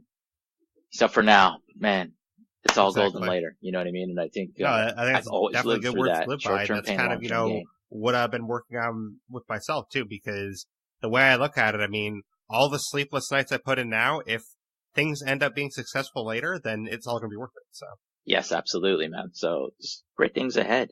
And I'm really honored to be a part of your show. Thank you. And one of my favorite quotes too is probably not, you know, as inspiring as your quote, but I always love the quote, "I'll sleep when I'm dead." That's kind of what I used to. So. Well then, yeah, no, I've used that. I've used that as well a few times, especially when I was training MMA. People are like, "Man, you need to rest." I say, "I'll rest when I'm dead. I got no time. It's time to destroy my body. Probably later." Anyway. Yeah, so I jokingly use that too, because, you know, I'm like, well, when I'm dead, I'll have plenty of time to sleep. I'll just sleep then. I love it. Definitely good. Hey, whatever makes us motivated and sticks and makes sense. And those are two quotes that do definitely make sense. You know what I mean? To just inspire Right. and keep that drive going. So, Absolutely. why not? But I did mention you're a streamer. Do you want to talk a little bit about your stream and kind of, where you've been with that and kind of some of the games you might stream, things like that? Yeah, I'm a variety game streamer, so I play a different variety of games. I started back in July, late July, in 2018, and yeah, I the first game was State of Decay. I think that's what really got me going. I was going strong for about 3 months, and I just got a huge following. Everything was working great, so I think I owe a lot to State of Decay, Undead Labs for making such a great game. That's where I started. Obviously, with me, I've gone back and forth, and then technical issues and stuff that kept me away. But now I finally got a PC going, so I'm running that. I'm super excited. But yeah, I've been doing it since July. Play a variety of games. So you're looking at State of Decay. I played Rocket League yesterday, Rainbow Six Siege. I might be playing Diablo 3. I just like jumping into different things. So that's pretty much what I do. Variety games. If you like to see a different amount of games. I know you do the Telltale stuff too, which I enjoy watching too. Yes, I have theme days. So I got Telltale Thursdays. So a lot of my loyal viewers, the ones that always are there for me, and I give them all a shout out in a little bit. We all get together and we enjoy each other's time when we play Telltale. So Telltale Thursdays I have Fright Night Fridays, because a lot of people like me to play some scary games. So I've played Biohazard, which was a crazy game, man. Ooh. That was an incredible game by Res Evil. Outlast was great, and then I'll always kind of finish off with the Dead by Daylight. So yeah, I definitely have a lot of theme days as well. Yeah, which those are definitely fun to watch too. And I remember, when you played the Telltale Game of Thrones, that was a lot of fun to watch, and because I had already played through it, and it was kind of fun to see your reactions to that game, knowing what was going to happen. So yeah, and you know what, you and Oots were the ones that were really getting on me to try it, because you said it was really good. And I said, I haven't tried it because I bought this huge Telltale pack and I didn't even try it. It was one of the best out of all the Telltales. I think that was a super fun ride. It's a heart crushing ending though. It was, but, yeah, that's super fun. That was a super fun time. Definitely was, but we keep moving on for Asher, right? Yeah. I know you'll never let me rest with that one. You'll never let that one go. I won't. But it was, definitely, I'm really blessed to have a great community that I have. Always liking to just have fun, chat. We all have a laugh, and it's just growing. And now that, I finally got the setup with no more tech issues, I'm really excited to be on board full time. So, I'm super, super ecstatic to see what the future holds. Definitely. And you mentioned being on full time. Do you want to mention anything about your schedule or anything if anyone wants to check you out? Yeah. Usually, you'll catch me around 2 p.m. Eastern time. That's where I usually start the day, and we go from there. I could start sooner. It all depends. But, roughly it's 2 p.m. Eastern time, and I'm running around through the week. If I'm not to stream, it'd probably be during the week. I will be on Wednesdays most of the times, but Wednesdays would probably be the days I don't stream. But right now I'm going full 7 days. Awesome. Can't wait to see what happens with it. So yeah, thank you so much. No problem. But you did mention one of the games you get into is Dead by Daylight, and that's actually something that I saw at someone else's stream, and I purchased the game because I'm like, wow, this game seems really fun. I think I'm going to like this game, and I purchased it, and I got into the game with them, and I saw my friends like, oh wow, ACC's played 1,000 hours of this thing, dang. And then I contacted you, I'm like, hey, do you want to do a monthly series with me on DVD? And that's actually the episodes that we've done so far. Yeah, it was super cool, and it was funny because when I was coming back into the, industry, when I got my setup, I was thinking, man, I should really play DVD again. I really enjoyed that game, and then lo and behold, I think it was within the same day or the next day you sent me a message with that, and I said, yeah, of course, I'm on board. I really enjoy that game. It's a super fun game. I think we've talked about it before. You're either in it or you're not. There's never an in-between with Dead by Daylight. You either like it a lot or you just don't want anything to do with it. Yeah. No, I remember on one of the episodes, I think it was the intro episode, we talked about it. You said, you're kind of watching me play it, and you're like, oh, it's like a Monday. Oh, he's playing it. Okay, cool. Then you're like, oh, it's Tuesday. He's playing it. Like, oh, okay, cool. Then you're like, oh, it's Wednesday. He's still playing. Yeah, I knew. Yeah, I was like, oh, he's been playing. He's been going on it. I thought that was like a free to play, but he got the copy. He was playing. I was like, oh, interesting. I see Blaise is one of those. Yeah, you got hooked. Yeah, Yep. I think with DBD, it's if you play it the one day, you might play it two. That's it. You know what I mean? But if you're going multiple days, then you know, okay, yeah, this one's a lifer for DBD. Yeah. Yeah, I haven't had a lot of time to play it lately because I've been getting into Crackdown 3, but, I definitely want to get back into it soon. And, we kind of have to get back into it soon because we are going to be doing an episode on the killers for Dead by Daylight because we've already done the intro episode. We did an episode on tips for survivors. So next up, sometime in March, we're going to be doing an episode for tips for killers. Absolutely. And last Friday, when I did Fright Night, I actually had quite a run. Played quite a few games of a killer, was getting in there. I was playing Michael Myers, of course, I was playing the clown. I got into the Huntress. I got into the pig, really getting set up for that stream ahead. Yeah, with me being a huge Saw fan, I like to play the pig because I just love the Saw franchise, so I always have to play the pig. I'm like, oh man, I can put these traps on these people. Like, it just brings me back to those movies, and even the Saw map that's in DBD, I love that map because it brings me back to the movies. Yeah, I know. That's what I loved. I loved about Michael Myers in it. You have their perception of how it looks. Now, they got Michael Myers down pat. Just Definitely. exactly how he is, his maneuver, the way he stalks, and then they put Haddonfield in there, which is cool. Same with Saw. They got Amanda down pretty clutch at how her tactics were, and of course the Saw map itself. I like it a lot. A lot of survivors don't that play it just because it's like a maze, but I like it because it's the overall, like, this was like the film. They did a great recreation of it. So I pay homage to that. Yeah. Yeah, it definitely pays homage really well. And you mentioned Michael Myers. I mean, I know we've talked on our Dead by Daylight podcast, but he is so creepy. Like, if you literally just sort of, doing a generator or something, and you look up and like, oh shit, it's Myers. Like, you got to run. Yeah, the worst part is that you can't hear him. Yeah, the exactly. first tier he's in, so it's like, oh my gosh. Which I played, I used Monitor and Abuse with Michael.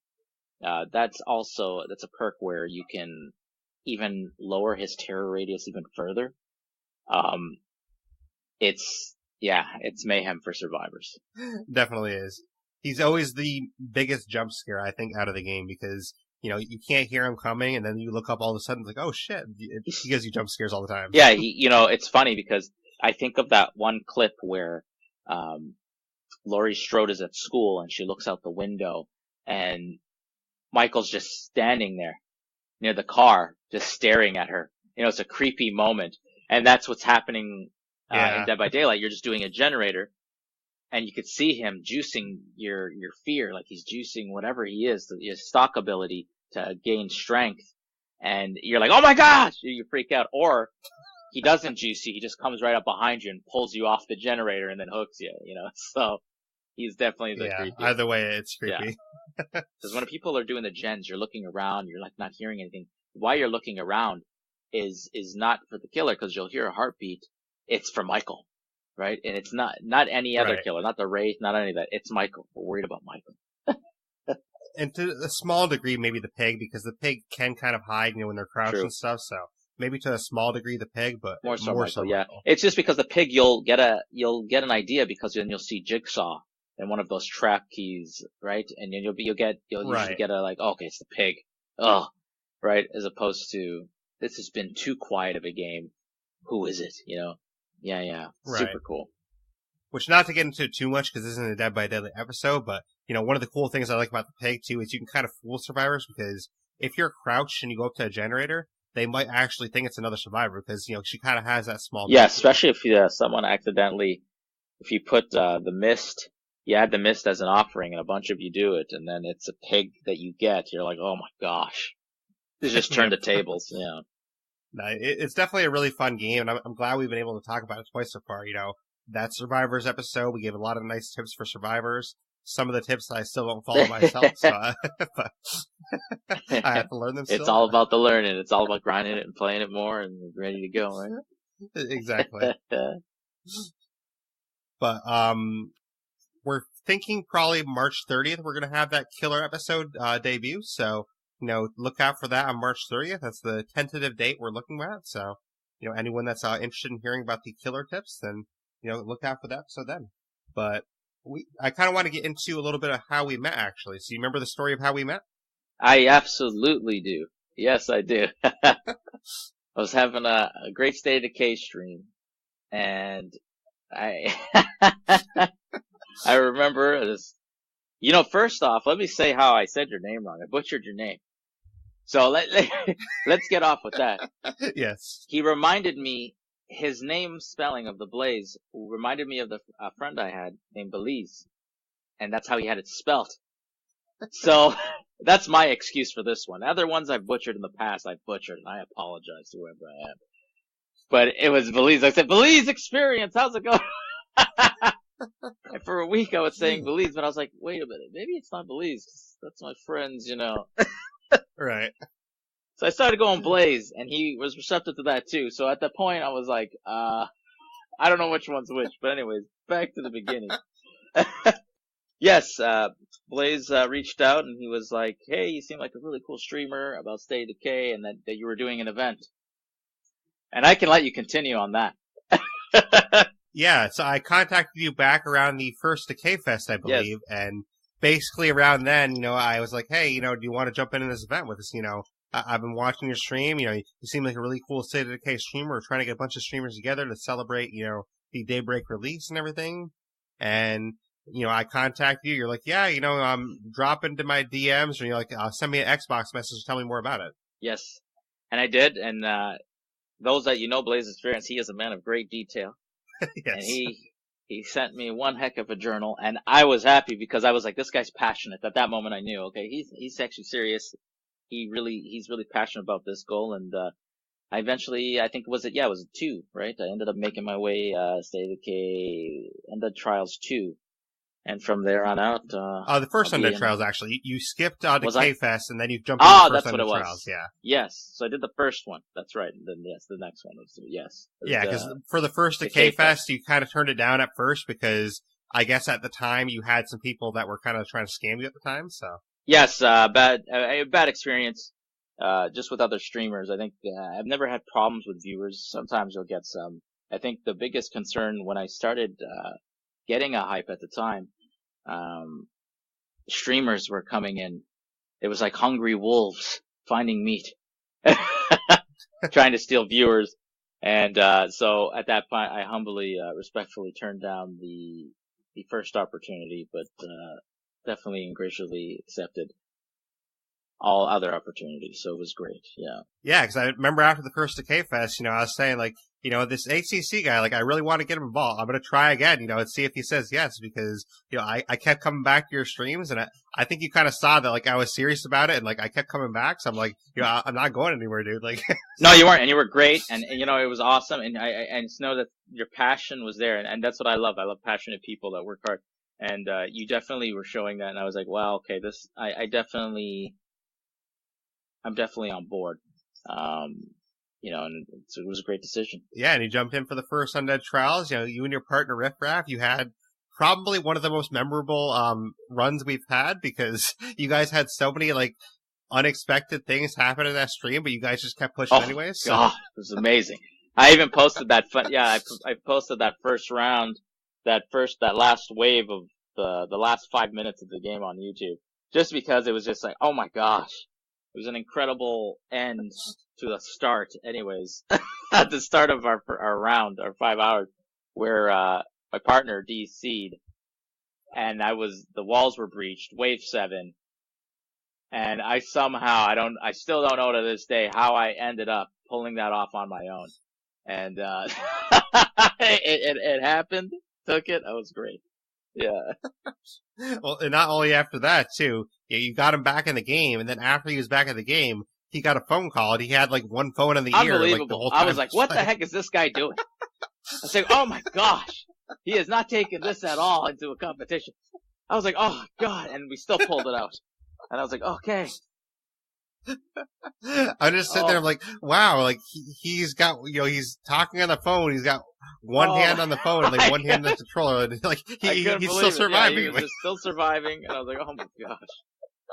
Good luck doing that, with a team of 3 or 4, pal. I was, like, thinking to myself. Yeah. Maybe that should be the next challenge I have Fall Down to. You have to like have a phone up to your ear while you play. Playing while occupied with other things. That's like there should be like 200 points right there. Good luck. You know, that was awesome. Yeah, and you guys still made it pretty far. You got third place officially, but you were the top team on day one. Just I think you got beat twice on the next day. Yes, I think it was the second day we got beat. We definitely learned a lot too with that. It was just time is of the essence. We definitely killed a lot of time once we passed the first waves, and it was but it was such a fun run. It was so fun. To be fair, though, you also had the same problem that I had in Undead Trials 3. In Undead Trials 3, my team was the first team of anyone to go, and you had that same issue in Undead Trials 1. We set the bar, yeah. If your team is the first, yeah, exactly. If you're setting the bar like that, it's always hard because you don't know how high of a bar you're going to set. We did set the bar, and hey, it was definitely beaten. So, but it was great. It was such a fun experience. And for those of you who have been thinking about or considering to jump in the next Undead Trials event, don't think about it. Do it. It's so fun. Just the last one we did was also fun. I got to take two of my viewers that have been there from the beginning of State of Decay when I've streamed it. I took them in with me, and we also had a good run where it's funny. In the last game, it was basically win the tournament or go home.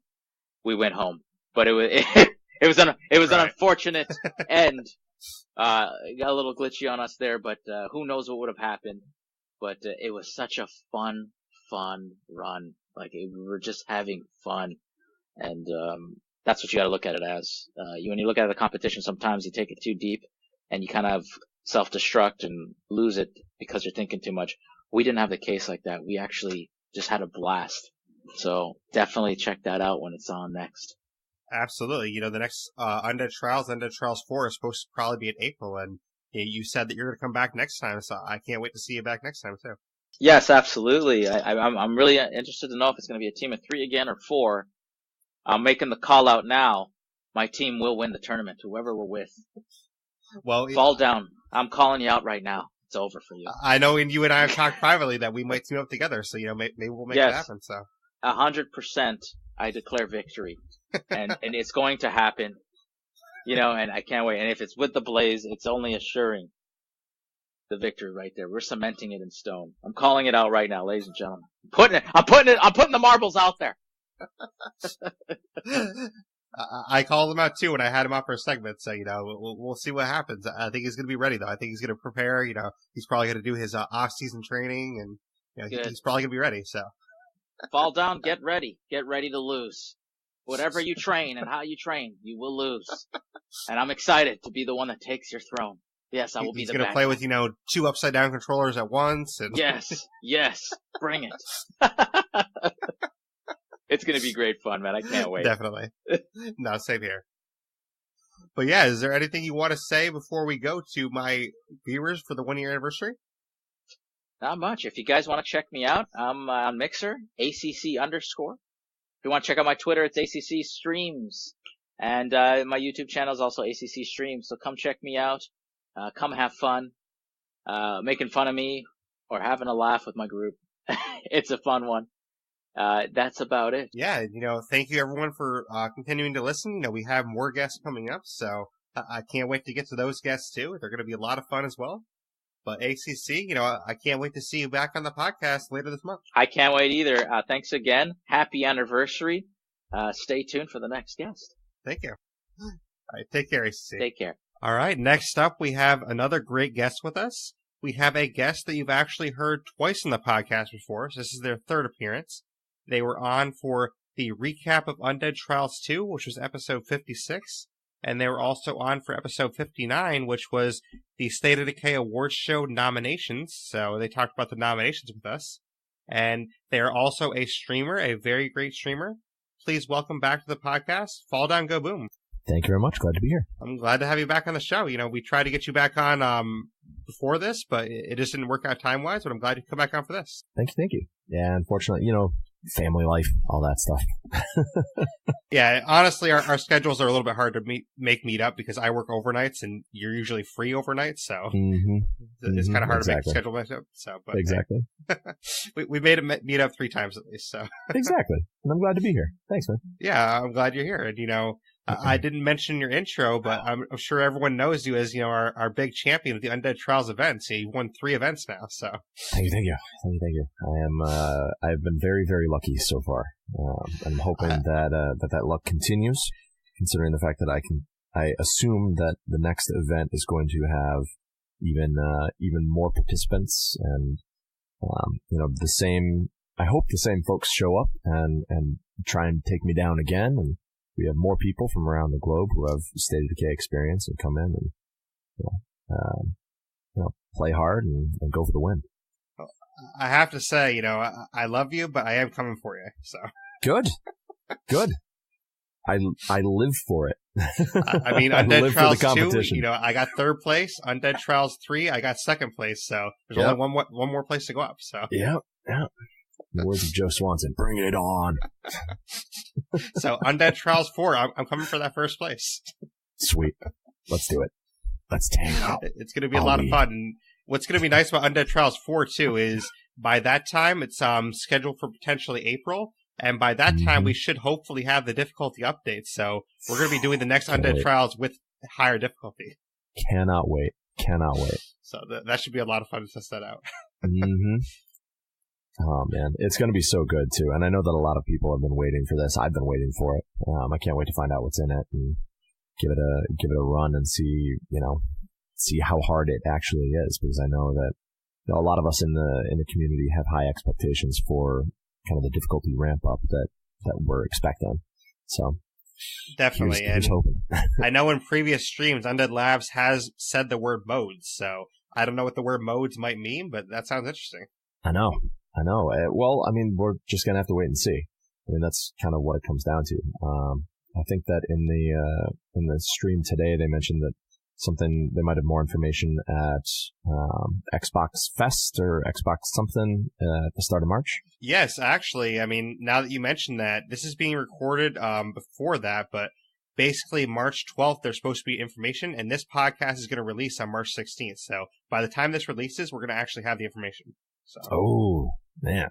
Everyone listening to this will already know what we don't know right now. Like, guys, I'm jealous. You don't know yet? Yeah, because the 1-year anniversary is March 16th. This isn't going to release till that date. So. Very cool, man. Very cool. And congratulations, by the way. Congratulations. Thank you. I appreciate that. You're welcome. It's been a long year, but we made it through over 70 episodes, over 40 episodes on State of Decay. So I think that's a good accomplishment. So. Hey, I agree, and I love listening to you. And, we've had the devs on before. It's been awesome to have them on. So, Jeffrey, Brant, and Jurgen. So, it's been awesome to have them on, too. Well, I also think that, they wouldn't be here without you. So, if it wasn't for you, taking part in Decay Fest and Undead Trials and kind of helping grow the community, because that is really what this is all about. I mean, this podcast. This is really the only podcast on State of Decay, or it was, when you first started and when we first met back in the day. It still is too. Well, there you go. It still is, which means that, this podcast has helped grow their community. And considering the fact that they are probably the most supportive development team that I've ever really heard of or encountered, I think that it's awesome that they come on the podcast and they're hosts and they answer questions and things like that. So that's a testament to you, my friend. Well, thank you. I appreciate that. I try to do what I can for the community, and I was really excited, back in the State of Decay Awards that I won Community Member of the Year. That was awesome. So, thank you everyone that voted for me for that. That was really cool to win that. Deservedly so. Thank you. I appreciate that. And, you were up for Streamer of the Year, which, you definitely deserve to be nominated for that because you are a great streamer and you do amazing things on your stream. Oh, well, thank you very much. I appreciate that. I had no, I had no expectations of winning that. The other folks that were in there, are amazing streamers in their own right. And you did pretty well though. I can't remember. I think you got second or third in the voting, so you did pretty well. I appreciate that, but I have to say, I mean, that was amazingly surprising to me, considering the quality of the opposition that I was up against in that category. But I mean, I'm still incredibly thankful for everyone that gave me their votes and all that, and I hope to, just bigger and better things from here on out for both myself and for you, I would assume. I agree. And, I hope that, you continue to grow and that I continue to grow and everyone in the community does too, because this community is awesome. And I can't wait to see, what's next for State of Decay. By this time, we're going to know when the difficulty update's coming out. And, Trumbull Valley is going to come back sometime this year. And I'm sure, just like me, you're really excited to get back to that map. Oh, I can't wait.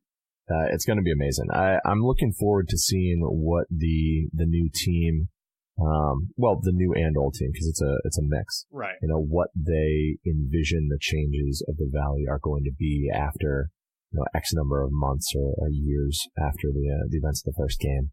What's still going to be up? Is Town Hall still going to be standing? Or is it a ruin? Is it a fortress? Is the athletic field still there? Is it a ruin? I don't know if you'd agree with this, but I mean, one of the coolest things for me is not even going to be what's in the map. It's just going to be the fact that I can play the map with other people. So I can play the map with you now, and that's going to be awesome to actually play it with my friends. Yep. Right there with you. Bringing other people in with me is really one of the things that I enjoy. Experiencing State of Decay with multiple people in the same lobby, in the same, Discord call, or just via the in-game chat is it's so fun. And especially, when you get into that tight jam and you all start yelling and all that stuff, that's the thing that really kind of makes it unique, in my opinion. So I can't wait to expand into that next map and really push it to its limits, because the difficulty update will be out when that map is out as well, and we'll be able to really see how hard we can push.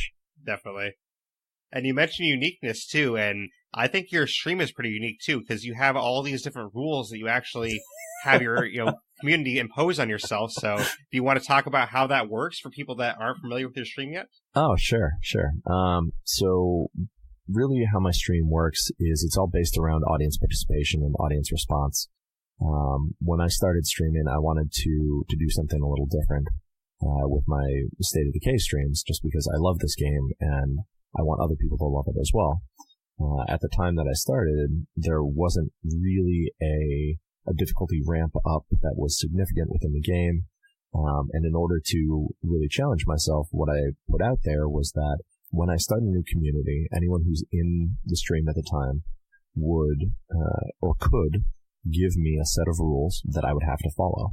So, they could say that I don't get guns for that run. They could say that I get no melee.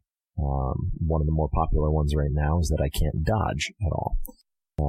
And putting all those together, so if you can't shoot and you can't dodge, it means you're melee only, moving slow and, doing your best not to die. And that's kind of how it works. And then in order to make sure that, people are able to stick around and have their influence, even if they miss that first episode when the community starts, every X number of zombie kills, and I have a counter up on the screen, is another audience participation where the people that are watching at the time can put their ideas into chat on Twitch, and all the people that are in, whether they're followers or subscribers or the first time there or just they're lurking, everyone gets a vote. And so if there are 5 or 6 suggestions, whether that's, I must immediately drop everything in my inventory and I can't pick it up, I must go, melee 3 juggernauts or something like that. Whatever people enjoy or whatever people think sounds fun, they get to vote it in, and that's what I immediately have to do. So that's kind of how it works. And if I screw up, the last bit is that if I screw up a rule 3 times, so like if I'm not allowed to use a gun and I accidentally shoot a pistol, that's a strike.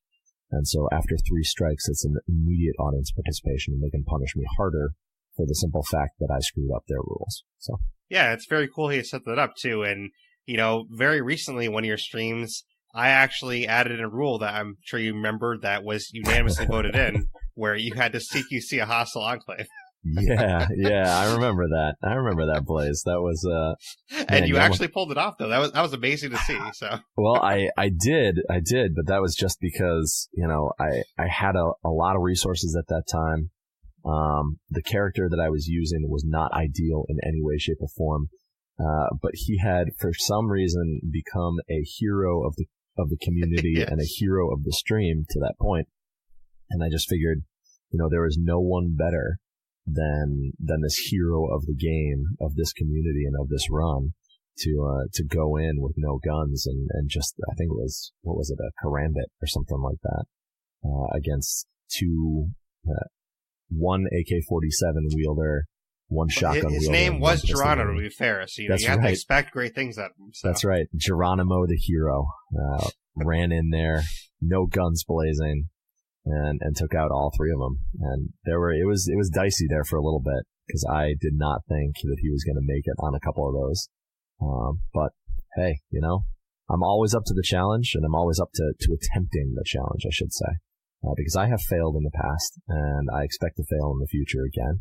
And that's part of the fun, is to see your breaking point and then try and push past it. But kind of speaking to that a little bit, when you get a challenge like that, I remember you said on the stream that night that you'd never even tried to CQC a hostile enclave before. So when you get something like that you've never even tried before, what kind of goes into your mind to how to tackle that? Like, do you kind of think, okay, how am I going to tackle this? Like, what am I going to do here? Because I've never done this before. It's all, I look at it like a puzzle. The end goal is to succeed on the task. It doesn't matter if someone dies. It doesn't matter if 2 people die or 3 people die. And that's what would have happened. I would have kept, you throw meat at the grist mill until you win, if necessary. Now, that's not ideal because I actually have attachments to the people that are in my community. But in a case like that, I thought, all right, so the first things first is you have to clear all the zombies out from around the enclave. Because if there's anything that's going to destroy you, it's going to be a zombie grabbing you, and then you just get mowed down by shotgun fire. So clear all that out. Once that's done, you have to try and separate one enclave member away. So jump fences, like get behind the building, jump back over fences over and over again until one person is by themselves. And then you go after them and you try and take them down. Try and do as much damage as you can. But the moment that you see someone else, like one of the other enclave members, come around the corner, you have to book. Because, again, those guns do damage. Now, the enclave members themselves may not be the best shot, but it doesn't matter. Like, they hit you with that, you are in deep, deep trouble. Definitely. So, separate and then bring medkits, because you're not doing it without taking a hit. And thinking that you're going to is a fool's errand. And I think in this case, I brought 3 medkits, and I used all of them. Because I actually failed at the first part and got hit by a zombie and then got shotgunned in the face and went down, got up, used the health kit, went down immediately again, used another health kit, and then at that point, the fight had started. And things and I remember part great. of how you did it too, which I think is a great strategy, is you tried to lure them out one by one so you couldn't take them all out at once. Because if you take them all out at once, there's no chance. But you tried to lure them out one by one and try to take them on one-on-one. Exactly. And then you just have to mentally mark kind of who you've fought. Because one of the other things that can go horribly wrong is, like, in this case, there were 3 of them, right? If I spend all of my resources taking on one of them to take him down, and then I forget which one it is, and in running around fences and all that stuff in order to get them separated, start working on a different person, like, that's just going to make things worse, because they can and will heal. Like, that's something that a lot of people don't know, is that the enclave members, if you don't kill them outright, they have medicine, so they will run away and they will hide behind a wall or something like that, and they'll heal up and come back at you full strength. So, I mean, it takes a little bit, but, you just have to, you look at it as a puzzle, you look at an end goal, and then you do it to the best of your abilities. And in this case, thankfully, Geronimo was up to the task, and absolutely we were able to take down all 3 of them. And kind of speaking to this, in my opinion, the fact that you go through all these puzzles and challenges, every time on your stream, to me, that kind of makes you more prepared for the Undead Trials tournaments. And that's probably, part of why you do so well in them. Do you kind of agree with that a little bit? Oh, definitely. I mean, because even though I've taken part in all of them to this point, I don't know what the games are going to be. I don't know what the refs are going to throw at me. And so one of the things that's really nice in terms of kind of how I perform in the tournament is that my viewers have already prepared me for just about everything. Right. In the middle of a fight with a juggernaut, suddenly I screw something up and they say, drop your weapons. I'm like, okay, well, now I have to run behind a fence, drop everything, and then go back in, fisticuff style. And so that kind of prepares me for something in Undead Trials where, you have to kill X number of juggernauts with no weapons, that kind of thing. But with that said, like I said before, I've gotten really lucky in terms of some of my wins where things have worked out perfectly for what I needed to happen. And, there's all the planning in the world that you can do, and it's still, one button click or one dodge that goes awry, and you are zombie meat. So I would just say that I was very fortunate in those cases, but it's a lot of fun. Well, I don't know about fortunate. I mean, so far today we've had 3 Undead Trials, and you've technically won 3 out of 4 events. The only one you technically lost was the duos of Undead Trials 1, where Sarkoth and Screwloose won that. But I think you kind of, because you've won 3 championships, you sort of have this kind of stigma or perception that you're invincible. Do you kind of feel that's true? That's fine. I think that it's always good for a community to have one person who's looked on that way. And if those are the shoes that I need to fill, that's fine. I'll stick my feet in. Do you feel that personally though, that you're invincible, or? Oh God, no. No. I mean, my teammates, from this past Undead Trials can tell you that I was, not happy in any way, shape, or form about my performance and about my leadership in our runs. I mean, I thought that because of decisions that I made, we left a lot of points on the table. And it was just, unfortunately for K-Sizzle, it came down to a matter of really seconds where, one zombie, if I remember correctly, one zombie that they didn't see made it past them, in a frantic fight at the very end of their, daybreak, and smacked the tech one more time, and that made them lose. And it was literally in the last minute and a half or something like that happened. So, I mean, I think that I think that there is definitely someone out there and someone who's listening to this that could take me down. And we'll see. Yeah, if like happens. we spoke offline too, my team was the first one to go. So if we would have known what your score was before, then we could have, I think, beat you afterwards because we were the first ones to go. So we didn't know what score we had to set. So if we knew ahead of time, okay, this is the score we have to beat, we can plan differently for that. Yep. You target, you target what you can hit, and I think that's kind of what you're going first. It was a hard spot because absolutely, yeah. You don't get to look at the strategies that other people use. You don't get to, just know what you have to hit, that kind of thing. Right, because knowing that you were still coming up, we were shooting for a bar so high that you wouldn't even be able to clear it if you tried, and that's a high bar to set for someone like you. So we were shooting for the highest of the high, and that kind of overdid us because we kind of overdid ourselves. We kind of overthought it. Yep, and I will admit, watching you guys perform and watching you guys, go through some of the challenges, I was like, well, damn. I mean, that looks really hard. Hey, Lion, maybe we shouldn't try this one because it's just going to be time off the clock that we're not going to get back. So again, it speaks to, the fact that you guys were the pace setters, that put you in a rough spot. And I think that, in the next tournament, you'll definitely be able to, push me to my limits and really, push for the crown. Because like you said, it's been, I just hope I'm not going first again. We'll see. Well, I'm sure that can be taken into consideration when the seeding goes and all that stuff. So.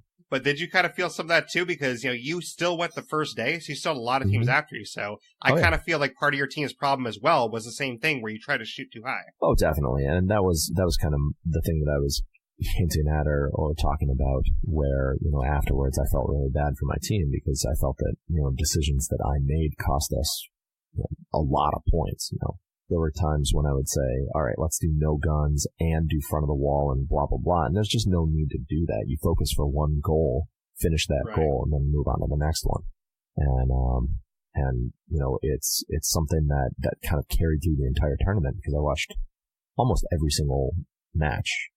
And that kind of thing happened throughout the entire tournament was, people would say, all right, let's do this and this as a backup instead of just saying, all right, let's focus on this, not worry about what we're doing as a backup and just go for a win because a win is more important than a loss regardless of what you're going for.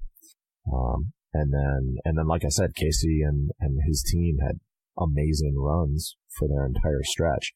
And it just happened that at the very end, those zombies just hit the tech one too many times. So. Well, and even too, the team you ref for, Magic Man's team, they came pretty close too. They just had to finish out their last run, but they didn't finish it out. So, so that's how close these Undead Trials can be, and it just shows you that it can be really anyone's game. It's just how well you perform on one given day, and it's not easy to, perform exactly how you want to perform right in that second because you can do exactly what you want in practice, but when you're under the microscope, it's like, oh shoot, what little mistake costs you everything.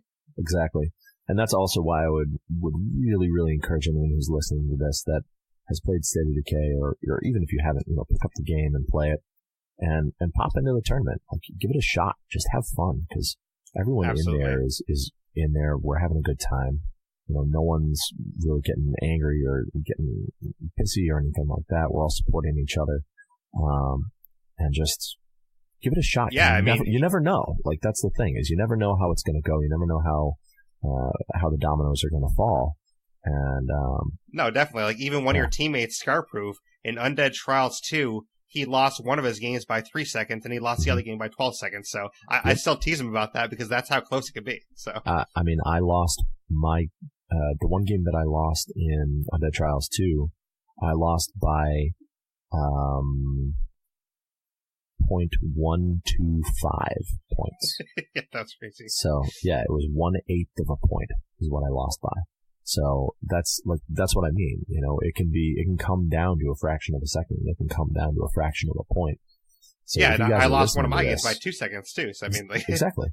Like, if you guys are listening to this, come in, join up, play against me, play against everyone involved. We want to see some new blood. We want to see some people that are going to give us a run for our money. So exactly, play against Blaise, play against KC, and everyone else that's involved in this community, and come say hi. So, of course, we've probably been talking a little bit too much about Undead Trials, but I figured, since we didn't get you on for Undead Trials 3 recap, we might as well recap it a little bit on the 1 year anniversary show. But yeah, it works for me, man. Works for me.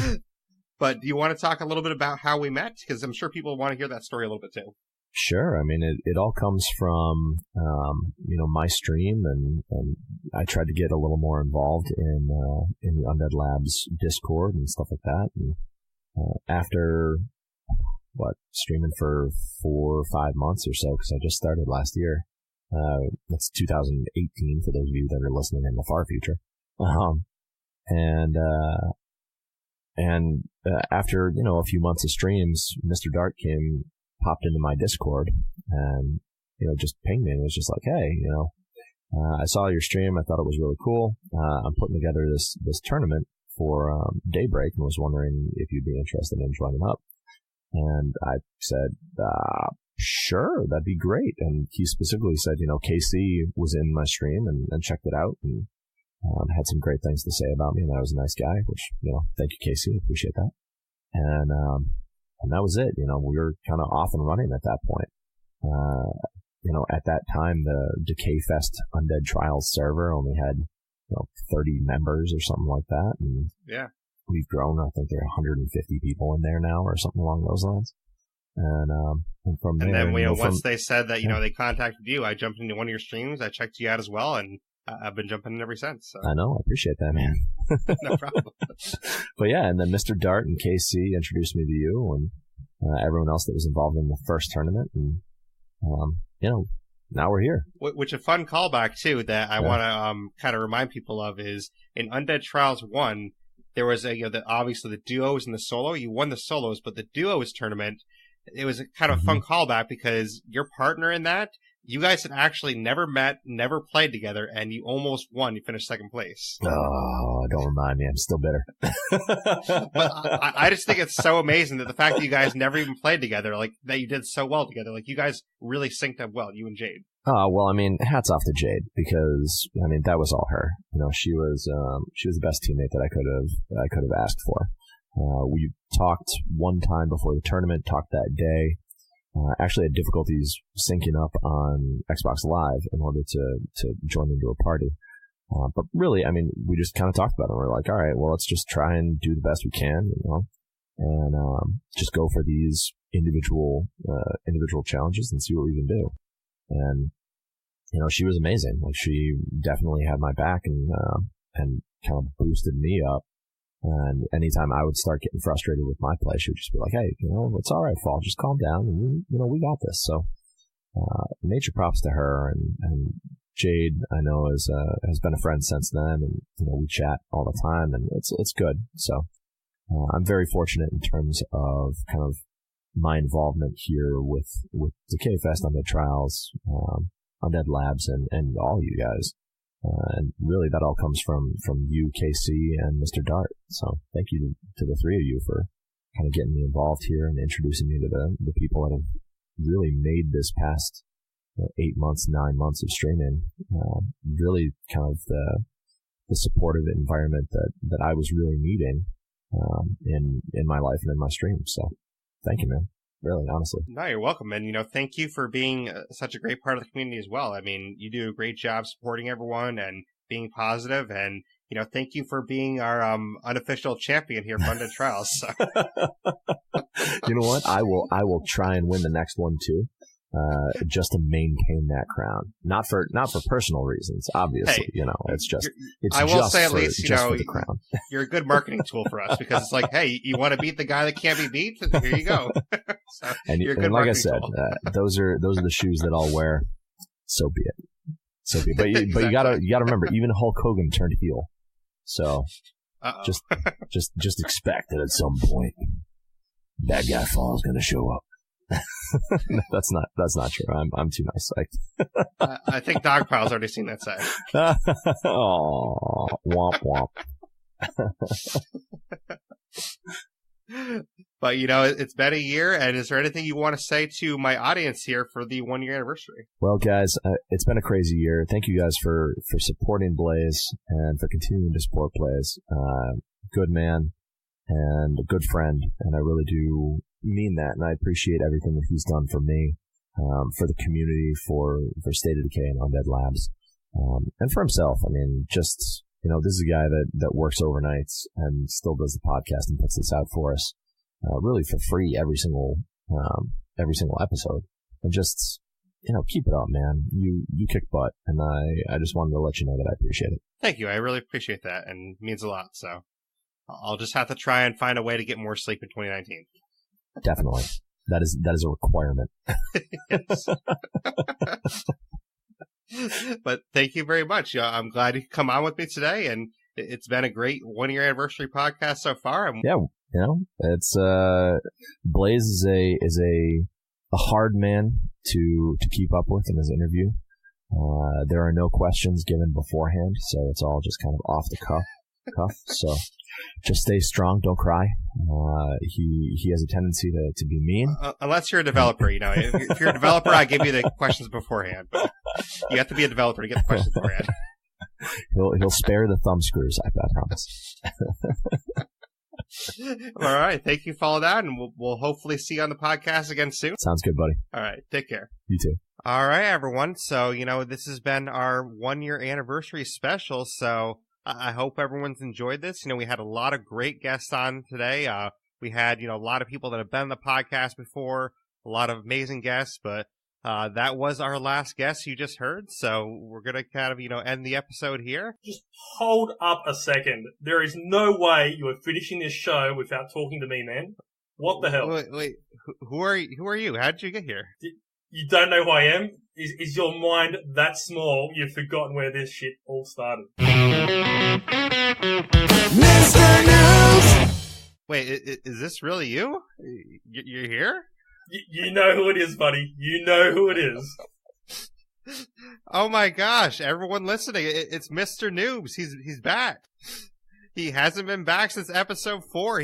I said he'd come back, and Christmas came early. Christmas, I mean, we're a bit overdue for that too, mate. It's been... I guess so. It's February. It's February now, so... February? I don't know how we pronounce it. Yeah, so I saw you doing a anniversary special, and I'm like, where's my invite? Well, I guess you found your way on the podcast somehow. You know, I don't know how you hacked the system, but you got in here somehow, so. If there's a will, there's a way, and noobs will always find a way. Exactly. You know, you've been studying up on your absence there. Yeah, well, I mean, I had to do something in that, I mean, God, how long's that been? It's basically been a year, so I had a lot of time to do reading and studying and figuring out to hack people's podcasts. It's what I do now. That makes sense. You know, that must be your calling. I mean, I believe in you for that, so. But for anyone that doesn't know and doesn't remember, Mr. Noobs here, he was actually the original co-host for the podcast, and he was on for episodes 1, 2, 3, and 4, and then after episode 4, he was never to be seen again. Until now. Well, I wouldn't say never to be seen again. I've popped up, obviously not on the show, but I've popped up right. in places. I mean, you know what it's like. Life gets busy. My schedule, being on the other side of the world, is completely opposite to yours. So, but I made time today. I figured it's 1 year. I've got to make time to just completely crash this recording. Exactly. Which, speaking of that, I mean, we should probably, get into that a little bit.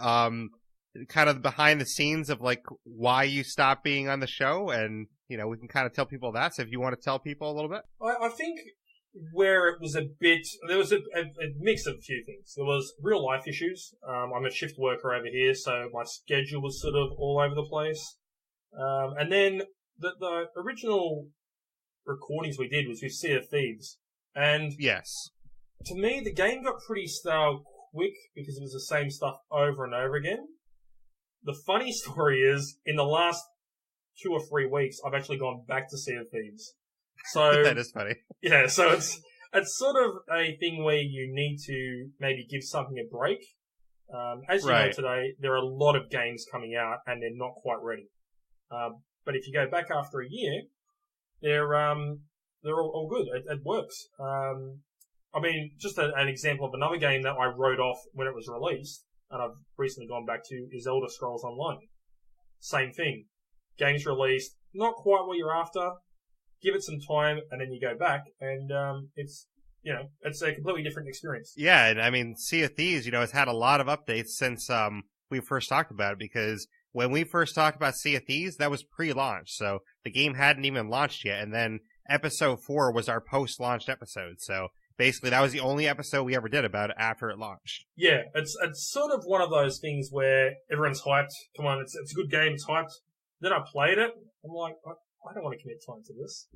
It's it's a bit sad that they come to that. But I mean, in the meantime, I've been playing other games. I've been getting a bit of exposure on my own personal things I've been doing. So that wasn't meant to be, but that leads to other and better things. Yeah, because I remember at the time, you were just telling me on Discord, you're like, yeah, I'm sorry to say it, but like, I'm just not really feeling Sea of Thieves anymore, so I don't really feel comfortable, talking about it weekly, so. Yeah, and I did try to come back for State of Decay. That was another game where it looked good from the chests when I originally played it, but then as I played it more and more, I found it wasn't my thing. So you don't really want to be talking about something you don't have passion for.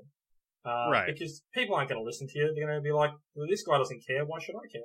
So it was better to move on. Yeah, definitely makes sense. And, most of my audience here is State of Decay community, because I've kind of, thrived on that. We've kind of built a community around that. So, we definitely cover State of Decay a lot here. So people are going to be yelling right now, like, what the hell is wrong with you? How can you not like State of Decay? Why'd you get this guy back? Like, yeah. Yes, I pretty much. It. Yeah.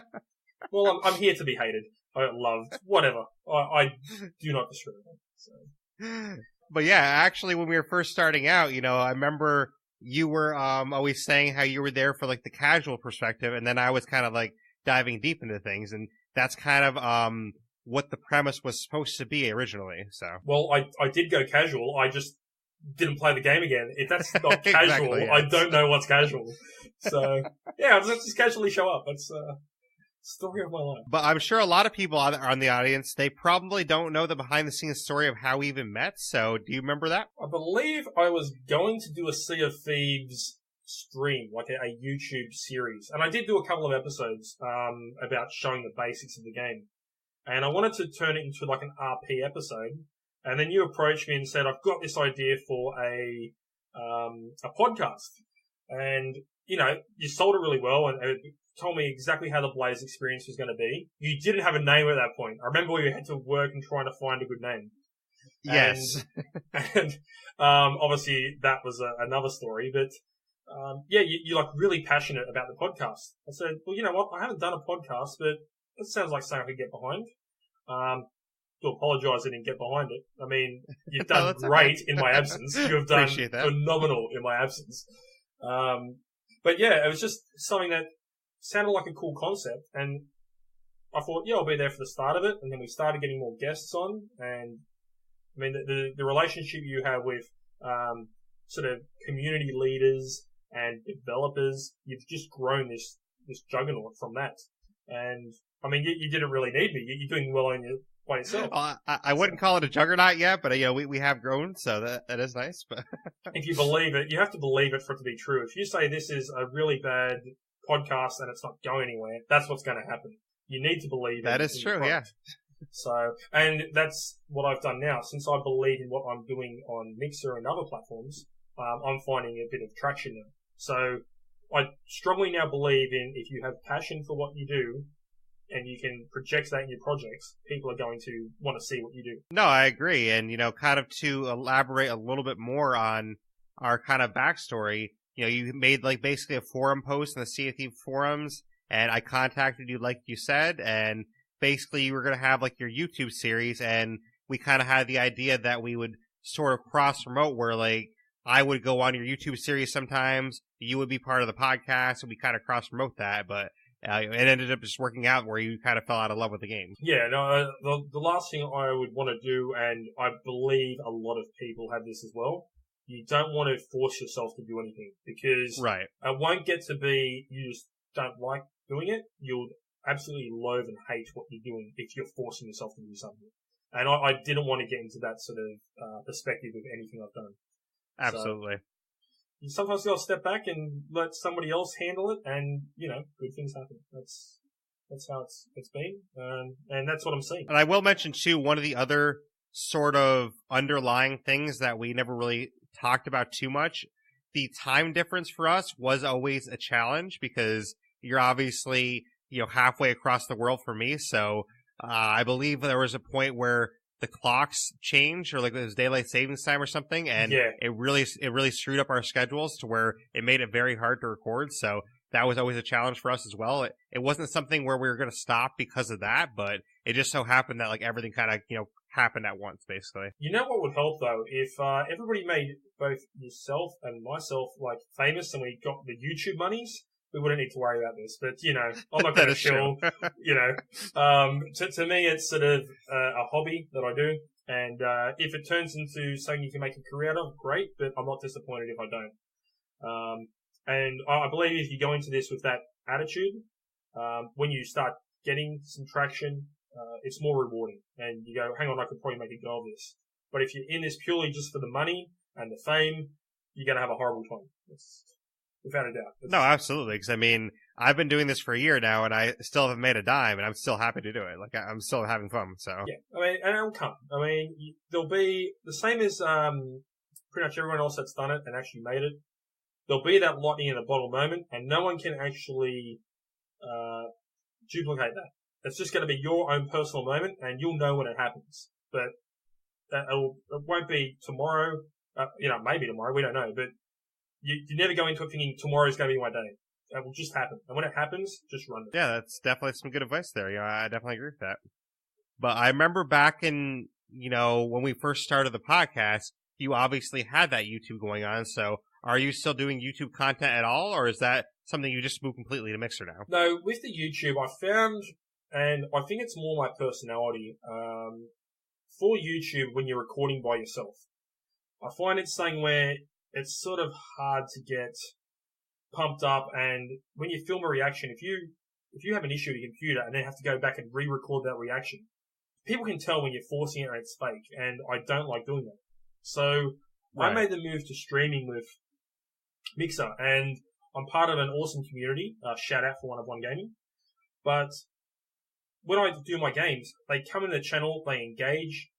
The reactions to whatever's going on is real. I find you have more fun streaming, because if you've got an audience to sort of bounce ideas off or jump off their energy, it just makes the whole stream more enjoyable. Whereas sitting in a room with YouTube and just playing a game and, maybe I can make this entertaining, I'm going to have to just fake or over-exaggerate a reaction. I mean, people can do it, and that's great, but it's not me.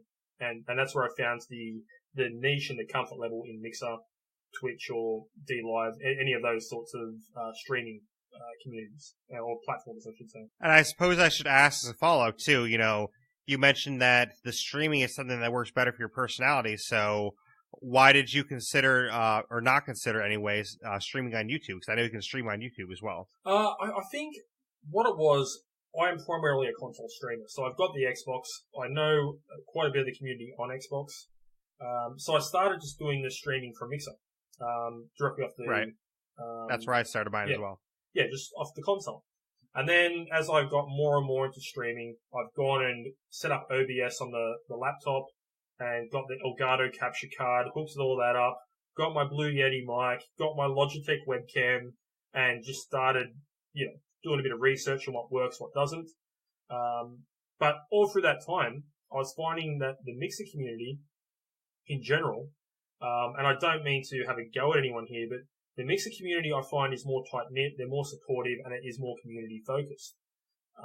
Now, don't get me wrong, I do find a bit of like on Twitch, but unless you're one of the big streamers over there who are constantly buried in the results, and some of the streams over there, like you look at what it's evolved into, it's just not a community I want to be part of. Now, people are finding success there, but it doesn't fit my personality and my goals, whereas Mixer does. So that's where I sort of settled on Mixer. I know quite a few people have gone back and forth between the platforms because they're still trying to find themselves. I'm one of them, so... Yeah, that's exactly right, yeah. I didn't want to out you on stream, but, obviously. So I believe you said it was the same thing where you find it more user-friendly on Mixer, but your audience is on Twitch, so it's... you've got to do that juggling act and find out where you're going to be.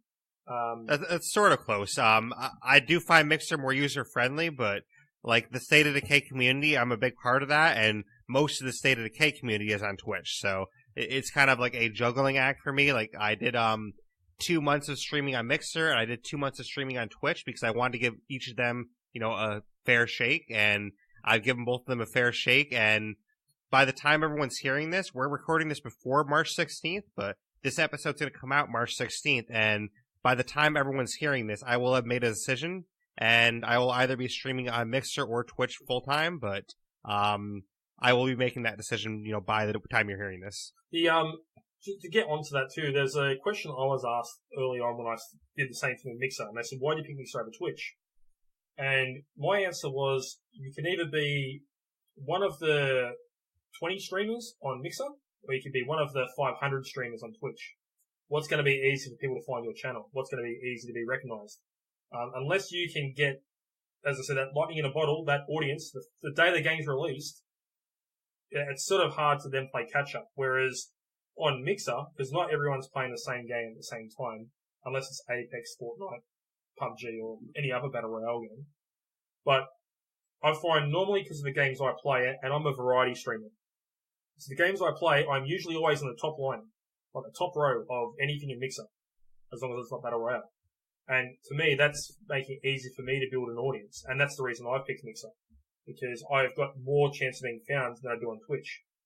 Now, that being said, Twitch has also been around for 5 years, whereas Mixer, in its current form, has been a year, or 2 years if you look at Bing. So, and now I see DLive coming up as a streamer preference. People are using DLive. So, it's about being in the right place at the right time, I feel. Yeah, I think they definitely both have their pros and cons. I mean, with Twitch, one of the things that I wish Mixer had is Twitch obviously has their affiliate program, and Mixer doesn't have that. So that is one thing that Twitch has that is a positive that Mixer doesn't have. So like both platforms have their pros and cons. Yeah, I mean, what I did find with the affiliate issue, because I have someone in my one-of-one stream team that had that same predicament, and what they do, because they use Streamlabs OBS, and if they get their affiliate affiliate status through Streamlabs, rather than Twitch. So that's the way they got around it. But there's other ways too. I mean, if you want to monetize your stream, that's where you go and try and find sponsorships. That you obviously need to be good in what you are. If you have a relationship with a developer, you might be able to get them to sort of help promote you on a channel to say, go and, our game is highlighted by X streamer. They play this game all the time. This is their Mixer channel. So you're getting a bit of help from the people that made the game. There's other ways to go about it without having to worry about affiliate status. Yeah, that's actually what happened with me with Undead Labs too, because I actually was on the Undead Labs official stream, and they kind of shouted out my stream at the time. So yeah, so I mean, there's ways around that. I know like Elder Scrolls Online has like they've got a streamer sort of thing as well, where they'll shout out these certain streamers and these platforms play our game. So there's ways around it. You don't have to just go, well, one's better than the other, but it's stuff that you will find yourself as you go do your research on both platforms. So yeah, it's been interesting. Yeah. And with monetization too, there's other ways too. Like, for example, if everyone hearing this now, when they're hearing this on March 16th, they will know that I am opening a Patreon. It's not opened yet as of this recording, but by the time people are hearing this, it'll be open, and that'll be an opportunity for people to basically subscribe via Patreon to get some extra perks if they want to do that. Yeah, like I know in regards to your sort of stuff, I don't know what your plans are, but I know other podcasts are like, subscribe to the Patreon, you'll get the podcast like 1 or 2 days before everybody else or something, like, thanks for supporting me, and because you've supported me, here's the stream a day earlier or whatever. So there's ways around you can promote that. Definitely. But it's also a bit of an anniversary stream, and it's anniversary podcast, and it's a bit of a how to, make your streams better podcast. I guess so, yeah. We sort of give advice at the same time. So. Yes, exactly. So obviously I was last on your little list. Who else did you have on? Like, why was I last? That's what I'm going to ask. Well, you're like the big get here, No one expected you to come back, so you're like the big one to save for last. I didn't expect myself to come back. I mean, it's I sort of flake on a lot of things, but this was important. I had to do you the justice and come back and say how proud I am that you've got this far. Well, now at least I didn't lie too, because I was saying like around episode 5 and 6, Mr. Noobs is going to be back at some point. He's just taking a break right now, and you were back at some point. You were just back like 70 episodes later. Yeah, that's a break. That's a sabbatical. Yeah, exactly. So see, he was still back at some point. I wasn't lying. Yeah. What I have noticed though recently, and what sort of sparked me as well, I knew the episode was coming up. I've been listening to the podcast and I've seen the improvements and the guests you've had on. And then I started playing Crackdown, and then I figured out, hang on, I should jump in your stream again. Because I haven't done that. I admit, I've been lazy.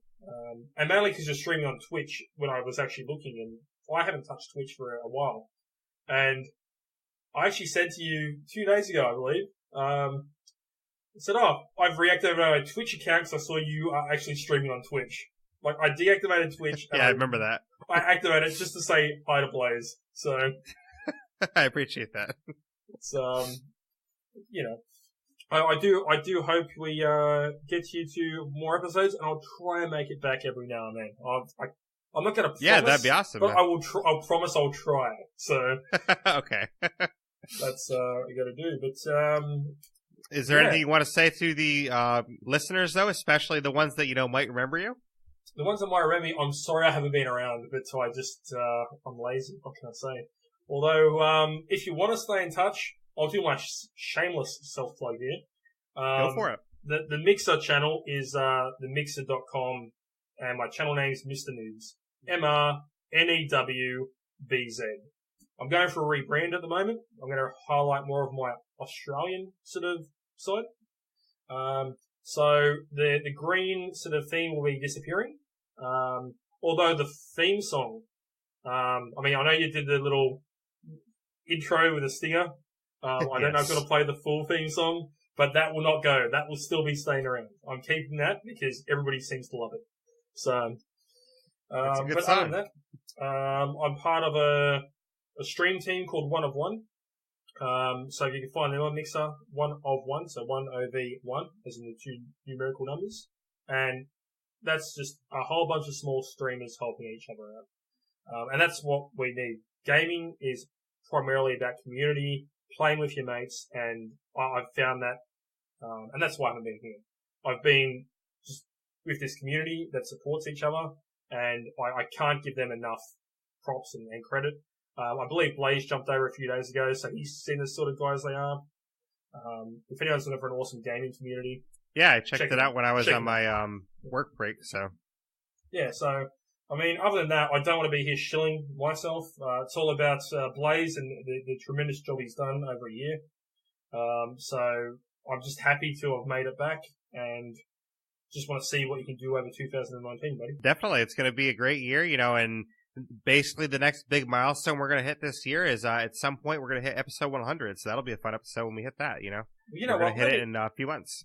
Let me know that, and I'll definitely try and make it back for the 100th episode. That's a milestone. So that one I will make you a promise. Milestone. That one I won't try. I will be back for that.